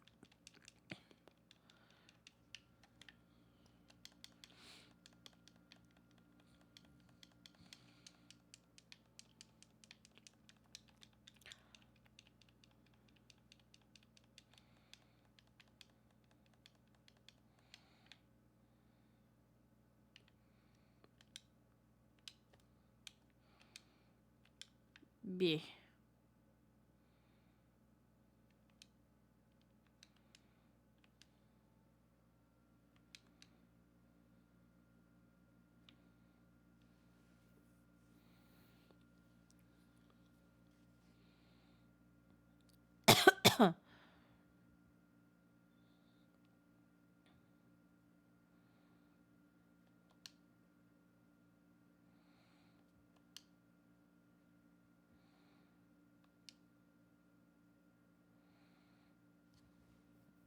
Oh, I should check on my island. The mammoths are gonna riot.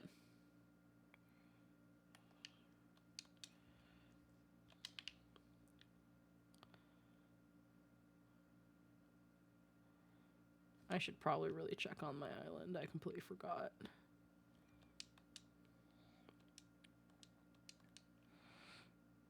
Skills a hunter of rival, those of our best. I applaud your success.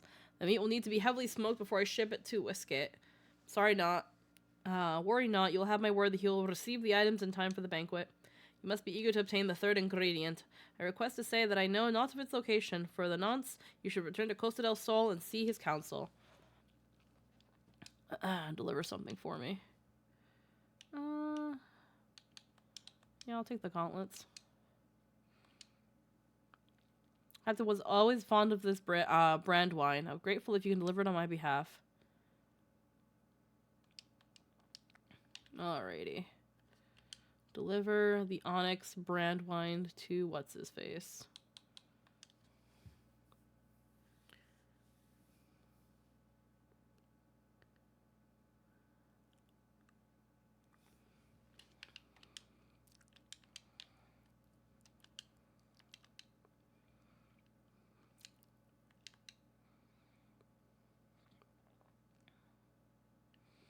And if I'm remembering correctly, I think Y'shtola is sitting on a bench somewhere.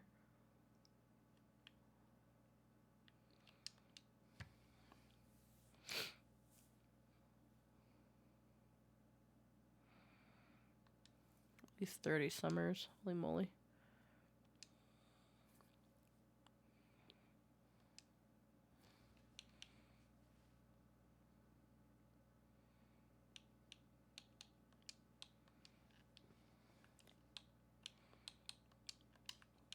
Bum, ba-dum, bum. Reapply my glamour. Thank you.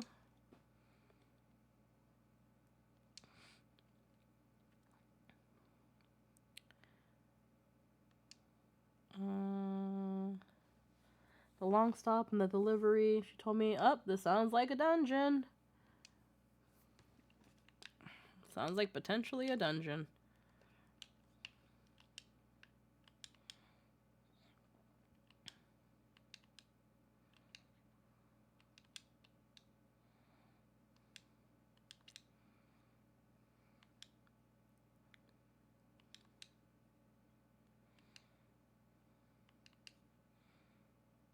Find the pathway.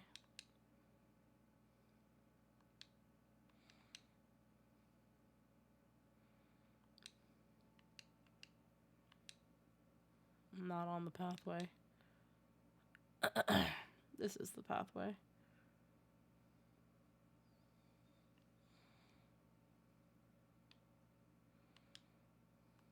Hidden Falls docks.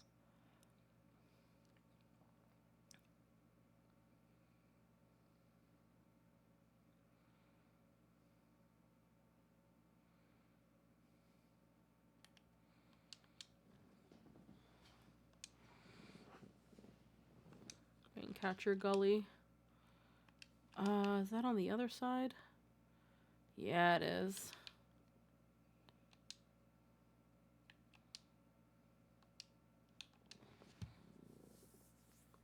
Making me go all the way there.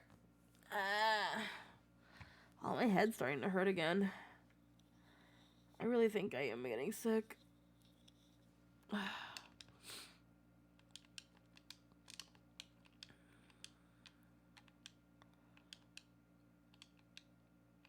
You keeping hydrated? I finished drinking two cans of water. I don't have any more bottled water because Jester Alrighty usually. then, just checking. Yeah, I was really thirsty, so I drank 2 cans, and then I had that cup of tea. But I don't have any more like bottled water or anything because Jester tends to be the one that drinks it a lot, and then on top of that, he uses it for cooking, which low key is a little bit of a peeve of mine because it's like, dude, you're using our drinking water to cook. Like, just use the tap. Yeah, that's weird. Just use the fucking tap water. But he's like, no, because that water's dirty. And I'm like, who fucking cares? You're boiling it.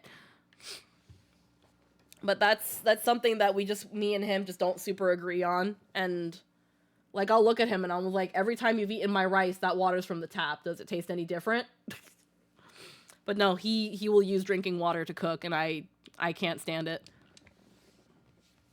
And then I'm sitting here being like, why are we out of water so quickly? Aside from the fact that he just drinks a lot of water.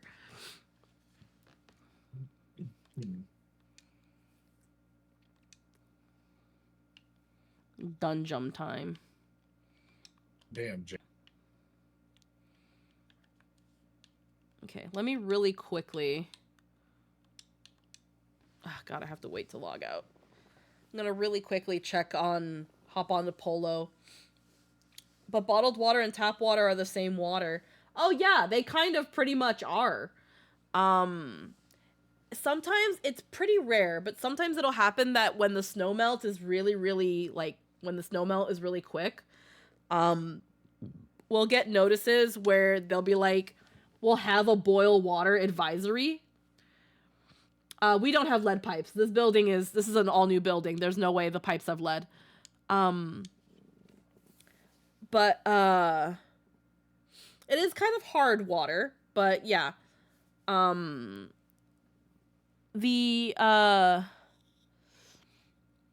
there are some times where there's a boil water advisory depending on how quick the snow melts. And again, as long as you're boiling the water, if you're cooking it for like pasta or rice or pretty much anything, as long as the water is getting boiled in some way, it's fine. But Jester uses our drinking the bottled water we use for drinking. And I barely use that bottled water. I only use it whenever I make tea or coffee. But he just drinks it, which obviously, again, it's drinking water. But because of that, the water goes fast.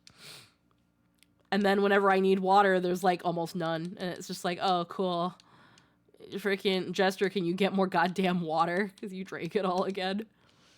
He'll be like, I'm sorry, I thirsty. I'm like, I know you're thirsty. We have well water here for the tap, so it's hard water given it has a high amount of calcium in it, to the point there's a notable orange tint when it sits in large quantities, so we get filtered water for our drinking water. Mm-hmm. No, we just get like a 4 liter bottle. 4 liters? I think it's 4 liter bottle. It's a gallon bottle. It's like 2-3 gallons worth of water in like a big bottle.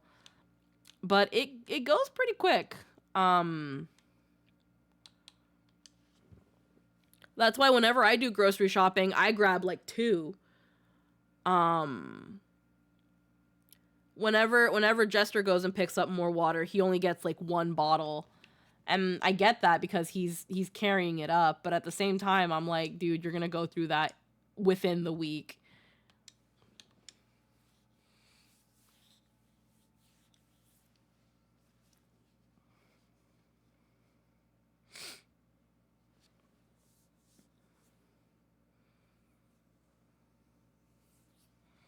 But yeah, I'm kind of like, unless I've been to him, I've told him, I was like, unless the water on the tap is brown, you can cook with it. It's fine. He's like, no, it's dirty. And I'm just like, what kind of fucking spoiled kid kind of logic is this? Build character, fucking drink it.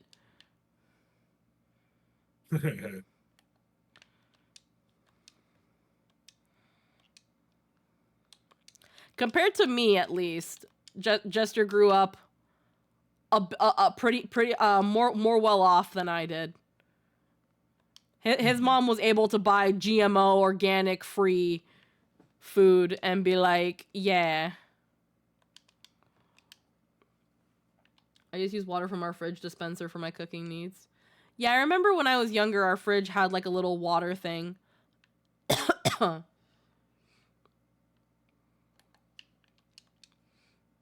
They're gonna be all so angry. There we go.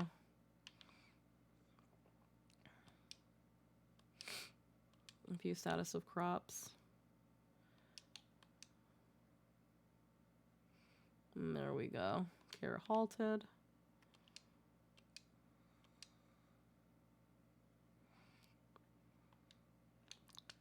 Okay, it doesn't help that I have no green feed.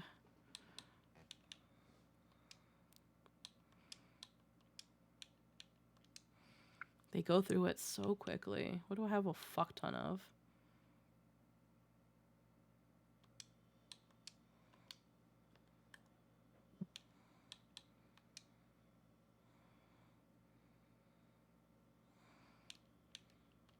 Use all my corn.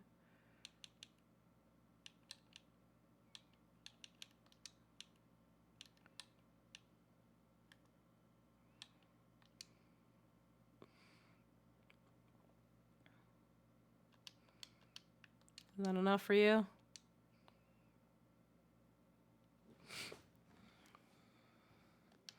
That's enough, right? Maybe they'll stop being angry now. Let's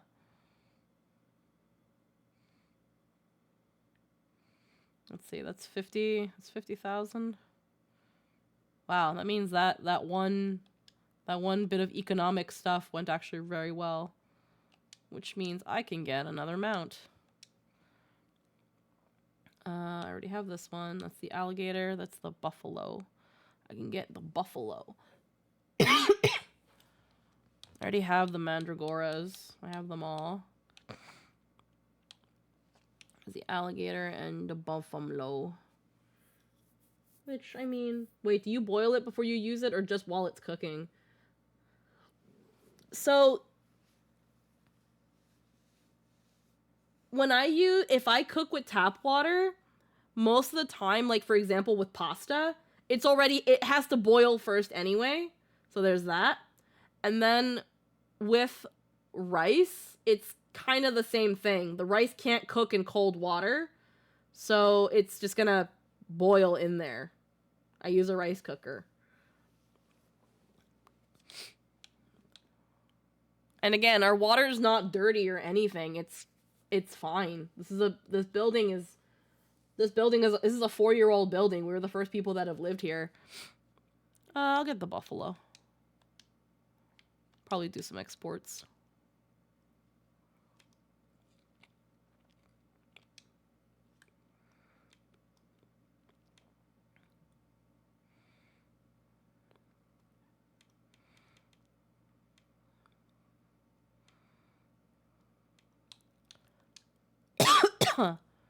Actually, sell all items held in excess of the value.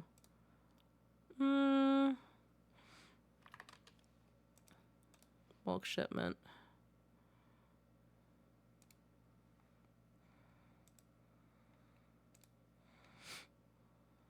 These are the green ones.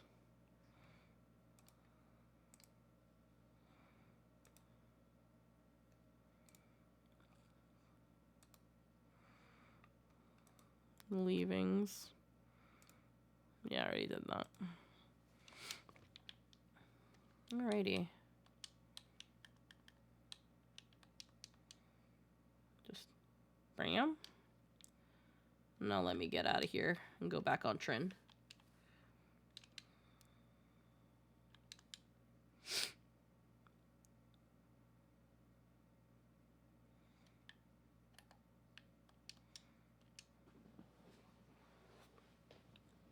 But yeah, if it helps anything, I've never gotten sick or anything from the time I've made rice with our water. Because in some way it's still boiling.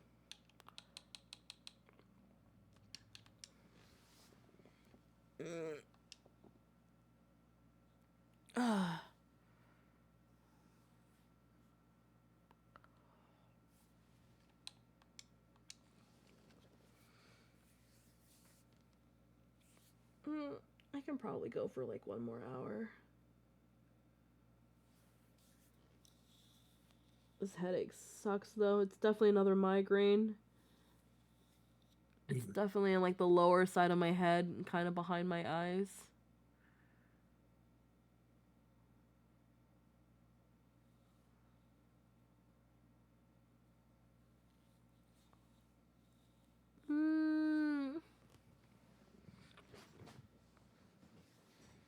Oh.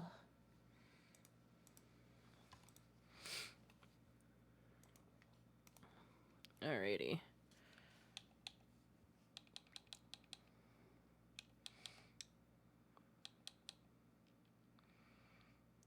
Did you want to do heckin' Dungeon Lin? We can probably just do it unsynced so that we can just go through it. Just freaking thrash through it. I'm way too over leveled for this place. Alrighty. Alrighty. Alright. Yeah, 32. I'm like almost level 40. Unrestricted. Confirm.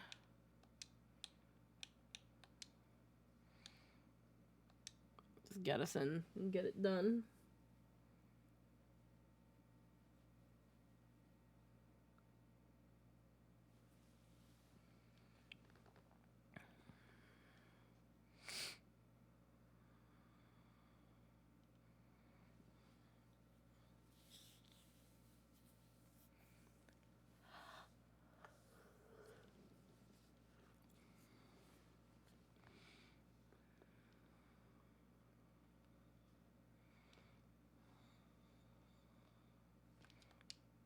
Ah, fuck. Hold on. I accidentally opened the stupid lodestone shit. Oh, never mind.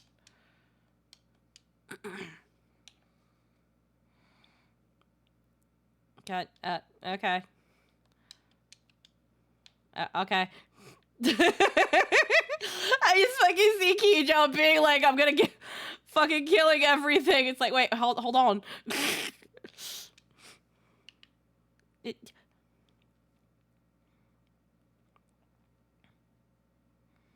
probably this way. It's not.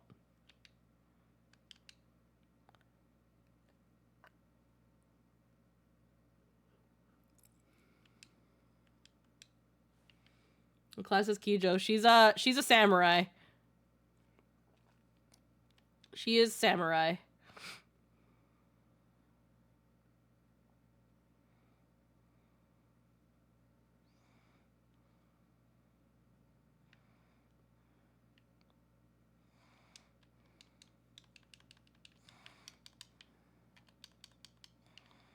Is dead now. I can't really do anything with that. I don't want that. I actually could have taken it for the... No, it doesn't matter. Kijo, you're going too ahead. She's killing everything.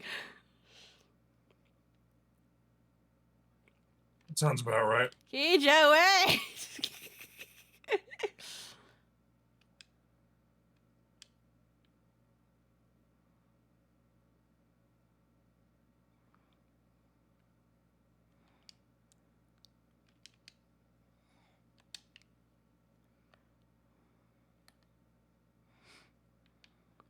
Oh. Should probably kill that.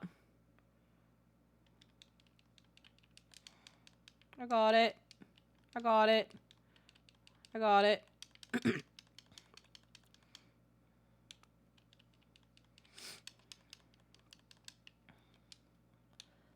This thing has been fucking blinking for the last 5 hours.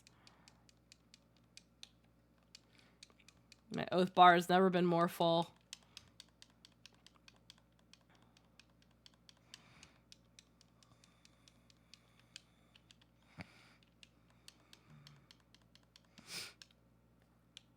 Tank stance wasn't on. Lol. Not that it matters. Not that it matters that my tank stance wasn't on.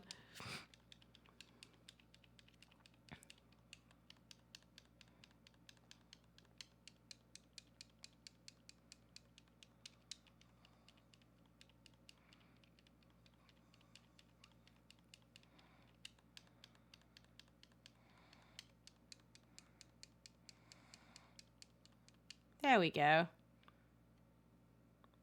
I'm pulling my weight. It's a hot. Ow. I'll greet it.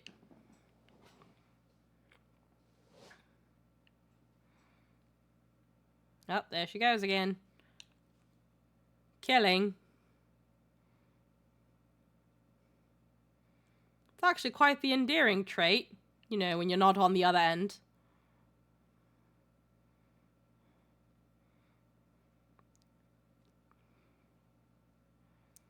There she goes. There she goes again, striking down her foes. Oh.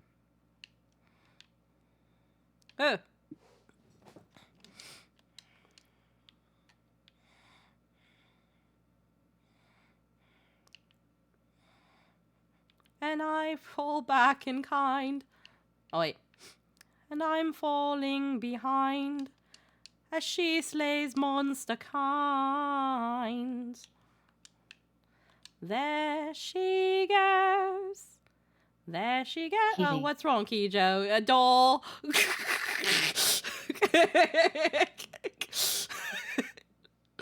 I'm sorry, not every problem can be solved with your blade. Most can, though. Oh, you missed one. Kijo, you missed one.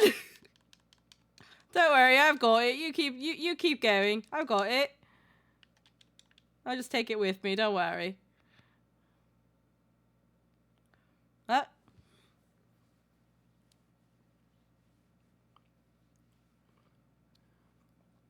Oh, that's beautiful. Those little flowy flower things are absolutely beautiful.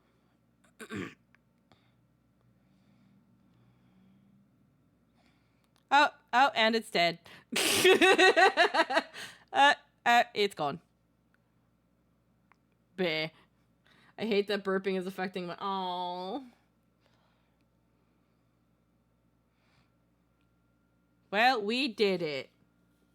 And I love burping. Lemon pepper shrimp. Lemon pepper shrimp. Is that No, I'm not trying to suck your toes, but hey, pretty girl, I'm sucking toes. The way you do the things you do reminds me of me sucking your toes. That's why I'm all up in your toes. Hold on, let me fucking get that. Okay. That thing's still fucking chasing me. Hello?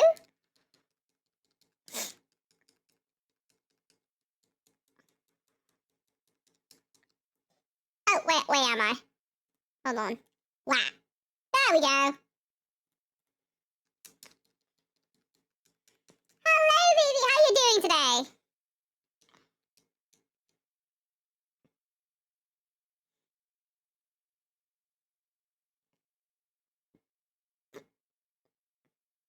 Just fucking sitting there, like, take your shit and let's go. Thank you. Thigh boots? I mean, I'll take those. This is a Dark Knight weapon. I can't take this. But I'll greet it anyway. I'm sure the guild would love this.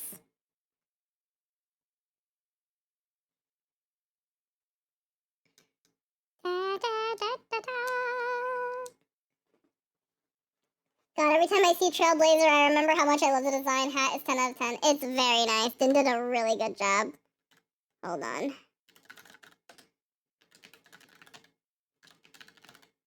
B. Oh, wait. Yeah, I rock this look. Oh, wow. This is a look.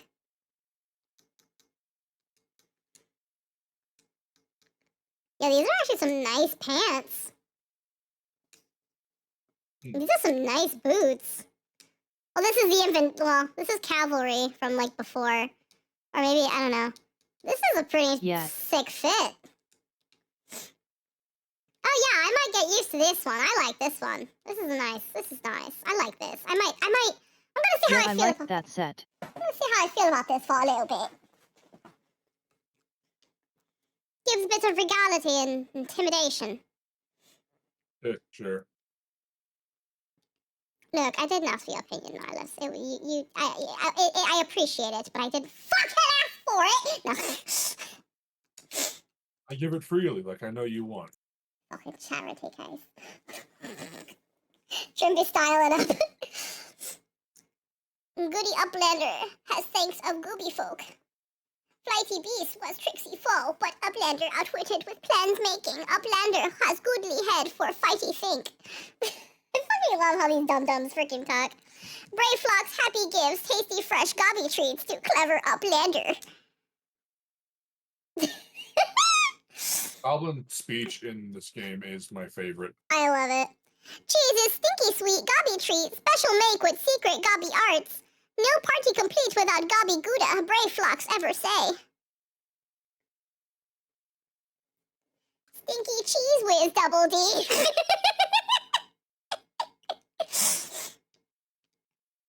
Yep. Alright, back to Costa del Sol.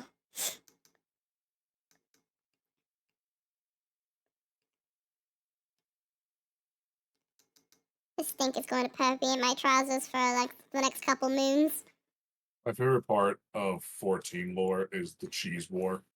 The Goblin cheese war that's happening right now. They take fucking cheese seriously. They really do. I don't know why they take cheese so seriously. I will be scared. I'm scared of what will happen if Lynn puts down her teacup. The reckoning. No, legit. Like, honestly, this is a sweet fit. It does look nice. It looks fucking sick. It looks really good on Trin. Holy shit. Yet it's one of my favorite ARR outfits. Yeah, no, that's freaking... Maybe it's because, again, I played ARR as a mage, so you don't really get to wear these sorts of fits. They just put you in a fucking potato sack and call it a day. Like, ah, yes, our freshest rice bag and straw hat. Move along now. Twiddle your twig elsewhere. And it's like, fuck you.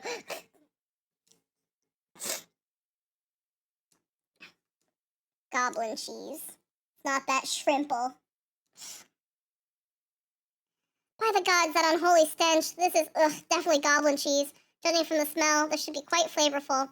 How is it made? It's best you remain ignorant of such things. I still remember when I learned what kind of milk they use. Blech. Well, now I don't need any of this shit. Bravo. Thanks to you, our guest shall be honored with a marvelous banquet. But what good is an exotic feast without an equally exquisite aperitif? Luckily, I know just a person. May you make your way to Wineport and seek out Shamani Lomani, another former member of the company. All we have to do is give him this order slip, and he'll take care of the rest. I love the names of Lalafell. They're so fucking stupid. Shamani Lamani. It's freaking made Bingo. fucking Dr. Seuss race. Run your own damn errands, you insufferable oaf. No, see, I have to prove you're willing to you can take care of Titan. So here's my fucking Walmart list. Have fun. You have till the end of the day. I remember this, but I remember this fucker. Sweat, grime, and blood. You reek of blood. An adventurer, unless I'm mistaken. What brings you to Wineport? In order, let me guess. Request for the finest vintage I can muster. The paper smells of loam and perfume. Costa del Sol. And here's also that unmistakable odor of goblin cheese. Yes, Mr. Gigarougi would not settle for anything less than the best. Driswitz and his crew must be quite busy preparing an exotic feast, hence his decision to rely on an adventurer. But perhaps you're confused. This display of deduction was not intended to impress you. When one loses his vision, he is forced to compensate in other ways. But you've no interest in my affairs. You only wish to discuss the wine, I suppose. Thanks for the free level up. Life can be so delightfully unpredictable. I've always had a passion for wine, but it wasn't until I was forced to retire that I could pursue it as more than a mere hobby. It wouldn't have been possible if not for the savings I amassed during my time as a mercenary, of course. Say what you will about the nature of that work, none can deny that it pays well. But you grow impatient, and a waistcoat must have his wine. Herein lies the problem. Nothing in my possession is of sufficient quality for this occasion. The best vintages in town are hoarded by Brigland, who owns and operates the largest winery in Vilbrand. Somehow, I doubt he will be receptive to your request, but given these circumstances, we must needs beg his assistance.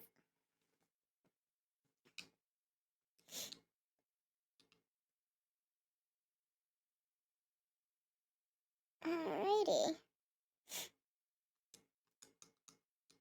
No, I don't care about the wine, but I need the shit so I can convince some muscle-bound man with a grudge against pants to tell me where to go so I can save all of your miserable fucking lives. So yes, wine, please. What rank amateur bottled this wine? The impurities have rendered it nigh undrinkable. This missile is too good for the man responsible. He should be made to drink every drop of his polluted swill. What is it? I'm in the middle of an important discussion, and I do not care for interruptions. Huh? That neophyte Vinter bid you speak with me? Ha, neither you nor your friend has the palate to appreciate the subtle qualities of my private stock. I would sooner serve you Gabu urine than sell you my worst vintage. Be gone from my sight. Well, thanks. Oh, I heard the man pretty loud and clear. What did he say? He said, here's my finest Gabu piss. I take it he said no? Really, in those words? Well, I cannot say that I'm surprised. Well, there's no denying his passion and skill. The wine baron of Limsa Lominsa is not a man known for his tact. Very well, we shall have to take an alternative approach. There is a chance, however small, that another resident of Wineport can furnish us with a suitable wine. In fact, had you come several years ago, I guarantee this would not be a problem. Alas, the quality of our product has declined significantly in recent years. The only breeds cultivated these days are common lowland vines, which isn't to say that their grapes are of poor quality, only that we have known better. Long ago, the Vignerons of Wineport crossbred several species and produced a grape-bearing vine of never-before-seen quality. Bacchus grapes were once the pride of this town, as they were used to produce vintages which surpassed all others. This includes the most aromatic, the most complex, the most flavorful of all wines. Aye, the legendary Bacchus wines were born right here in Wineport. Pardon my enthusiasm. You see, I once had the privilege to sample that particular wine. It was an otherworldly experience. In that moment, I felt as though I had tasted the nectar of the gods themselves. I transcended my mortal flesh and was one with all creation. Yeah. But it is too often said, the calamity changed that. The Bacchus vineyards were completely destroyed, along with much of the existing stock of Bacchus wine. What little remains is closely guarded by its owners, for it can no longer be made. If we cannot convince wine drinkers thinking they're superior, if we cannot convince Brigland to part with his wines, our next best option, as ridiculous as it sounds, is to find someone who has a bottle of Bacchus wine and to offer them every gill we can spare. We've heard rumors that one of the vignerons tending to the vineyards might have once owned a bottle. Perhaps you could start by speaking with them?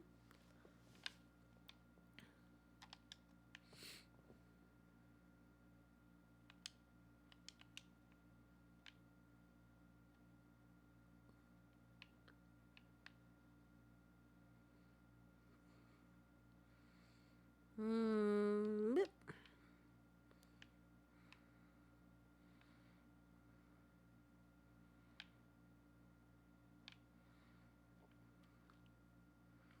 Because of how stupid it was, I was fetching wine. Yeah, I remember distinctly. I remember distinctly this quest.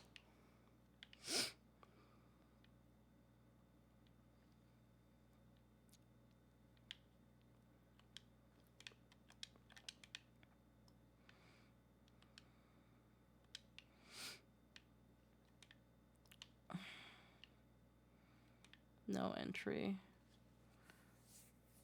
Trying to find a way to, like, get to these areas to talk to these people.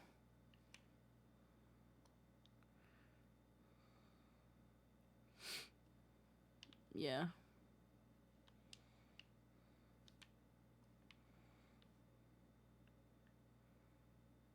Grape. Oh, they fixed these grapes too. They fixed the squapes. All the squapes. I think there's somewhere else where they're like green and they're still squapes. Not the low poly grapes. Bacchus wine? Bah, don't remind me. Used to have a cellar filled with the stuff. Thought I could keep the wine safe from thieves and the elements. Never counted a bloody primal blowing up my goddamn house.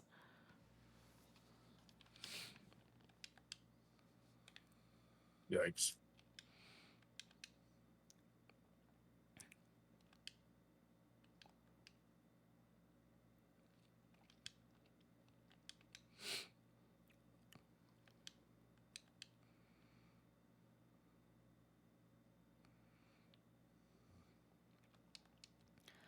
What? Do I have Bacchus wine? I wish. I never had the chance to try it myself. Sorry, friend, but you're a few years too late. I'm gonna have to leave soon for Pathfinder. Yeah, you have a wonderful night, Cerberus. Thanks for being here. A good time. Yeah.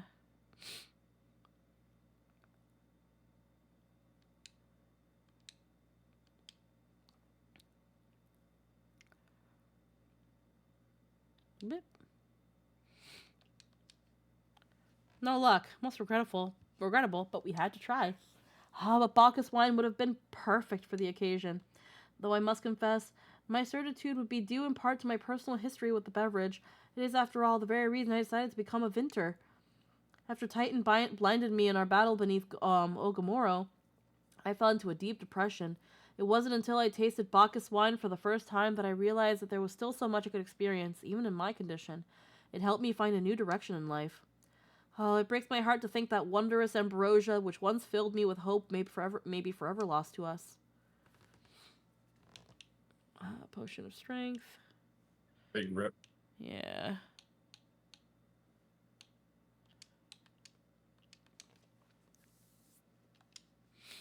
I must say, this talk of Bacchus wine has made me rather nostalgic. Indeed, there is much I miss about my life with the company of heroes. After everything the captain has done for me, I could not bear to disappoint him. I have no fear. I swear that I shall find a suitable wine for the banquet, though I may need some time to think of a solution. In the meantime, there is a favor I would ask of you. 2 years ago, in the deepest depths of my despair, I stumbled across Vilbrand as a vagabond drunk. I suspect I was looking for a place to die, because I very nearly found one not far from here. If was there that a man named Dress took me in and nursed me back to health, and it was he who gave me my first taste of Bacchus wine, which helped me find my new calling. Though I am still a novice in the arts of winemaking, I would like him to know that I am pursuing my dream.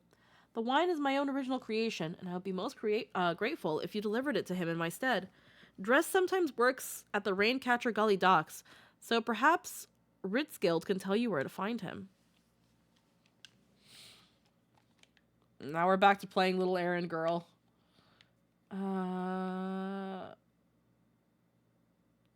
Yeah. Did I mention I'm on a schedule here? Tightens up, really need to do something about that. So while this discussion is riveting, might I ask you to shut the fuck up and give me some fucking wine?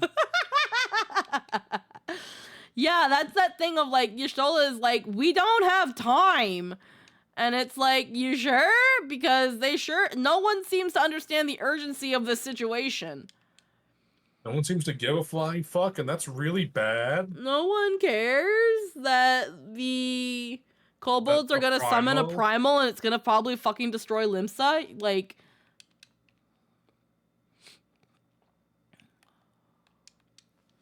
dressed? Oh, you mean the hermit? I toss him a few gil when we need an extra pair of hands. He doesn't talk about himself, and I sure as hell don't ask. When Anne's got a face with scars like that, you best leave well enough alone, I say. If you mind to find him, though, then head southwest to the Severed String.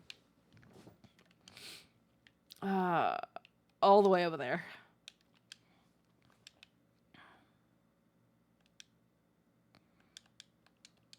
Where do you go? Oh, storehouse. Only dock hands are authorized to enter the storehouse.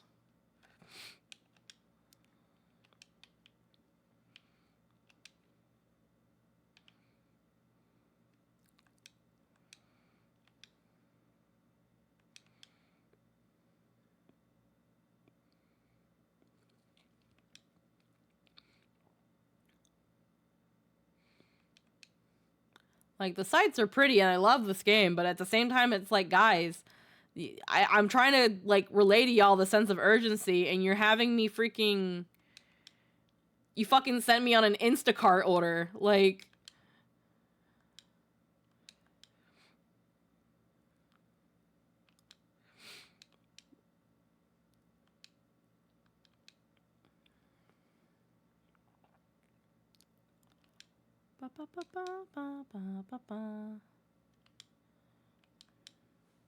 Go order your Uber Eats from another site.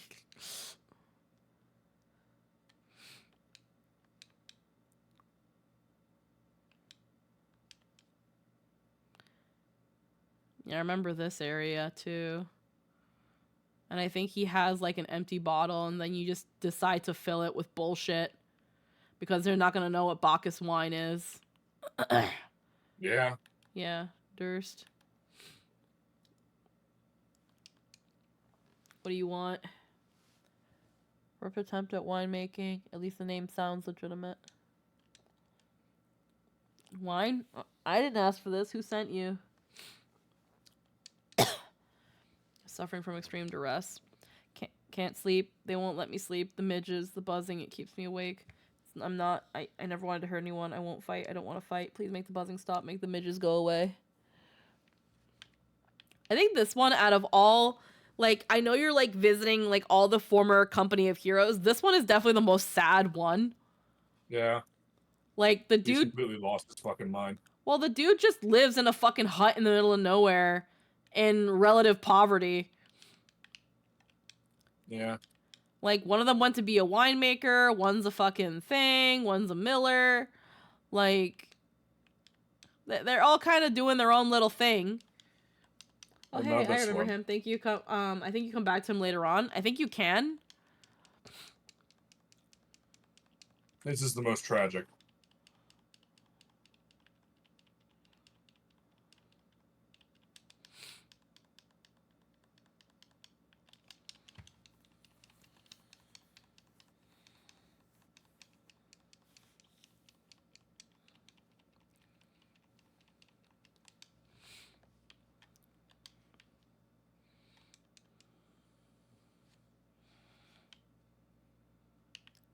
Kato, why are you playing in the pond? Otto, don't do that. It's filthy in there. Kato, you're going to drown. The water is higher than your little head. Look at you, you're soaking now. Now you're going to smell like wet feet. Oh wait, I have to kill more.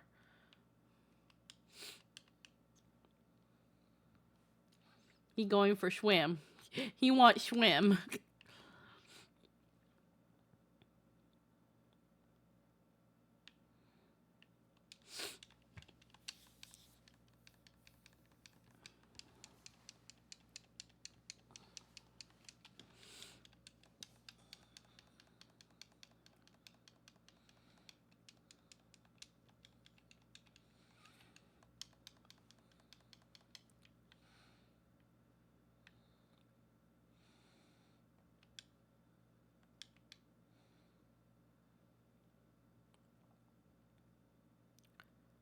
They really make you heckin' go out of your way to kill these fucking bees.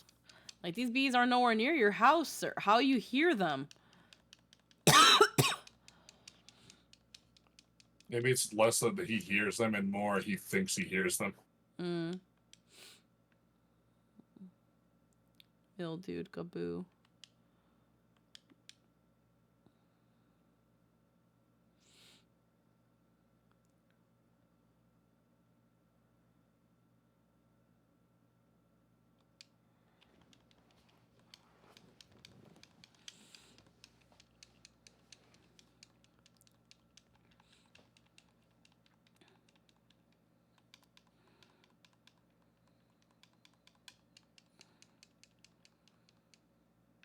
There we go. Born to swim, born to shave Eorzea. I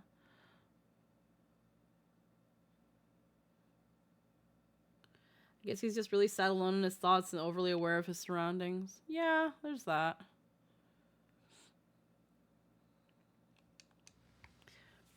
It's not so loud anymore. Did you do that? Thank you. You helped me after what my comrades and I did to your country. Even after what my comrades and I did. We were on a reconnaissance mission when the maelstrom caught us by surprise. We tried to escape, but the others, no one else survived. I didn't ask for this, damn it. I'm not even Garlean. They conquered my lands just like they tried to conquer yours. I didn't want to die in some blasted jungle halfway around the world. I just want to go home. Drest appears to be in greater control of his faculties.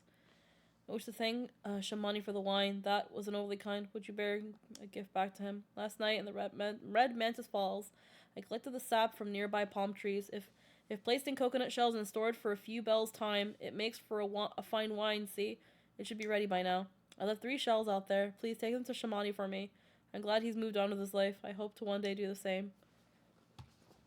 I recall a mission where way down the line you come back to him and he's like, oh yeah, you helped me get rid of the flies, thanks. It's optional, I think. Yeah. His story is, I don't think it ever gets better, but, you know. He survives. Which is, you know, something. Yeah.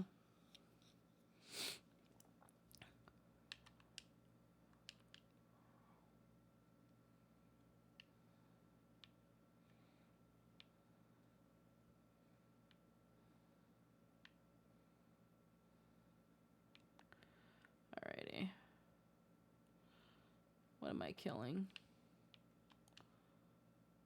Collect the palm wine. Palm wine.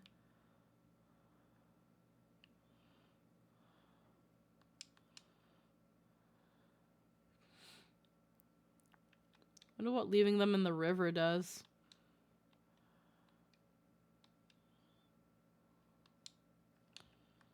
I'm just here for this. Thank you.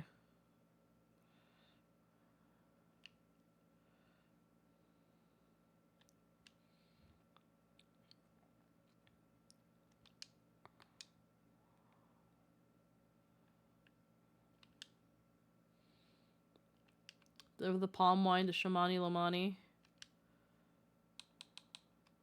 B. Gives them that nice river smell. Blech. Blech.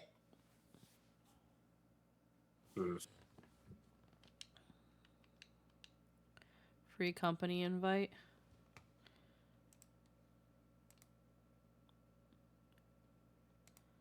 No. Yes. I don't want to join a free company. Leave me alone.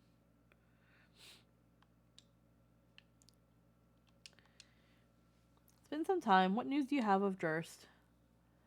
Sap of palm tree fermented inside an island coconut shell. Far more potent than wine made from grapes. I Palm get wine. harassed by those invites quite a bit too. Yeah, if brewed for too long can cause a loss of eyesight or even death. Oh. Sounds like a good drink to me. Brewed for too long. Wow. Oh yes, I did recall I have some knowledge of winemaking. A simplistic but nevertheless effective method that utilizes the natural properties of palm sap. I shall have to enjoy this batch before it spoils. We're not so different, Dress and I. Two men who have long struggled not to let our scars define us. I worry that he's been alone with his thoughts for far too long. It is past time I paid him a visit. Thank you for looking after him. And then he's gonna give you a baby gaboo. By the gods, listen, I know you're eager to wash your hands of this wine business, but I've just discovered something extraordinary about dressed palm wine. He sealed each coconut shell with a leaf which has a very distinct shape and unusual odor. I thought I was going mad at first, but now I'm certain. These are the leaves of a Bacchus grapevine. Do you know what that means? Somewhere in Raincatcher Gully, the legendary vine still grows. If we could obtain a cutting, we could revive the Bacchus wine industry. We must know where Drest found these leaves. Here, take one of them back to him and see what he remembers.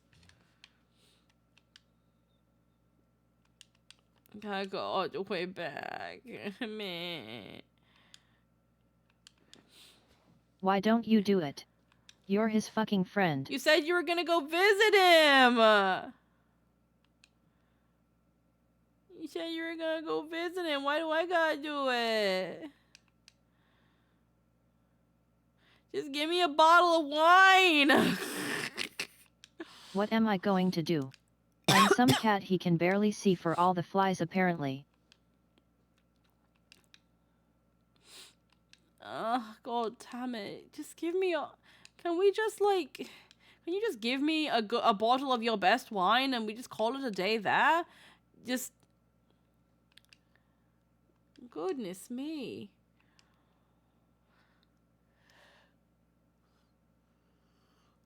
All this bullshit over a bottle of wine that's I'll even take your worst one. I don't care.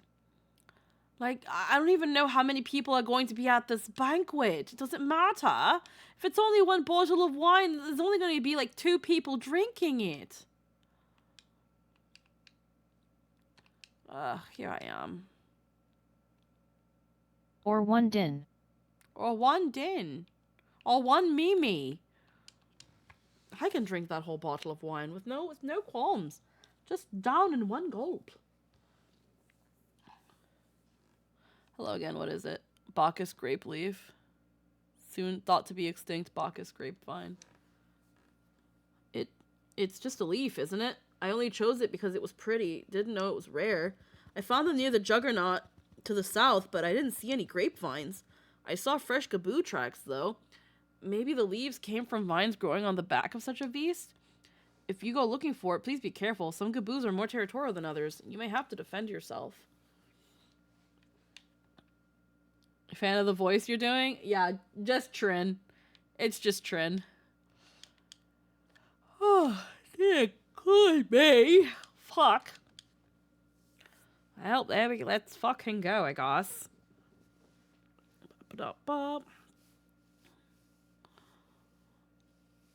Destination. Here we go. Oh.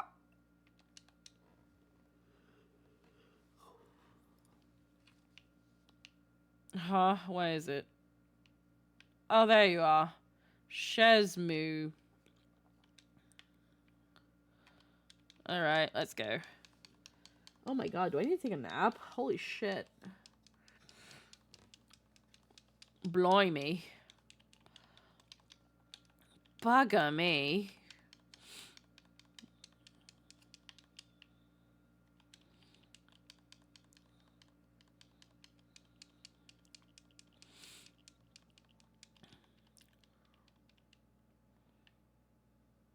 be?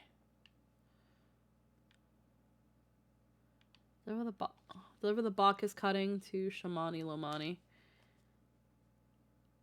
I'm just gonna teleport, I don't want to walk all the way back. Oh my god, my brain. My brain is melting again. I feel like I might have to take a nap for a little bit after this. I feel dizzy. Yeah, over there. Oh, well then. It'll only be for a little bit. Just to maybe even just rest my eyes for a bit. What did dress have to say? Tell me everything.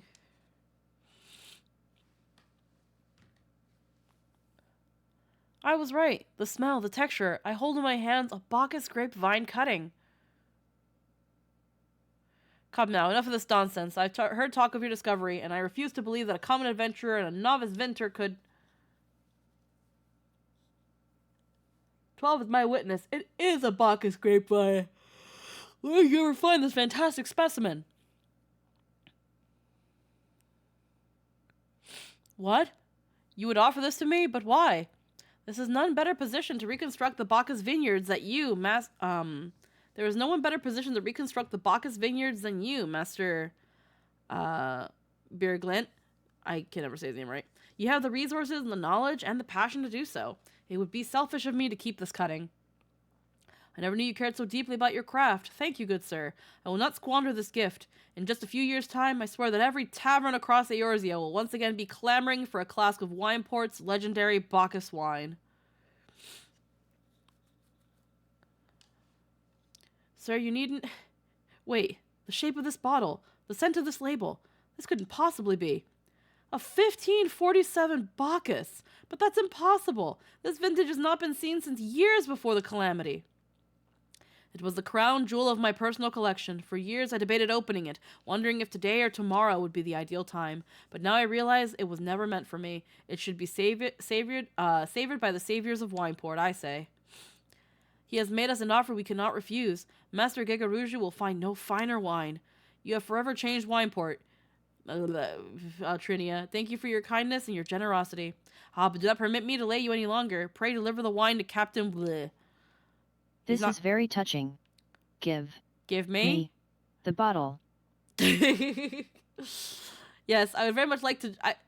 Well, yes, I would very much like to drink it, but I'm a patient man. I have faith that one day I shall have another opportunity to taste perfection. They better offer me at least a cup of this thing. I'm gonna take a swig while I'm on the way. They won't notice a swig gone, right? No way. They wouldn't notice a missing swig.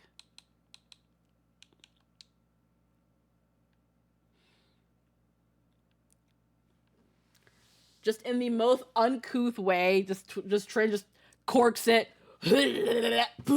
and then fucking corks it again. Yeah, it was alright. Yeah, it was alright.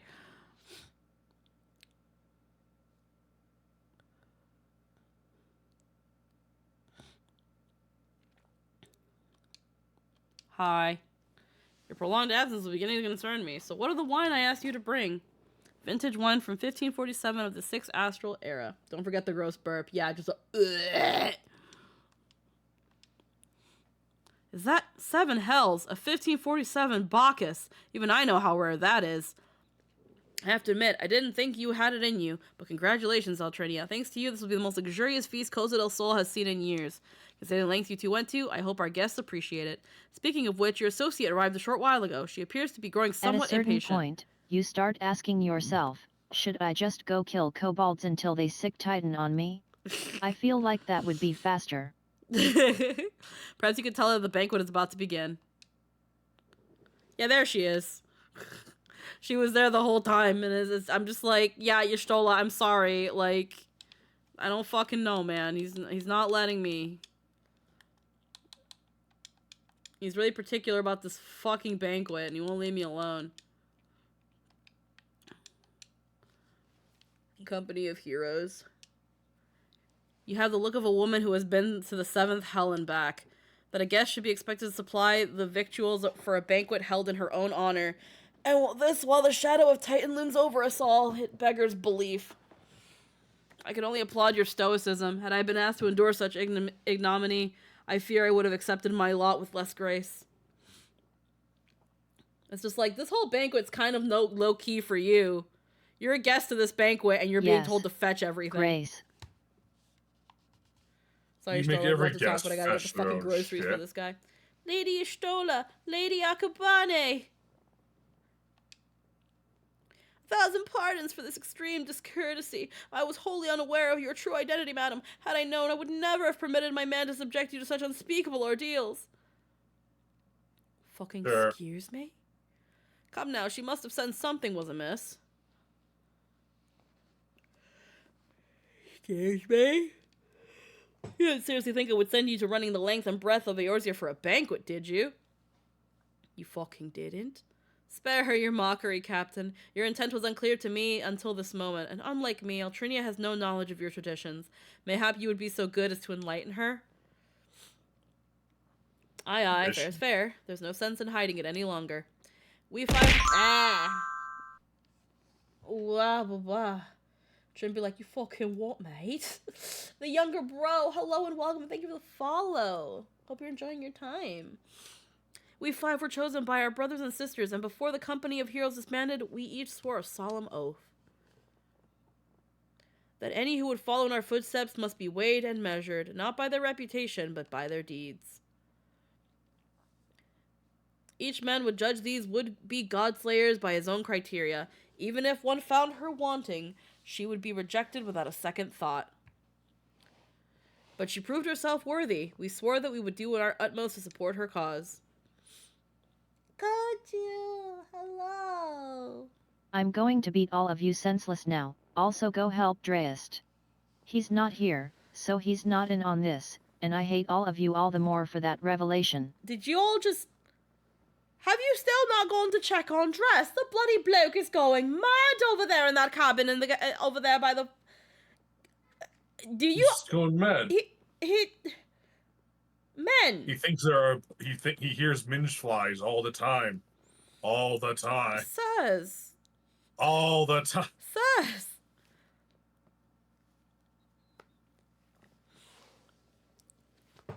Holy shit, you're lucky I don't skin and flay you on my blade and serve you all at the fucking banquet!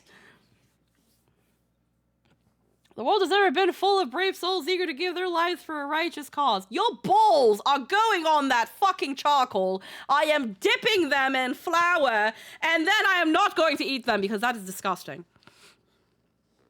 That's not a tradition that we... I am going to serve and prepare your balls, and then feed them to the fish.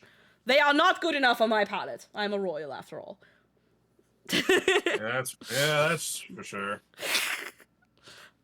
I'm a woman of class and standard, after all. Shot. Shot.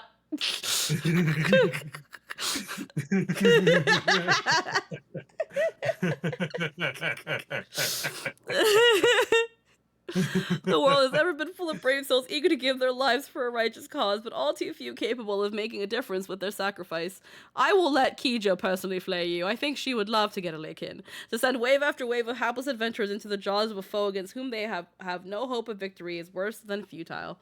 Titan is not one to be challenged lightly, and we will not be complicit in the depths of the unworthy. Which is why the 5 of you dined to test Altrinia with such commendable thoroughness. Time well spent, I'm sure. But tell us, Captain, what is the assessment of you and your fellows? She's a brave one, that much is certain. She willingly walked into the midst of danger, despite my repeated warnings that it could cost her her life. Her skill is undeniable. She stalked her prey as relentlessly as any child of the sands, and struck with precision when an opportunity presented itself. Too many adventurers these days care only for fortune and glory. Altrinia, however, is a kind and generous soul. I am certain she has no shortage of loyal allies who will gladly fight at her side. You got something to say? Have an opinion? Speak now or forever hold your peace, Kijo! Ha.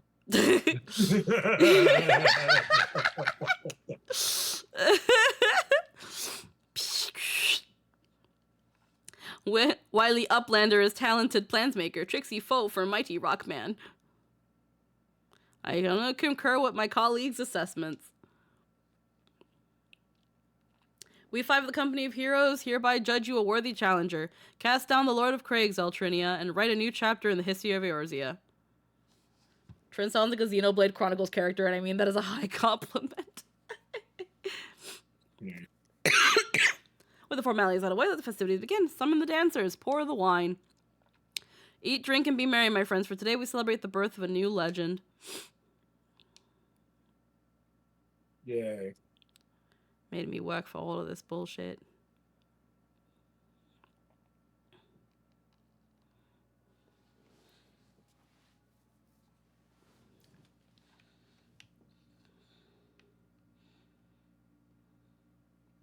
Bronze-skinned beauty.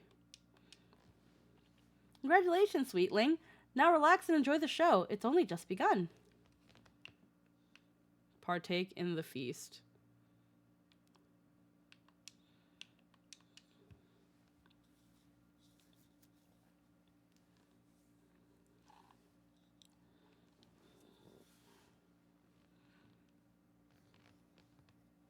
What is this?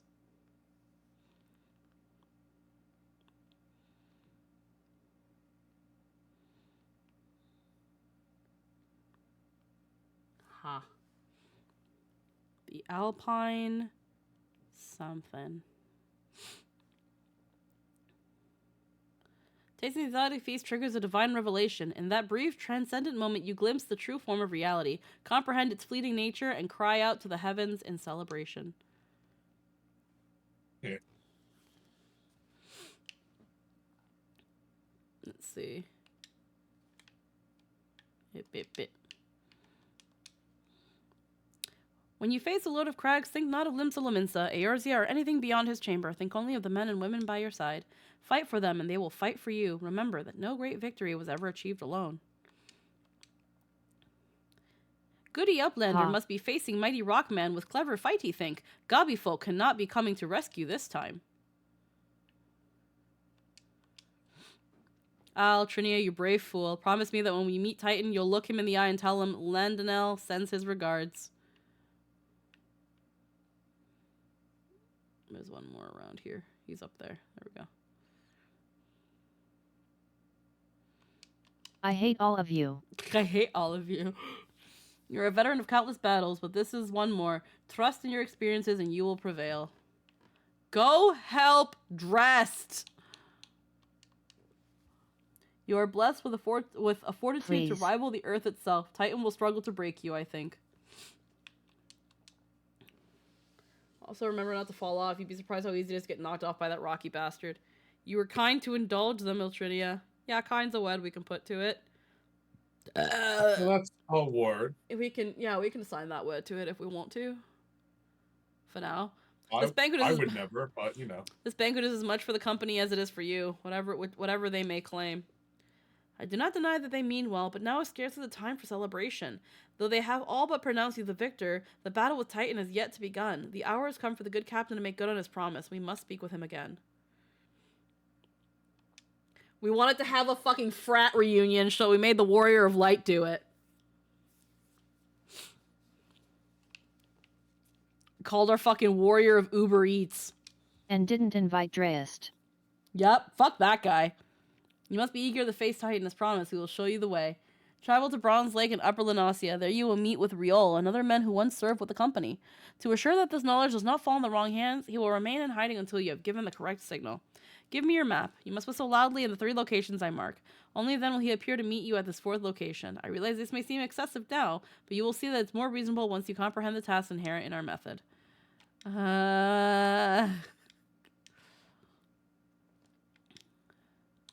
Gotta go to Upper. Y'all's is killing me with this.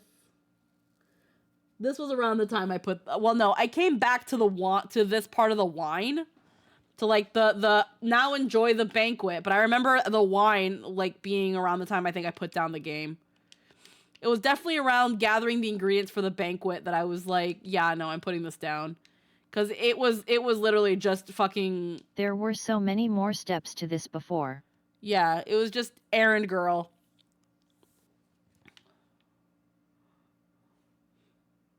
Just as fucking distraught and traumatized, and they're all asking the warrior like to grab a pizza for them. Pretty much.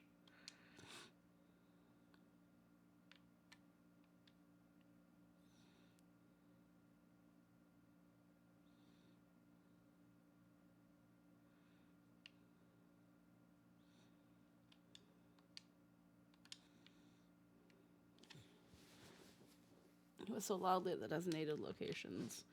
Speak with Rial, because he just now suddenly appears before you. But hey, I freaking revived, freaking started the revival of a rare, of a once thought to be extinct vineyard, but like, at the same time, I'm like, and when am I gonna see any of this fucking wine? Up there. Oh, never and a half. Okay, that's not too Okay, bad. thanks. That is That's not a long fair. wait at all. That is fair. It's not fair. I'm going to kill all of you. I'm going to skin you all alive.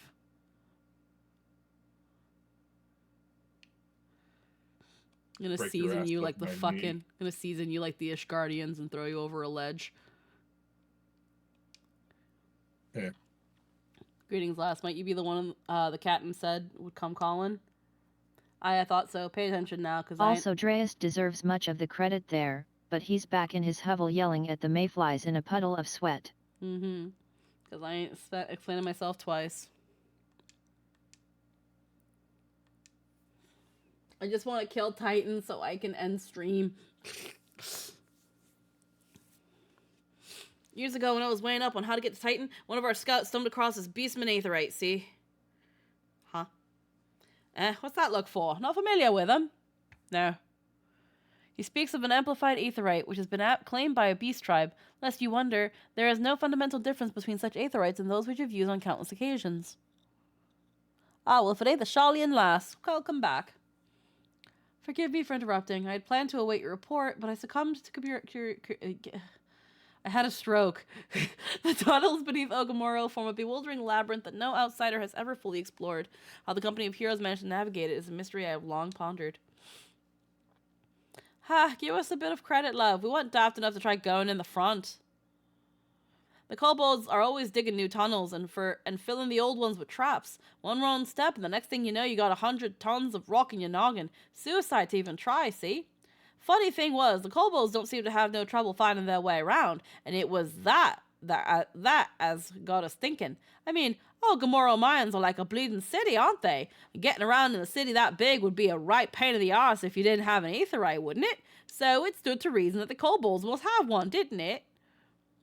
You said words.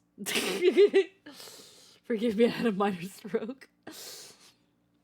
Even if there were aetherite shards in the depths of Ogamoro, you would have needed to attune yourself to them before you could identify their signatures within the live stream. Well, that's where you're wrong, love. We had this Sharlayan bloke to help us, see? Delivered us right into Titan's bedchamber, he did. I don't rightly know how he did it, but I do remember him saying it weren't nothing any Sharlayan scholar worth her salt couldn't manage. Did he now? Locating a beacon in the absence of a known signature might be possible if the aetherites in question happen to be... yes, but in order to guide a traveler to said beacon safely, a second party would be required to... It is possible, in theory at least, yet I cannot be certain until I try. Plainly, all will depend on whether or not I am worth my salt. You are, lass. Don't worry about that. Have a bit of faith in yourself. Why don't we all go to Zelma's Run and take a closer look at that aetherite? It ain't far, though there's sure a few kobolds blocking the way. Not you can't handle, mind. I don't understand his words. He is saying things.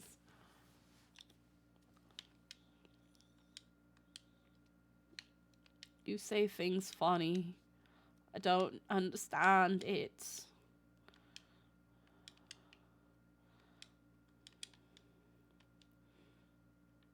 Ow. I hurt myself in confusion. Where do I go? Ha.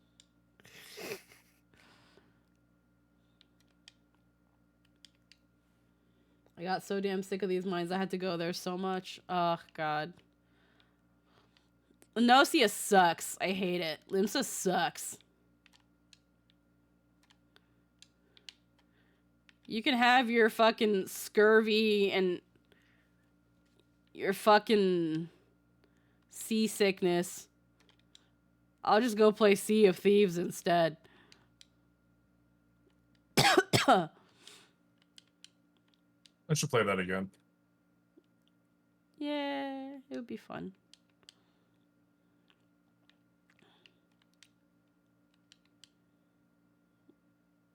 I think around this time is a duty. Don't fuck with me, I'll kill you.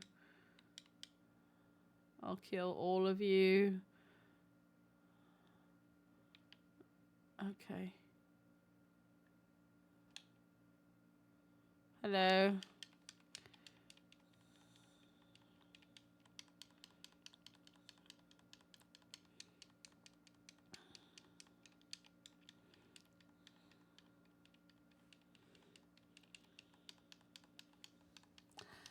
It's scurvy, seasickness, and oddly horny Central City.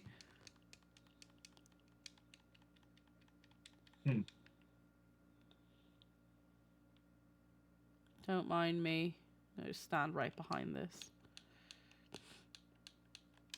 Can I please touch the beast meteorite?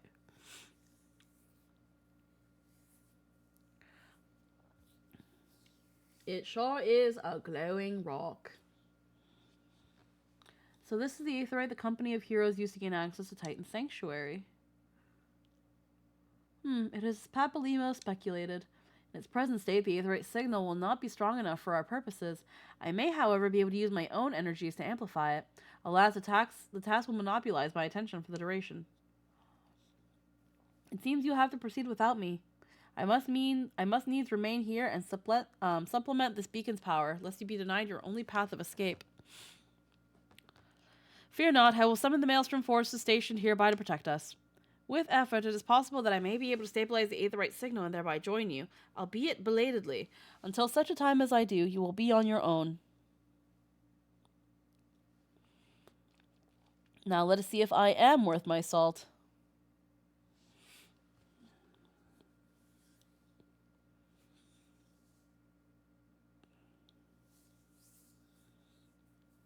I've located another beacon, far below from the mountain. I can only speculate as to what you will find there, so stint not in your preparation.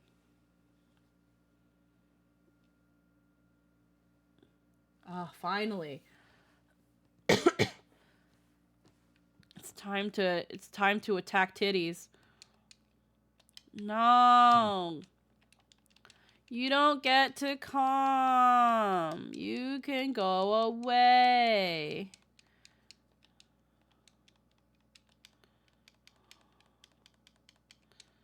No, go away. Alright, let's do this. Clear selection. Enter the naval unrestricted. Moment. Oh, we will wait. Oh, my head. Oh, no. Okay. Okay, 1 second. I got something attacking me.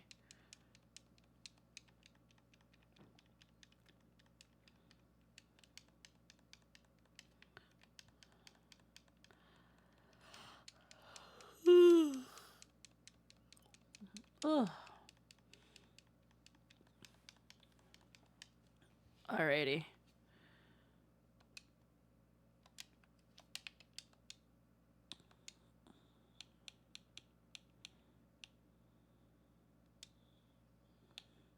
B.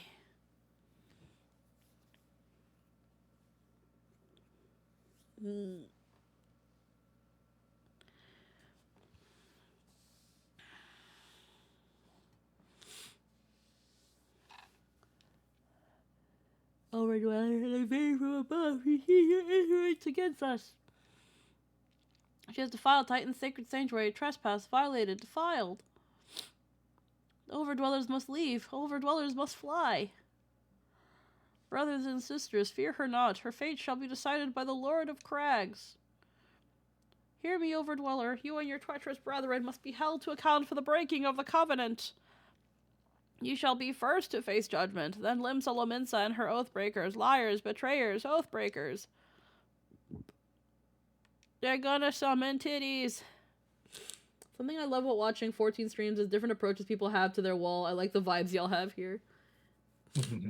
Yeah, Polo's a lot sweeter and will just kind of accept things happening. Which is why in my little headcanon, she's not entirely alone, lest she be sorely taken advantage of constantly. Whereas Trin is just like... Fuck you. Yeah.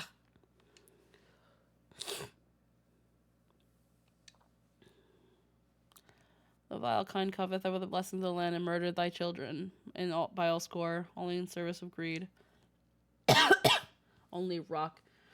Trin is just like, why there?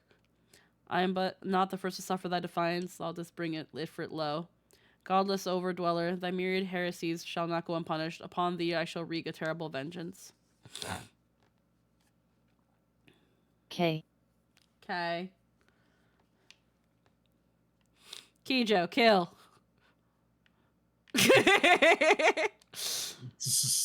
Kijo, kill. Well.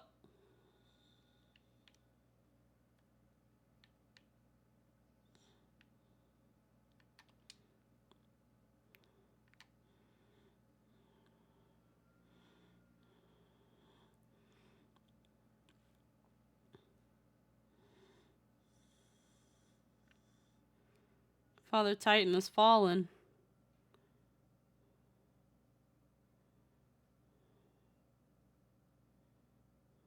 In 20 seconds. 20 seconds.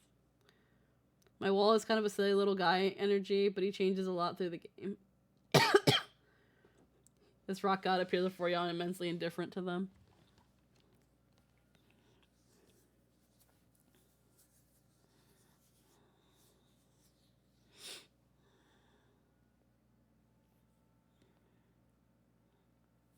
Lemon flavored.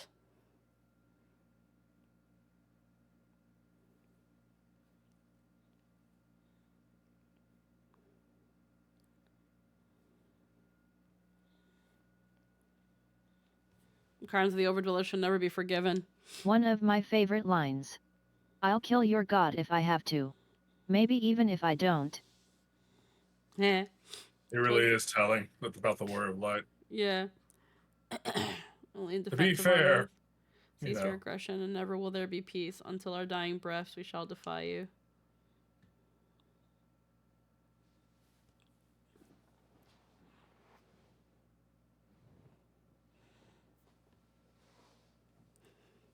I've killed gods for less. Now these are the readings one would expect of an icon. I've seen enough. We proceed as planned. Are you sure that is wise, my lord? Your curiosity is untested and unproven. We do not know its true capabilities. Then trust in mine, Retalian. My curiosity, as you so eloquently put it, would have bested Titan in the blink of an eye. Why, if there be a truth of the legends, it could readily subjugate the whole of Eorzea given but a little while longer. Is that not so? It is. No greater single power has ever been conceived, much less realized. What you say may well be true, but while such devices may win battles, I do not believe they will serve to change the course of this war. Oh, but they will. Have a little faith, my friend. I cannot endorse this course of action.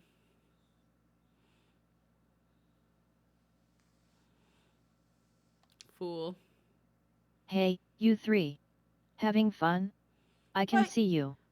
Now she has a fourth. What are you doing over there? Do you need help? Far though you have come, your work is far from done.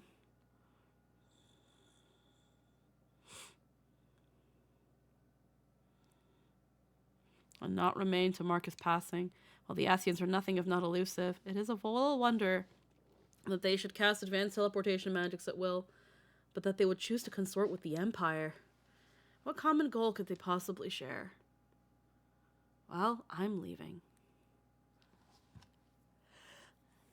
bitch has stolen another cave. Oh, there you are. I feared I might arrive too late, but I see you had the matter well in hand.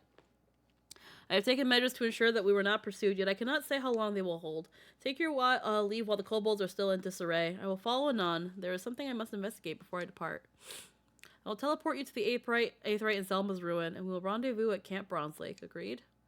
Sure.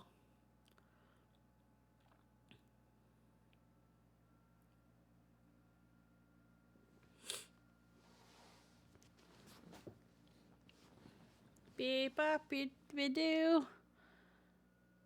Good work, Ija. That was really great. I'm so fucking tired.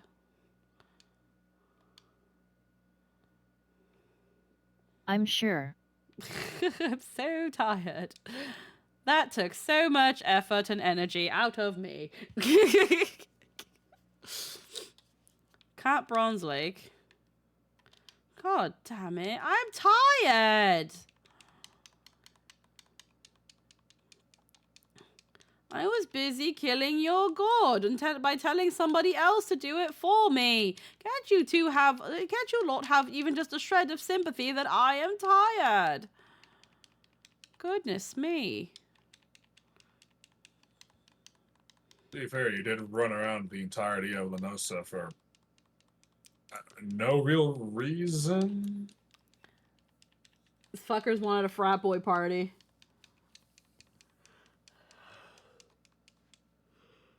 There we go. Oh, God. I definitely need to lay down for at least half an hour. Woo! Alrighty. Let's hand this quest in. Where is... Leave see you well, but come, let us discuss our next step. All good things. Mount speed increased. The word will already have reached the Maelstrom Command. Protocol requires that a representative of our order inform the High Commander of the mission's success. The honor is rightfully yours, Altrinia. Once again, I commend you a job well done. We will speak again soon. Thanks for saving Limsa Laminsa. I'll go back to doing more work. No, I think I'm going to go to bed. This has been a day, right, Kato? It has. I'm gonna head to bed, but thank you for another fun stream. Hell yeah, right, fan? Glad you enjoyed your time here. Despite all the silly meanderings, I have been having fun. ARR is still a bit of a slog, but it's definitely not as bad of a slog. I remember being in that section of ARR for what felt like forever. Yep. It felt like forever. And that was that thing I was like, I'm gonna fucking die here. I'm gonna fucking... Because at that time, it wasn't even just like, I'm like slogging through this game. I still didn't know what I was doing. Like, I still didn't know what I was doing. The people that I was playing the game with at the time were also kind of somewhat learning how to play the game. I didn't have anybody to teach me or like tell me like how I was. I just kind of did what I could and somehow made it to there kind of on my own. But it was still like, it still felt like forever because I thought I had to do everything else first. Alrighty then. Comfy bed. Time to go. Trini's gonna get into heckin' Betty. What? Ah, fuck today. And you go sleep. Alrighty, but that is gonna be it for me. We've been going for almost 6.5 hours. I am heckin' tie-tie. I'm gonna see if there's anybody we can raid really quick. We can pass things on to... Let's see. We got heckin' Skybean. We got Nightshade. I haven't raided Sky in a while. We can definitely pass people along to Sky. He's currently playing Oracle of Ages. Playing freaking oldie Zelda stuff. But I will be back tomorrow. Hopefully around the same time we'll be continuing with some more heckin' Tears of the Kingdom. And then I will be back here on Saturday night with some more heckin' Yakuza. Heckin'... I can never think of a raid message and my tummy's starting to hurt. So we're gonna heckin' raid Sky. Freaking, if you've got emotes, freaking throw them there. Anything else I can think of, I'd say heckin' send him a good luck gamer. There we go. I'm just gonna default to that if I can't think of anything. Good luck gamer. I hope everybody has a wonderful night. I will see you all later. Have a good one. Bye. Bye-bye. Alternatively, Dreist needs a friend. Hey, that works too. Bah.